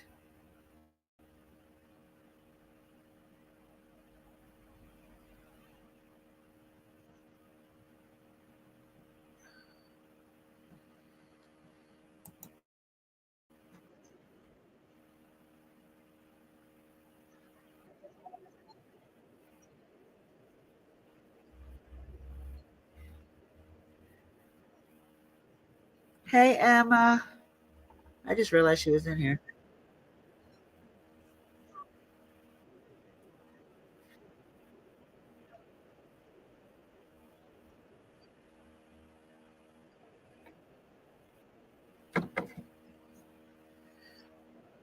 What are you opening, first off, that early?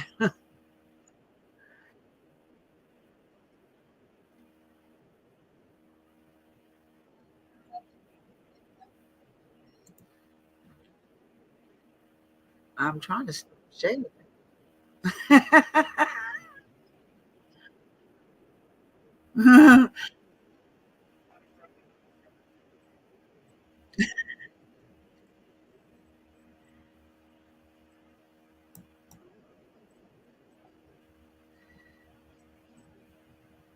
Okay, is that better?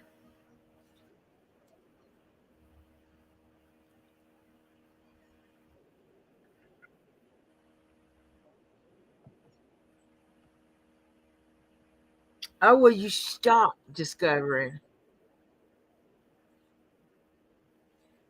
Oh my God. I wish y'all stopped that. It ain't me running out. Yes, I do. Are you guys not hearing me?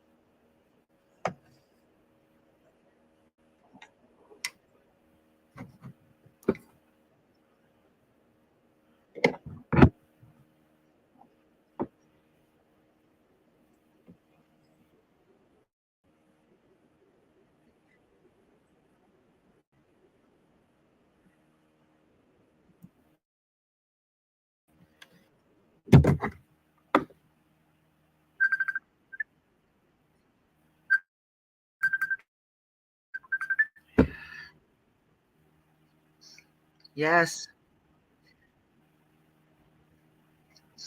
Hello? Hello? I don't think he meant to call me. What?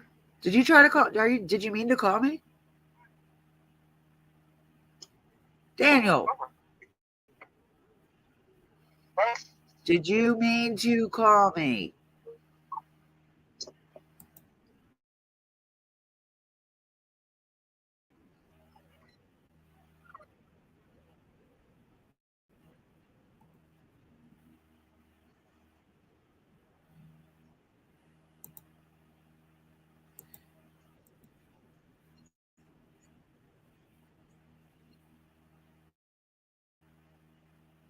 Can you hear me?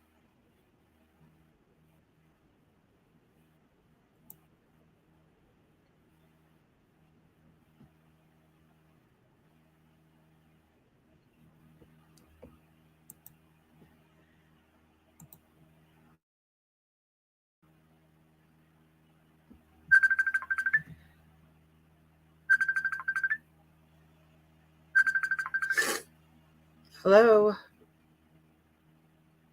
Hello?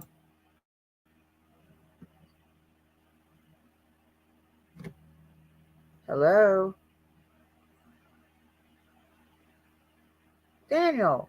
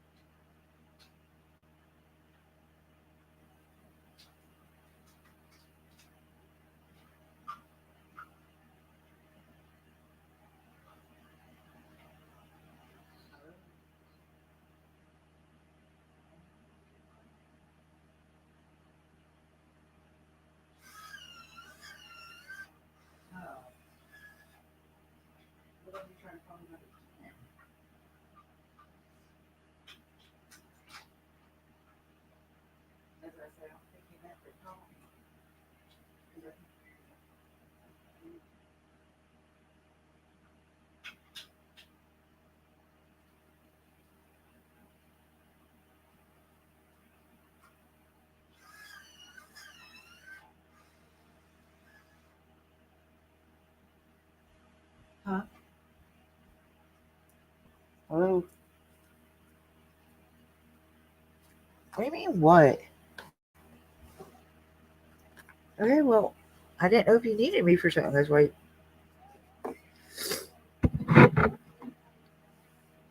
Oh, okay. I just want to make sure. Okay. I'll go back to cutting your vinyl. Go back to cutting your vinyl. I'm not.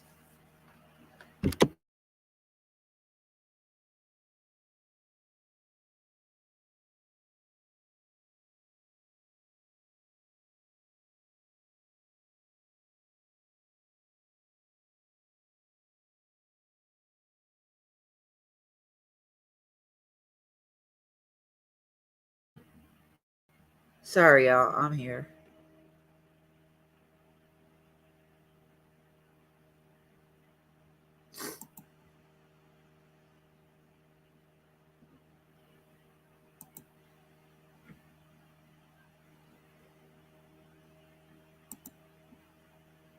All right. So, they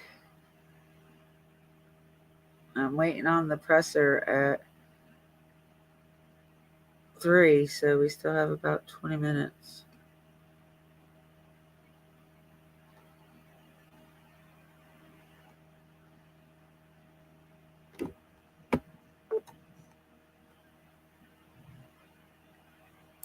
And I haven't gotten no more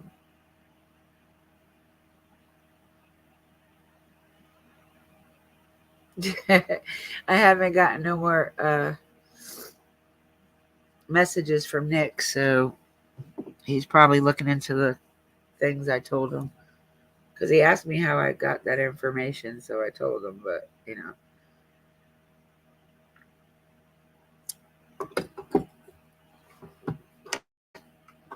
but obviously, definitely, he is still at large, so.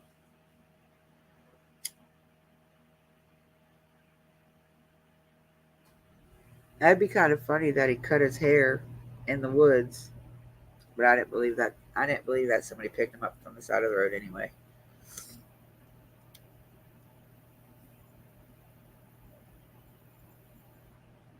Have fun streaming me.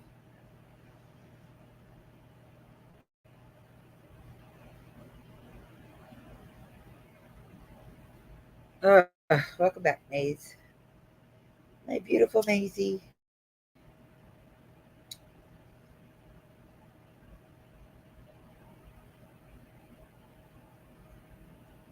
You guys know that I'm that bitch Mama Bear? She is a real, she stands up to her name too, y'all. She called me this morning yelling at me. I was like, good morning, beautiful. She's like, da, da, da, da, da. Before I could even get the rest of beautiful out, I was like, damn. All right. Told her I was not, she was going to have to take the spot for a little bit. She said, no, I'm not. Bet you she will.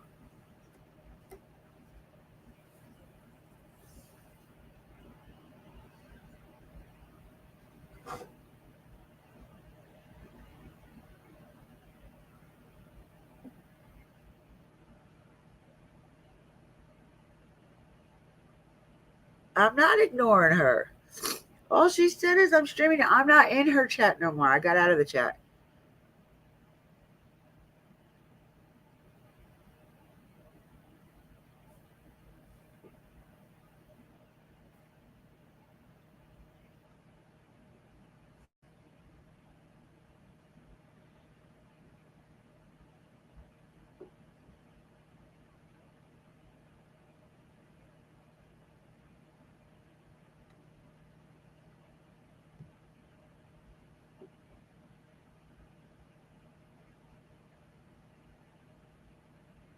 Damn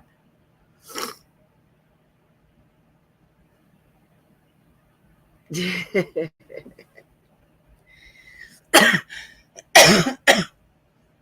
Now I came over here to check on the presser, see what's going on.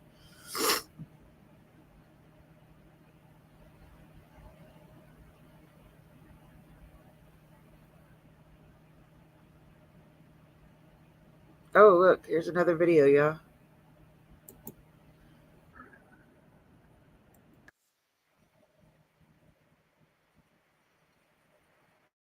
It's a helicock sucker.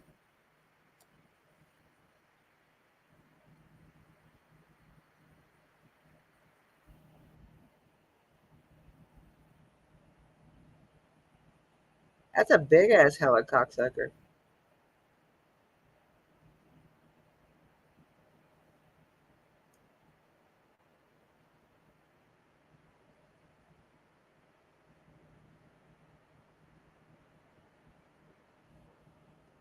All right, let's get out of here.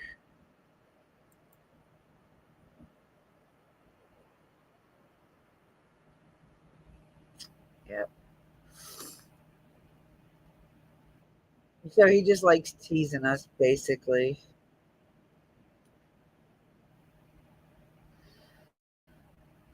I'll give him a little bit of this and a little bit of that.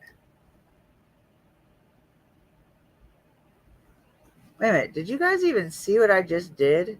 Probably fucking not. Oh, wait. I need to put it on this one. Hold on. Damn it. I can't believe I didn't. I did not. Y'all didn't see it.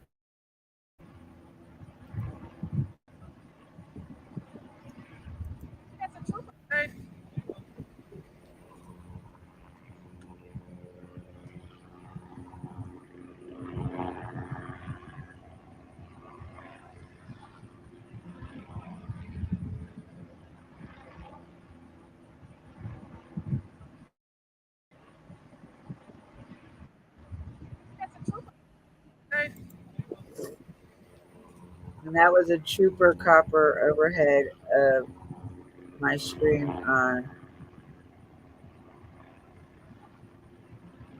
What stream? I don't see you streaming. What are you talking about?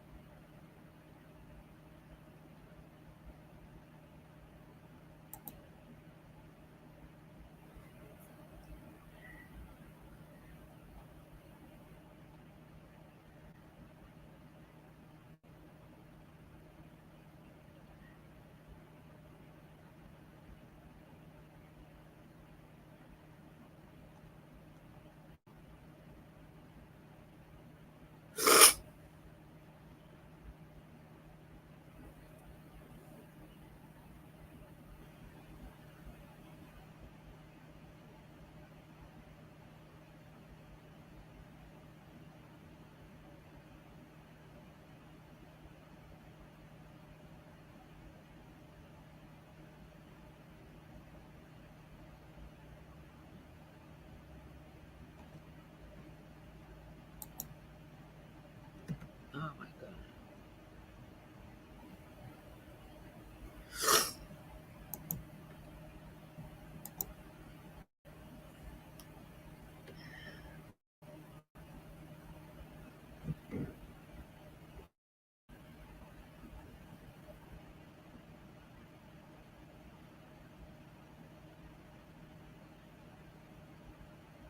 No. He was just showing that there was a trooper helicopter now too.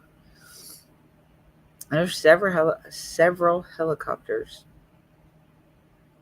and the dogs can't pick up the scent because the police are contaminating it. Go figure.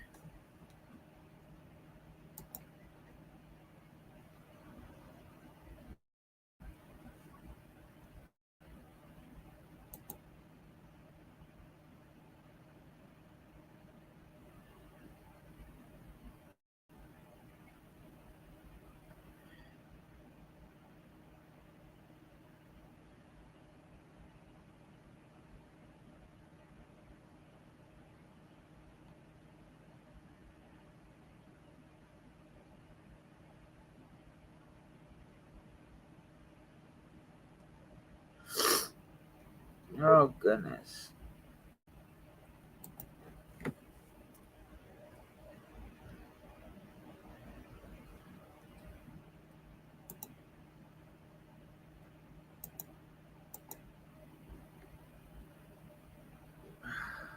Can't breathe.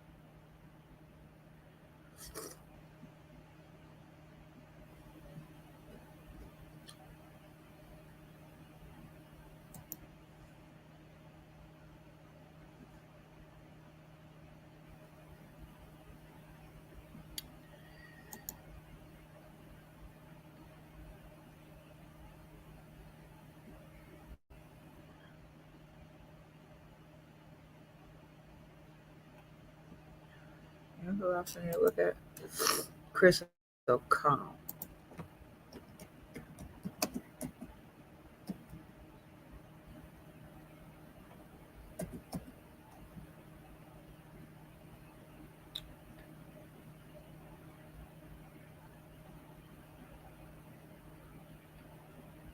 There he is.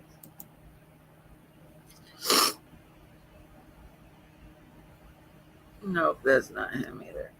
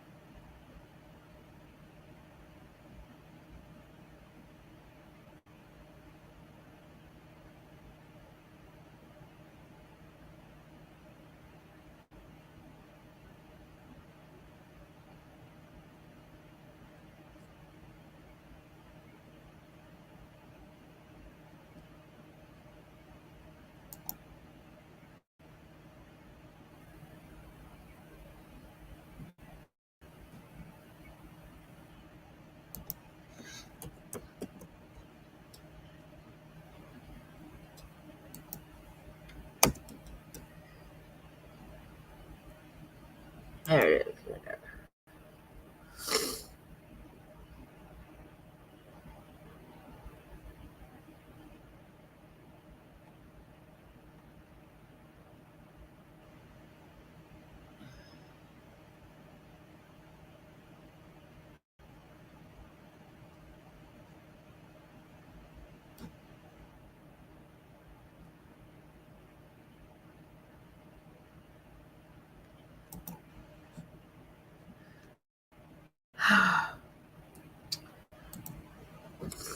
Nothing right now, y'all. Hello, Stitchin.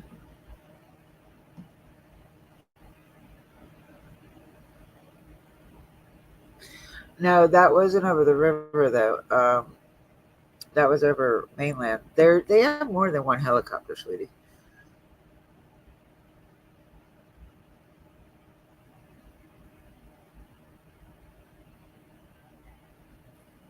It was Monday night. You're good. Don't worry about it. Ashley came up on my live that night and helped set some of the rumors and lies that people were saying straight. So hopefully idiots are done by now.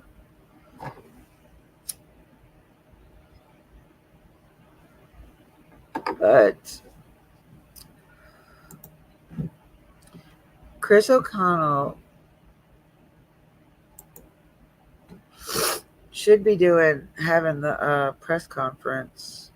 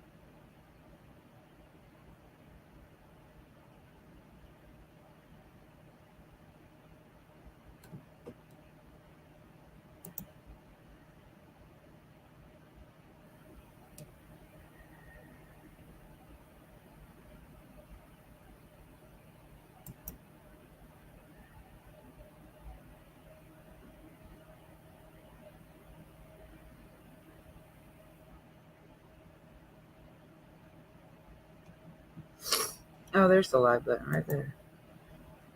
And there.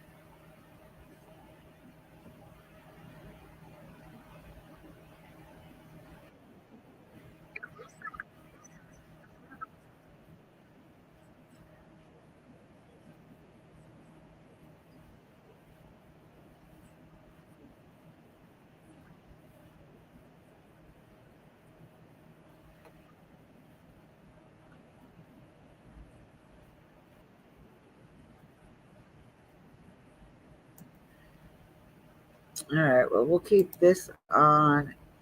Oh, let me go ahead and switch it. Where is it? This one. We'll keep. No, that's not it either. I think, yeah, this is the one.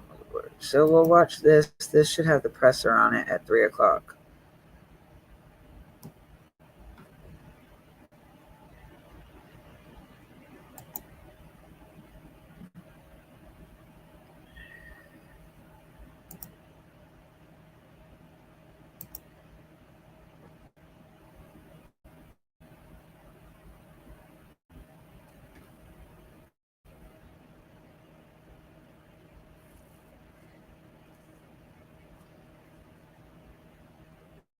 Oh, she's off. Figured it would happen like that. Moving in there because all these investors had it, so you really didn't know when or who was owning the place. Which is so tough, especially for families that are looking to buy there, or for people who are relocating to Phoenix from California, which I know was also very popular. Yeah, you saw a lot of those investors coming in, taking advantage of low mortgage rates and That's not what I opportunity. wanted to But as we mentioned at the end of the report, Phoenix saw that, significant pullback well above the average. And so it makes you wonder, was the market overstated? Were investors too hot on that? Because a 65% pullback from last year, something is going on. And I do think a big part of it is there's just not a lot of inventory. So whether you're an investor or an everyday buyer, to get a buy, there has to be a house on the market. And there's just so few homes on the market. So that's part of it. And then prices. We continue to see prices high. And I know. All right, well, I guess it'll be on this when it comes on. Might have 2 or 1%. So yeah, if you have a really low mortgage rate,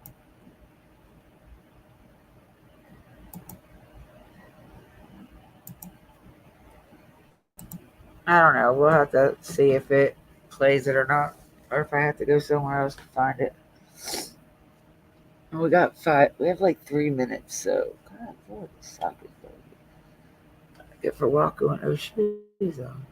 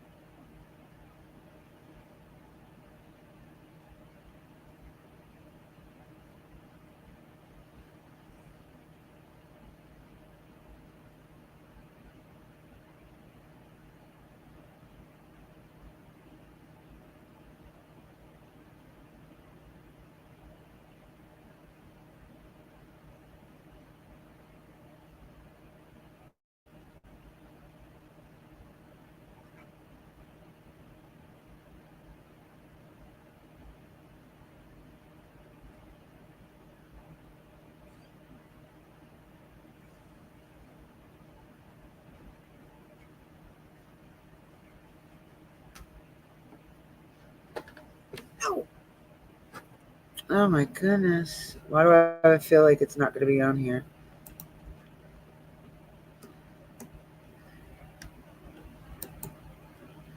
$3:00.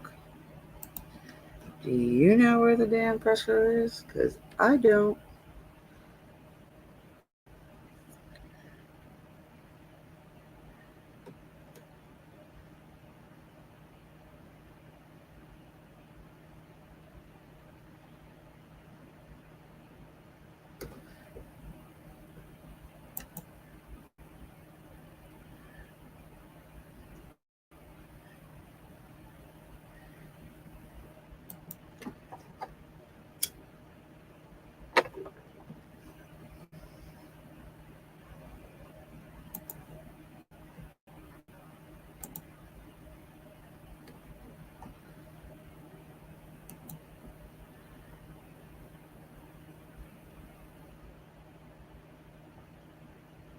What?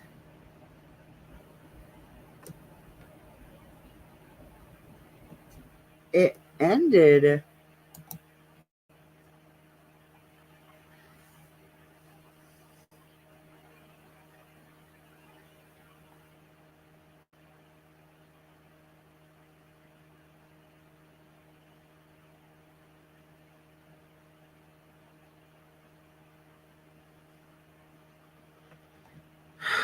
Incompetent. They have the nerve to call the police department incompetent. That's pretty fucked up.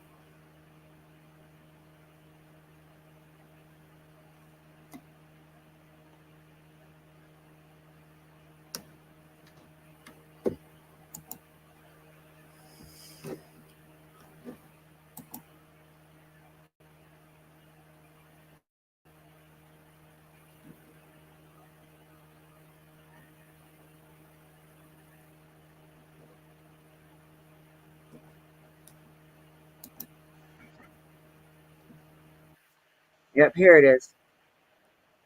I found it, y'all. And it's just started.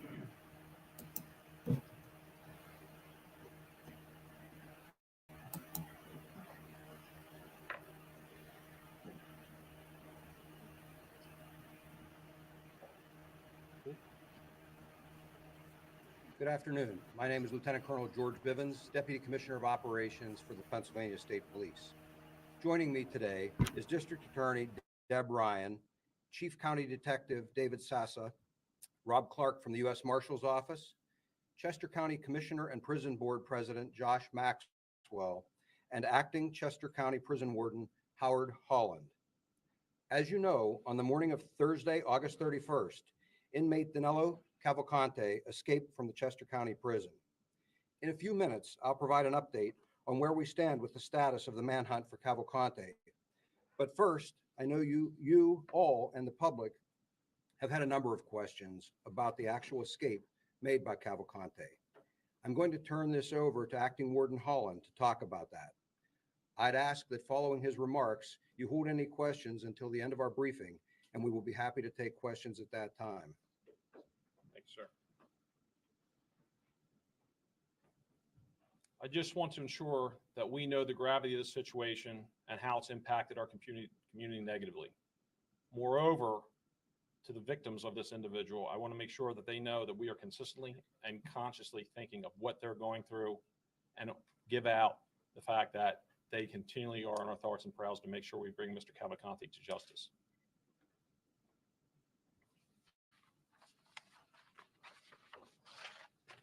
So good afternoon. I am Howard Holland, the acting warden of the Chester County Prison. I'm here today to provide preliminary details of the escape of Danelo Cavalcante. Let me begin by addressing the escape of Igor Bolt, which the media has been reporting on. Igor Bolt, which escaped on May 19th of this year. This escape was similar to the methodology of the escape by Cavalcante, and the escape by Igor Bolt allowed the prison to identify a deficiency in the exterior exercise yard where the escape occurred. This is also the same area, the escape yard, where Cavalcante was located prior to his escape. The exercise yard improvements undertaken after Bolt's escape were intended to address the escape route from the yard to the roof area. Security consultants were brought in, and improvements were based on the consultant's findings by a contracted security service. The improvement consisted of additional razor wire being placed in the yard area at the wall where the escape occurred to block access to the roof. The escape of Cavalcante is not just being internally investigated. Because it is in criminal nature, it is also being investigated by the State Attorney General's office. The video of Cavalcante's escape has been turned over to the criminal investigators. I will review the exact timeline and show a video of Cavalcante's escape from the exercise yard at the end of my remarks, but can confirm that it does show that Cavalcante escaped at the same location as Igor Bolt, but for Cavalcante, there was razor wire to contend with before reaching the roof. Secondly, Chester County Prison uses proven countermeasure security that are an industry standard. For example, high fencing, razor or barbed wire, secure doors or gates with sally ports to control movement, video cameras, and most importantly, correctional officers, all of which were in place and remain in place. One of the issues brought to light as we conduct our internal investigations on Cavalcante's escape is that once the additional razor wire had been added to the escape route, following Igor Bolt's escape in May, it was determined by our security advisors that this one level of security was sufficient. In fact, what was perhaps overlooked was the fact that addressing the single point of physical countermeasure should have been bolstered by additional means. We are addressing that. On Tuesday afternoon, yesterday, we had engineers from Trans Systems, a company which was selected by Lancaster County to design their new prison, brought on site. They are developing proposals for the prison board to fully enclose all outside exercise yards. While we believe the security measures we had in place were sufficient, they've proven otherwise, and we move quickly to enhance our security measures. Finally, I'd like to cover the human element of the escape. One key difference in the escape by Igor Bolt as compared with the escape of Cavalcante is the role of the tower officer, whose primary responsibility is to oversee the inmates in the exercise yard. In Bolt's escape, the tower officer observed the subject leaving the yard area and contacted control immediately. That is why Bolt was apprehended within 5 minutes. In the escape of Cavalcante, the tower officer did not observe nor report the escape. The escape was discovered as part of the inmate counts that occurs when inmates come in from the exercise yard. As I previously noted, the Pennsylvania Attorney General's office will be conducting a thorough criminal investigation into the escape, which includes this element of the incident. This investigation is both necessary and welcome. The action of the tower officer present at the time of Cavalcante's escape are a key part of our internal investigation, and we'll be taking appropriate action against personnel based on the results of that investigation. Here is the timeline of the events. At 8:33 a.m., Cavalcante's block entered the exercise yard. At 8:51 a.m., Cavalcante escapes from the prison, having crab walked up a wall, push his way through a razor wire, run across the roof, scale another fence, and push his way through more razor wire. At 9:35 a.m., Cavalcante's block returned to the unit from the yard. At 9:45 a.m., officers on Cavalcante's block notify Central Control of the missing inmate, and they conduct a special count. At 9:48 a.m., officers informed Central Control that Cavalcante was not there. There was a belief that he may have been in a phone visiting room, which was checked with negative results. At 9:50 a.m., the prison was locked down and the special count was conducted. By 10:01 a.m., the public escape siren had sounded and the 911 center had been notified. Just as we do in any security-related incident, we will thoroughly review all of our practices, policies, and procedures and make improvements as appropriate. We are currently formulating plans to enhance security to include, as previously mentioned, fully enclosing all outside exercise yards, installing additional security cameras, adjusting officers' positions when inmates are in exercise yards, and additional security assets which would enhance overall security of the prison. As I close, I would definitely like to thank my local, federal, state, and law enforcement representatives who quickly responded to the scene once the escape was there. I know they have been diligently working to take Mr. Cavalcante back into custody, and we are very appreciative of their efforts. At this time, due to the nature of the investigations that are ongoing, I cannot comment on any individual investigation, including the internal investigations.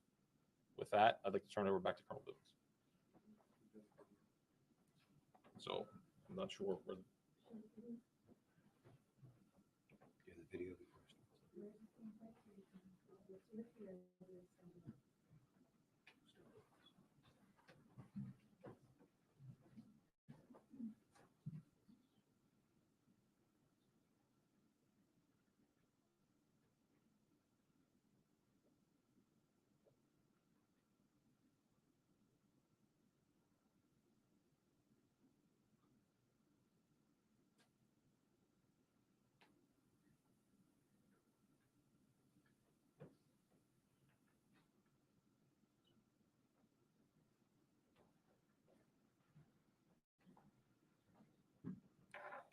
Thank you, Warden Holland.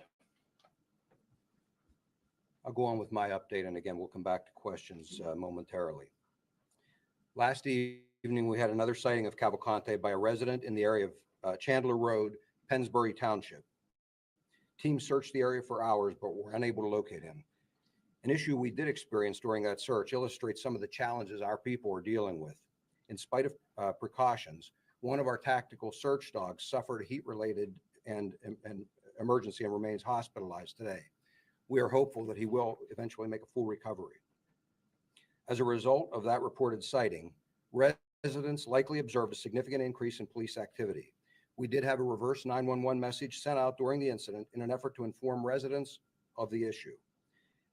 Additionally, as a result of that activity, we slightly expanded the eastern edge of our perimeter to include Creek Road.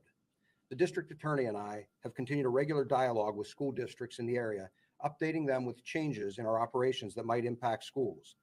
As this operation unfolded late last night, the Unionville, Chadds Ford, and Kennett Consolidated School Districts made a decision to close schools. We continue to use hundreds of state, local, and federal law enforcement officers, canines, aviation assets, and various types of technology in an effort to keep the community safe and to bring this to as swift of a conclusion as possible. Excuse me. We continue to increase the number of personnel assigned as conditions dictate. Residents can expect to continue to see large numbers of law enforcement officers in their communities and traveling to and from assigned locations. We continue to ask for the public's help by familiarizing themselves with the photograph and description of Cavalcante, to check security cameras they have, and to call us immediately if they believe they may have seen Cavalcante. Again, we ask residents to please secure homes, outbuildings, and vehicles. Cavalcante has clearly already obtained some clothing and unknown other supplies, and we want to minimize any opportunity to obtain anything more. It is important that we keep pressure on him as we continue the hunt. I am also announcing that Pennsylvania Crime Stoppers has offered up to a $10,000 reward for information leading to the capture of Cavalcante. This brings the reward total to $20,000. Anyone with information is asked to call our tip line at 717-562-2987, 717-562-2987.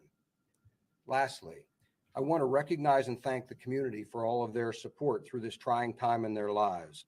I and all of us working this manhunt understand the tremendous stress this puts on families and even businesses. In spite of that stress and unsolicited, we have had individuals, businesses, scouting, church, and other organizations show up at our command post with cases of water, food, and well wishes for all of our people. They are very kind, and I can't thank them enough for their support. And now we will be happy to take any questions that you may have. Lieutenant Colonel, do you think he has more ability to hide from you than you thought he did when this thing started, since it's 7 days now? No, I don't think he has any more ability than we initially gave him credit for. I think that it's a very challenging area. I think we've had a number of these types of searches in the past. Some take hours, some take days, some take weeks, and some take months. We're committed to the search, and we will find him. We will bring him back and into the criminal justice system. The DA or the acting warden, you guys had access to this video. You saw this. Why did it take so long to alert the public of how he escaped? You said it's for the warden? DA or the acting warden? Well, I can address that. That matter was referred to the Attorney General's office immediately. We are engaged in a thorough investigation. As I've stated before, our main focus is bringing this man to custody. We were putting all of our efforts to try to locate him. There was a simultaneous investigation into the prison escape. And today was the day that we believed we needed to bring in the acting warden to address the public about how he escaped. What you do ahead of time, you still didn't want to release that information to the public. Is the Attorney General's investigation supplanting the Chester County Detective's investigation? That's correct. How is it possible that this person was able to take the same escape route as someone just months previous, and really nothing was done to prevent that? Obviously, someone didn't do their job in instituting the measures. So as I said earlier, according to the document, we did have a consulting firm come out, identify how that individual escaped, and we thought we took appropriate measures to prevent that with the razor wire. Again, the one thing we didn't take into account was a failure on the human element side. We only focused on the physical infrastructure and not necessarily human element. So was there nobody was there nobody in the tower? Was there no one in the tower? Is that why you didn't get the call, or was he asleep? Someone was in the tower at the time. Should he have seen this? Should the person in the tower have seen him leave?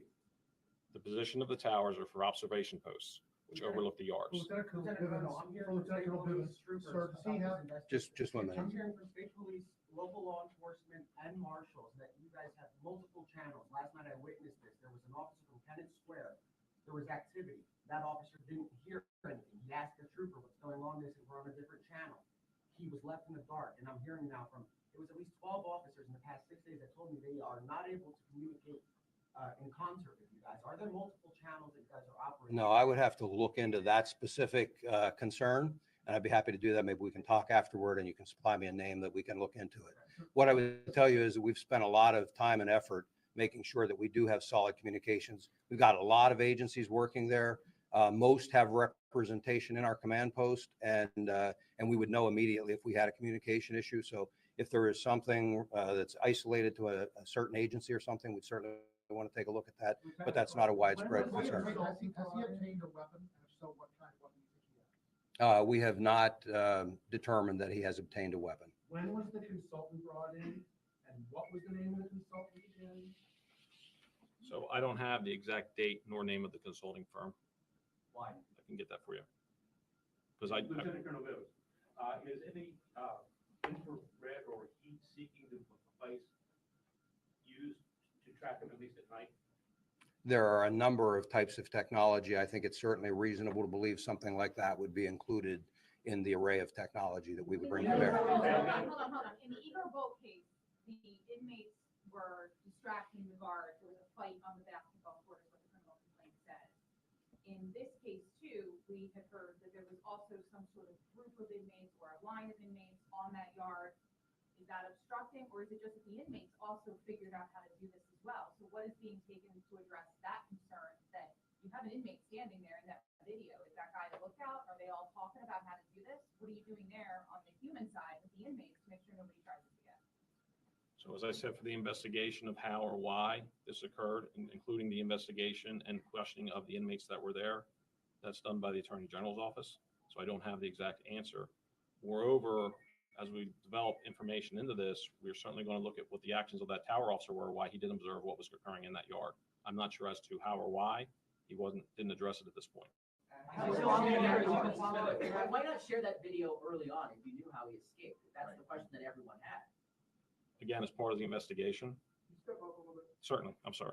As part of the investigation, that would have been up to the Attorney General's office to release that and when it was to be released. At this point, we thought it was prudent and had permission to release it. Is the tower official leave, or has he been suspended? Is he still working? He is on administrative leave. This is for the district attorney or the warden. Can you confirm or deny that the escapee had a map of the area that was hand-drawn detailing the route from the prison to the Chester County Courthouse? Is that anything, or is that anything? No, I have no evidence to suggest they did a map of the area. I did not. This individual was listed as an escape risk. This was known that he was looking to do something like this prior. Why was he, and also, he's here on a murder charge, being held here waiting to be sent to state prison. He knows he's wanted in Brazil. Why is he roaming around the yard like this and not in a more secure location? And is that something you'll do as the administrator of the prison later, is to reevaluate how high-risk offenders have free access around the prison? So to answer your question, we will certainly evaluate how we're handling inmates of that level, especially murder suspects. But we also have to understand that these individuals have certain rights. So it's not a question of will we let him out again. It's certainly a question of would I put him back out there with a group of other individuals, or there would be a one-on-one, and it would be a one-on-one from this point out. Do you believe the Brandywine Creek is a possible escape route? Do you believe the Brandywine Creek is a possible escape route? Officers are monitoring it on Route 1. I would say that we are open to anything being a possibility as far as an escape route, and we're actively working to keep that area secure. I wouldn't comment on the viability of one versus another escape route. Do you think he's out of your perimeter? I do not. He's flipped your perimeter? I do not. What makes you believe that? Everything that I'm able to see, the various sightings that we've had, other aspects of this investigation lead me to believe that he is still there in that area. Sure. So on the northern end, Route 921, on the east, 921 or 926? I'm sorry, 926. On the eastern side, 100 or Creek Road. On the southern side, Hillendale. And on the western side, 52.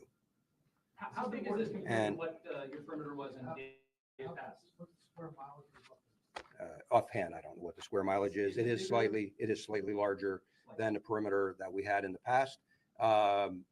Quite frankly, it was enlarged for two reasons.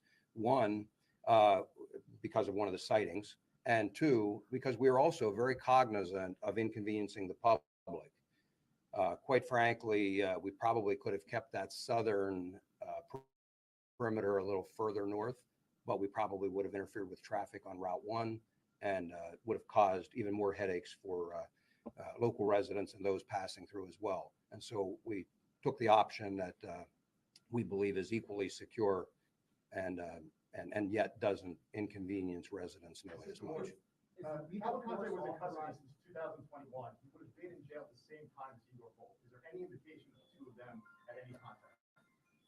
We have no information at this time connecting that, but again, that is not up for me to determine. It's up for the Attorney General's Office in the investigation. If you have chosen to share this information today, had the similarities between Igor Bolt's release not been made public? I'm sorry, one more time? Would you have chosen to share the details of Cavalcante's escape and the similarities to Igor's had the information not come to light yesterday? So I don't really think it's a decision of me releasing. I think it was appropriate with the coordination of the Attorney General's office to release it when they deemed appropriate. So that's why we're here. Lieutenant Colonel, is lethal force authorized only in the perimeter, or is it authorized statewide in the next state if he does not surrender clearly to? I have no authority in the next state. I have authority in Pennsylvania with the Pennsylvania State Is Police. it statewide lethal force seen anywhere in the state, or is it around? No, the directive pertains to this particular search. And the backpack, or the sighting today that was reported, I believe, by approximately 9, where he might have been getting into a dark green car. Did that come to any fruition, or is that? I'm sorry, I missed the first part of your question. There was a dispatch this morning that said that an individual with a backpack matching the description of the escapee got into a dark green car. No, that was not related to this. Is the photo of Mr. Cavalcante that we see here, was that taken just before the escape? I believe it was, yes, sir. Are you getting a lot of sightings throughout the region outside the perimeter, other parts of Chester County, other counties where people are thinking that they're seeing him? And what kind of stress does that put on your resources? We are not getting a lot of sightings outside of the perimeter. In fact, very few. They are being fully investigated. Nothing has led me to believe that any of them were actually him. And we have the ability to do this operation and follow up outside of the area as well. Any idea where he thinks he might be trying to get to? I do have some ideas of where he thinks he might be trying to get to, but I'm not prepared to discuss that. Last week that he's trying to head south. You said last week you think he's trying to head south, maybe to Mexico or Brazil. Do you still believe? I believe he's trying to head south. In terms of his final destination, again, I'm not prepared to discuss Are that. family members cooperating, or has it been determined that they may have aided? We're not going to discuss any parts of the investigation involving the family. I wanted to ask about to get back to the escape. Could you give an approximate width from one wall to the next? So I would say approximately maybe 5 feet, maybe less. Acting word, you said you're looking to fully enclose the yard. Yes, sir. What does that mean? That means that there's not a fence around it already? Can you explain? So the yards are block wall with an exterior fence with an open top.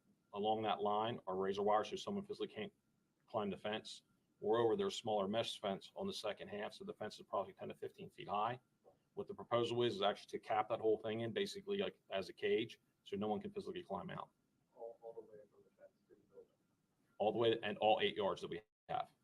you ever any other video that shows him practicing this? I mean, did he just boldly do this on a whim, figuring out that he could crap go off this wall? So we have no supportive evidence as far as video that shows him trying to do this. No other inference of him attempting it from any other inmate. Which yard is this? Is this yard A, yard B, yard C? You said 8 yards. So this is C yard. You talked about the control tower and there being a guard in there that did not observe the escape. Is there any corrections officer that is physically present with the inmates when they're in that recreation area? And if not, why not? So there's physically no correctional officer in with the inmates. For the observation tower, is to observe the inmates, one, obviously, for any type of injury, any type of fight that's gone away, and any escape attempt. Why wouldn't there be someone just outside there, if not inside? So typically, the other thing we have is a video monitor in that area. So we don't put 2 staff in there. As part of the upgraded system that we're putting in, we are putting additional personnel, not only in the tower, but on the ground to observe anybody in the yard. Assistant Warden, was nobody monitoring this camera that you showed us that had the video of him crab walking up? So we have approximately 160 cameras at any one time that's monitored all over the facility, also inside to control door movements to see who's coming and going. So with the time it took him to go up, and we all saw the video, it wasn't very long. So in that instance, if it wasn't observed and the camera didn't pick it up because either we weren't focused on that or we're focused on other things, it's feasible that, yeah, we didn't see it because we just weren't focused on it.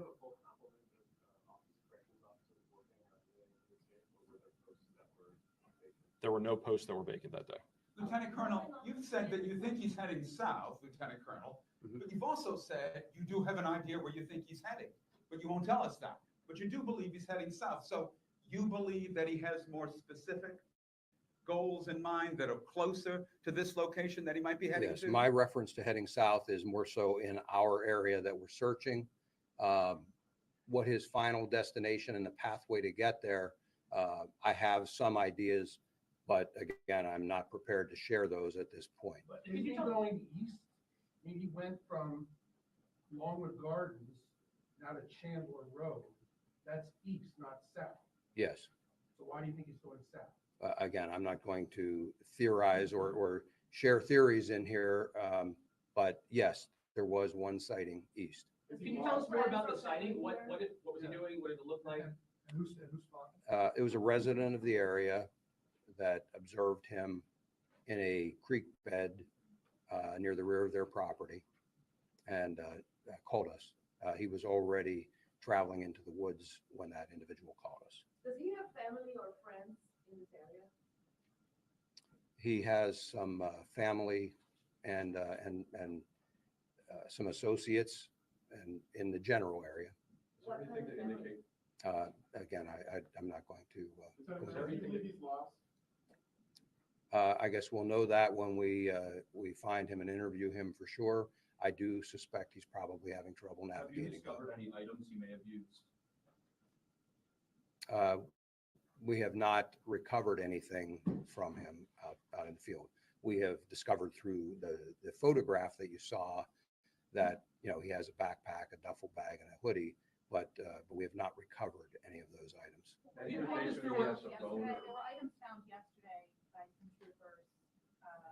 Any relation to him or anybody else that was out there? Wallet, phone, anything like that? Items that have been recovered are being tested, but I don't have anything to confirm that any item we have discovered. Can you tell us is what from the him. search actually looks like? Are you literally beating bushes? Is it mostly electronic? Is it driving? Are you putting up cameras? What does this look like? Well, again, I'm not going to describe every step of it because in the event that he does have access to media, I certainly wouldn't want to disclose all of that. I would tell you it's some of all of the above. It is a very intensive search involving hundreds of law enforcement officers, involving state-of-the-art technology, but we are not sitting in a room someplace waiting for technology to solve this. In my experience, it'll be solved one of a number of ways. And so you've got to approach it with the physical searches. And so when I mentioned about the dog going down last night, that's because our people are out there, hundreds of them last night, pushing through the woods, holding perimeters, checking on possible sightings. But it's very hot, humid weather, and they are working in that around the clock in order to keep the pressure on. That's part of that side of it. At the same time, there's a strong use of technology of a variety of types to allow us to try and capture him that way, should we not be successful in finding him through the physical search. The canine officer, what department is the canine officer from? State Police. When you played his mother's message, what does it say? I'm paraphrasing, but it's asking him to surrender. She doesn't want to see any harm come to him, and she wants him to come out peacefully and surrender to the police. Is it always the same message? Yes. Residents No, we don't have her approval to do that. Residents are wondering, at any point, will you slow down the back off of the man? Whether it's 3 weeks, 4 weeks, will you keep a large presence, an active man with the manpower you have until he's captured? We are not going anyplace until we have him in custody. We will continue the manhunt.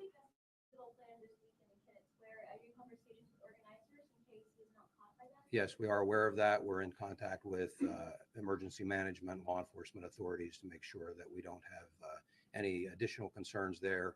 And at this point, there's no reason to believe that that festival would be impacted by this search. Is there any indication that he's had a phone or any communication device, or has or had at any point during this? I'm not prepared to discuss that aspect at this point. Question for the board, please.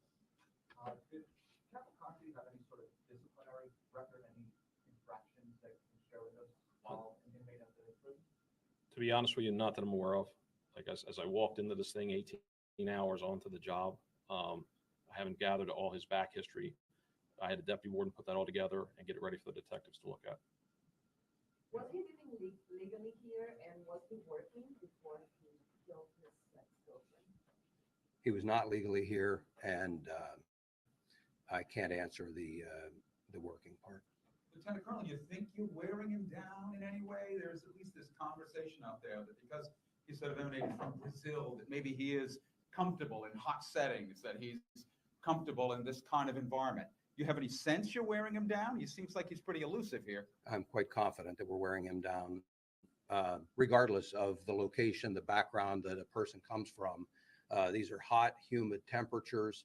He's not living in shelter, has no regular means of obtaining food other than if he's able to break in someplace or find something, scavenge something. So it's a difficult existence out there for somebody that's trying to do this. That will definitely take its toll.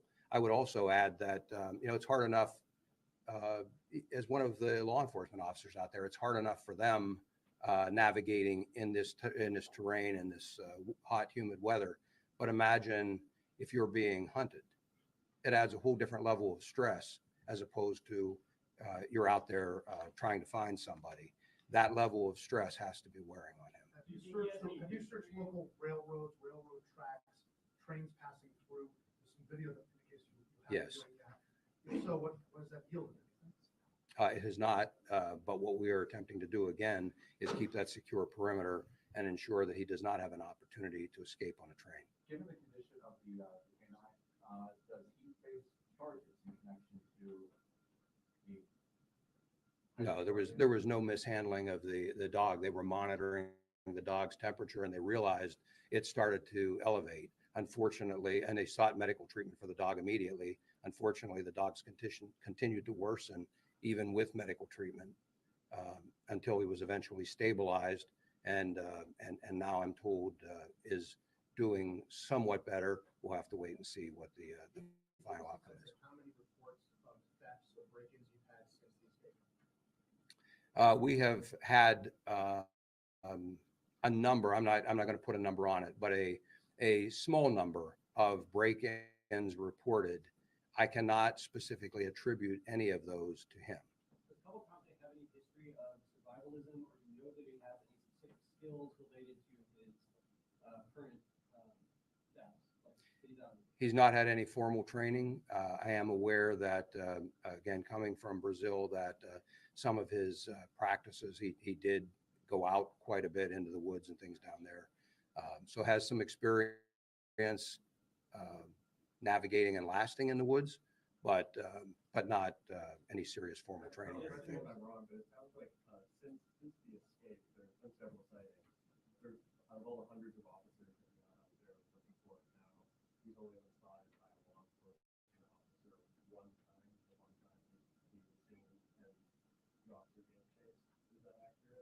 I would have to go back and review it. That's probably accurate. Off the top of my head, I'm not, I'd have to look at each one of the sightings, but I believe that's probably accurate. Apologies that this was asked already, but is there any indication he's receiving help from anyone? Again, as part of the investigation, we're not going to disclose that, but that is something that we are constantly looking at. Even if he hadn't received it to this point, there's always a concern that he will start to receive it. And so that's something we're constantly looking at. Bradford, or is Brandywine there, is that all encompassed in that township area, or is it all Cavalcante Township? No, it's moved over into, is that Pennsbury? Yeah. Pennsbury? Yes. Has a decision been made or advised schools about tomorrow and Friday yet? We will be having a discussion with the superintendents, I'm sure, at some point yet today. That has not occurred. What I would tell you is that those discussions are intended to give the superintendents as much information as possible so that they can make an informed decision. At some point, that information also changes, as it did last night, and that necessitated another call. So, we'll provide them an update, and then we will give them anything else that may develop. Question for the warden. When somebody's sentenced to life in prison, are they treated differently than other people in the facility? Once you've taken everything you can from them, are you more on alert for that person? So I can tell you that they have the same rights as everybody else, but giving this complication what happened, we are certainly going to revisit how we're handling that in the future, as far as one-on-one in the yard versus going out with a bunch of different individuals. So just so we're clear, Acting Warden, you're going to be adding an extra officer in the tower to join the one that's already in the observation tower? No, for a point of clarification, we will have one person in the tower and physically somebody on the ground walking the yard. Any additional people for us to monitor those video feeds? So we haven't at this time established who is going to monitor inside specifically video feeds from the yard, but I can tell you we are certainly taking that and revisiting and completely how we're handling all that video visualization to make sure that we're not missing things. As Deanna mentioned, there was a little bit of commotion that you could see in that video with one of the gentlemen who was shirtless running away from where Cavalcante was climbing up. Do you think that there was a distraction in place at that time to possibly throw off the officer that was in the observation tower? So I can't comment as to what people were doing or why. I can tell you at that time for recreational activity, there was a basketball net in that area and there was an active basketball game going on. So I'm going to assume at this point that he was involved in that game. At the time of the escape, how many people were watching the monitors? And how many monitors are there? For security reasons, I'm not going to develop how many monitors we have and how many people we have viewing it.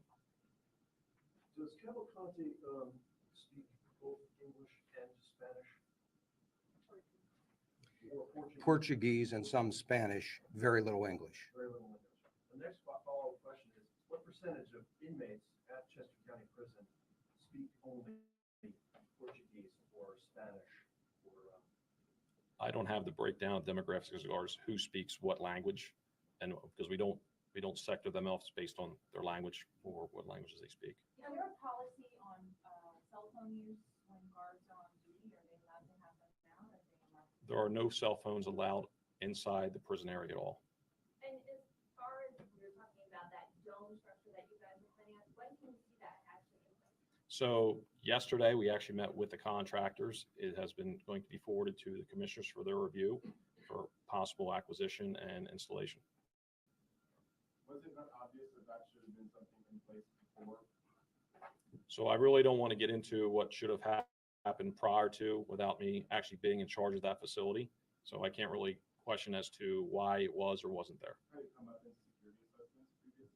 I'm not sure if that's true or not. All right, I want to thank you all, and again, we appreciate your help in getting this message out, keeping this front and center with the public. We need their support, and we appreciate your role in bringing that support. Thank you.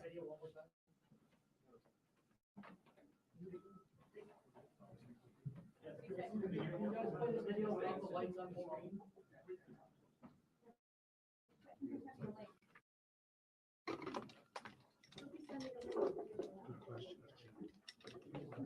question.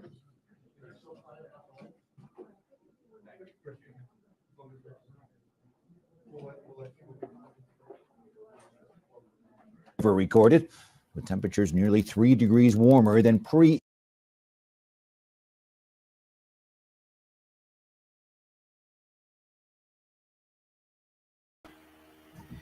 Okay, well, y'all, that was the press conference. So, y'all see how he climbed up? That reminded me of me as a teenager. I just didn't have a fence. I had 2 buildings that I was able to do that. That's how close the buildings are in New York.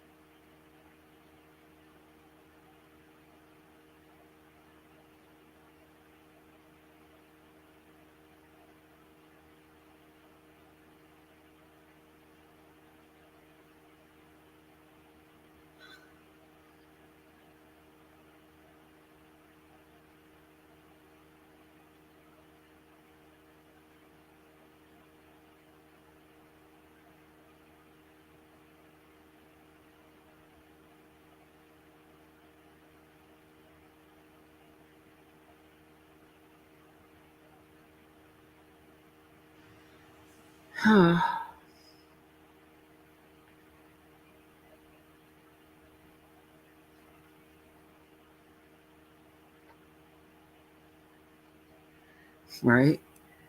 Don't you think you should have fixed it before the last one escaped? I mean, you had 2 more before him, and the guy from the prison lied. He wasn't caught within 15 minutes, 5 minutes. He was caught within 19 hours.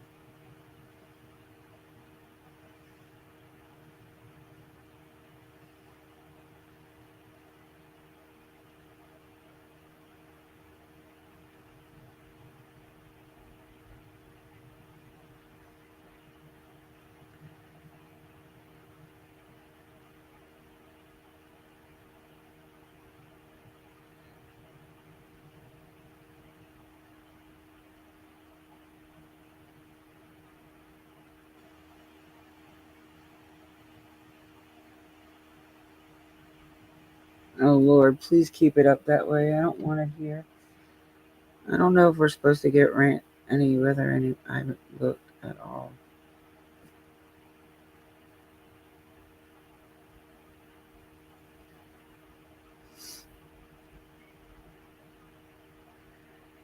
It's 94 here. Feels like 100. No, we don't have any chance of rain until overnight, and that's not a very high percentage.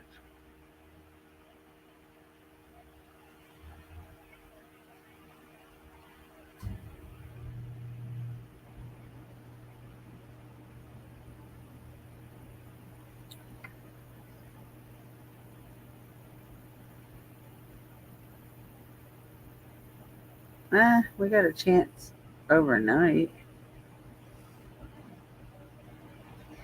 Saturday and Sunday are our biggest chances for rain. So we are not working Saturday or Sunday.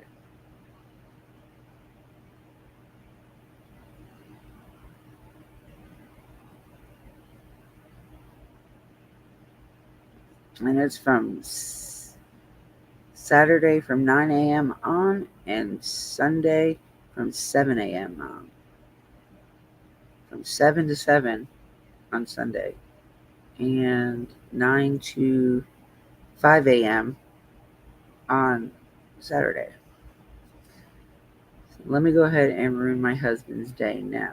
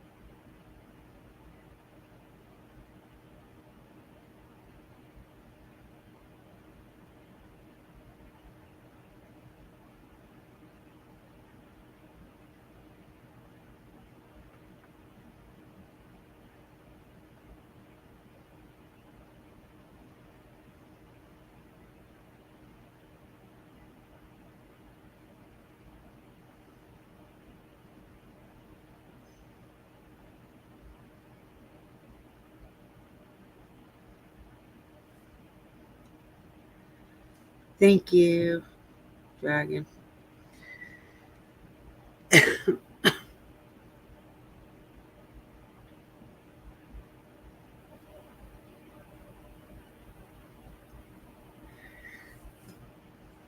All right.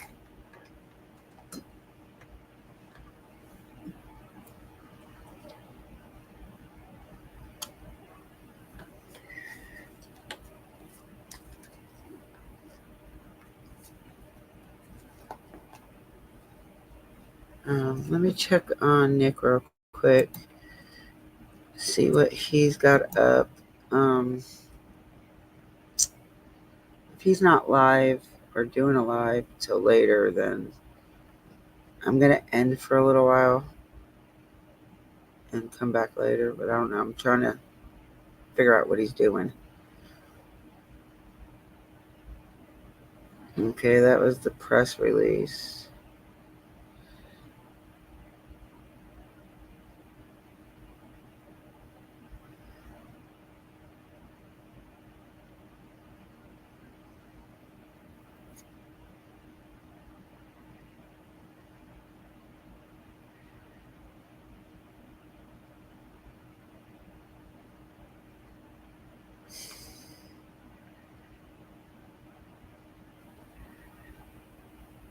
He must have been losing service a lot during this press conference because there's like 6 different videos.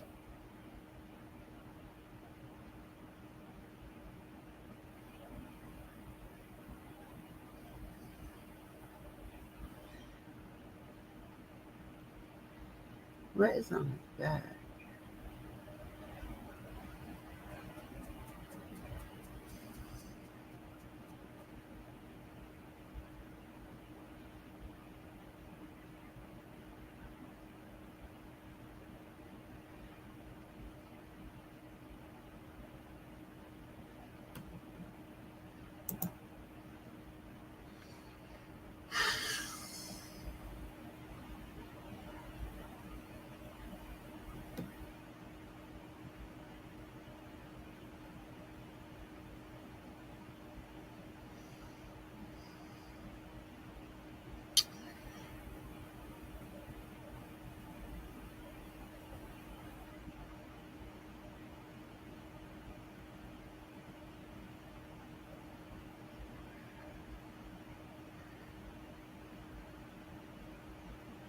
No, not live. So yeah, I've been live for 6 hours, y'all. Yes, I do it every once in a while. I'm not I don't do it as much as I used to.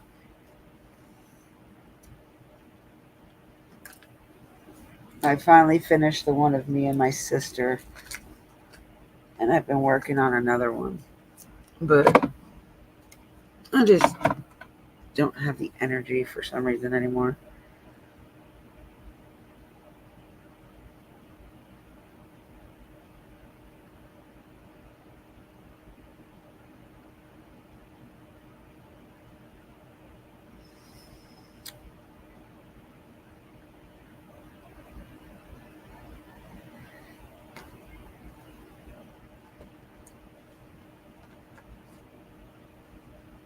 But yeah, I'm gonna go ahead and end this. And if he goes live, I'll go live and stream him.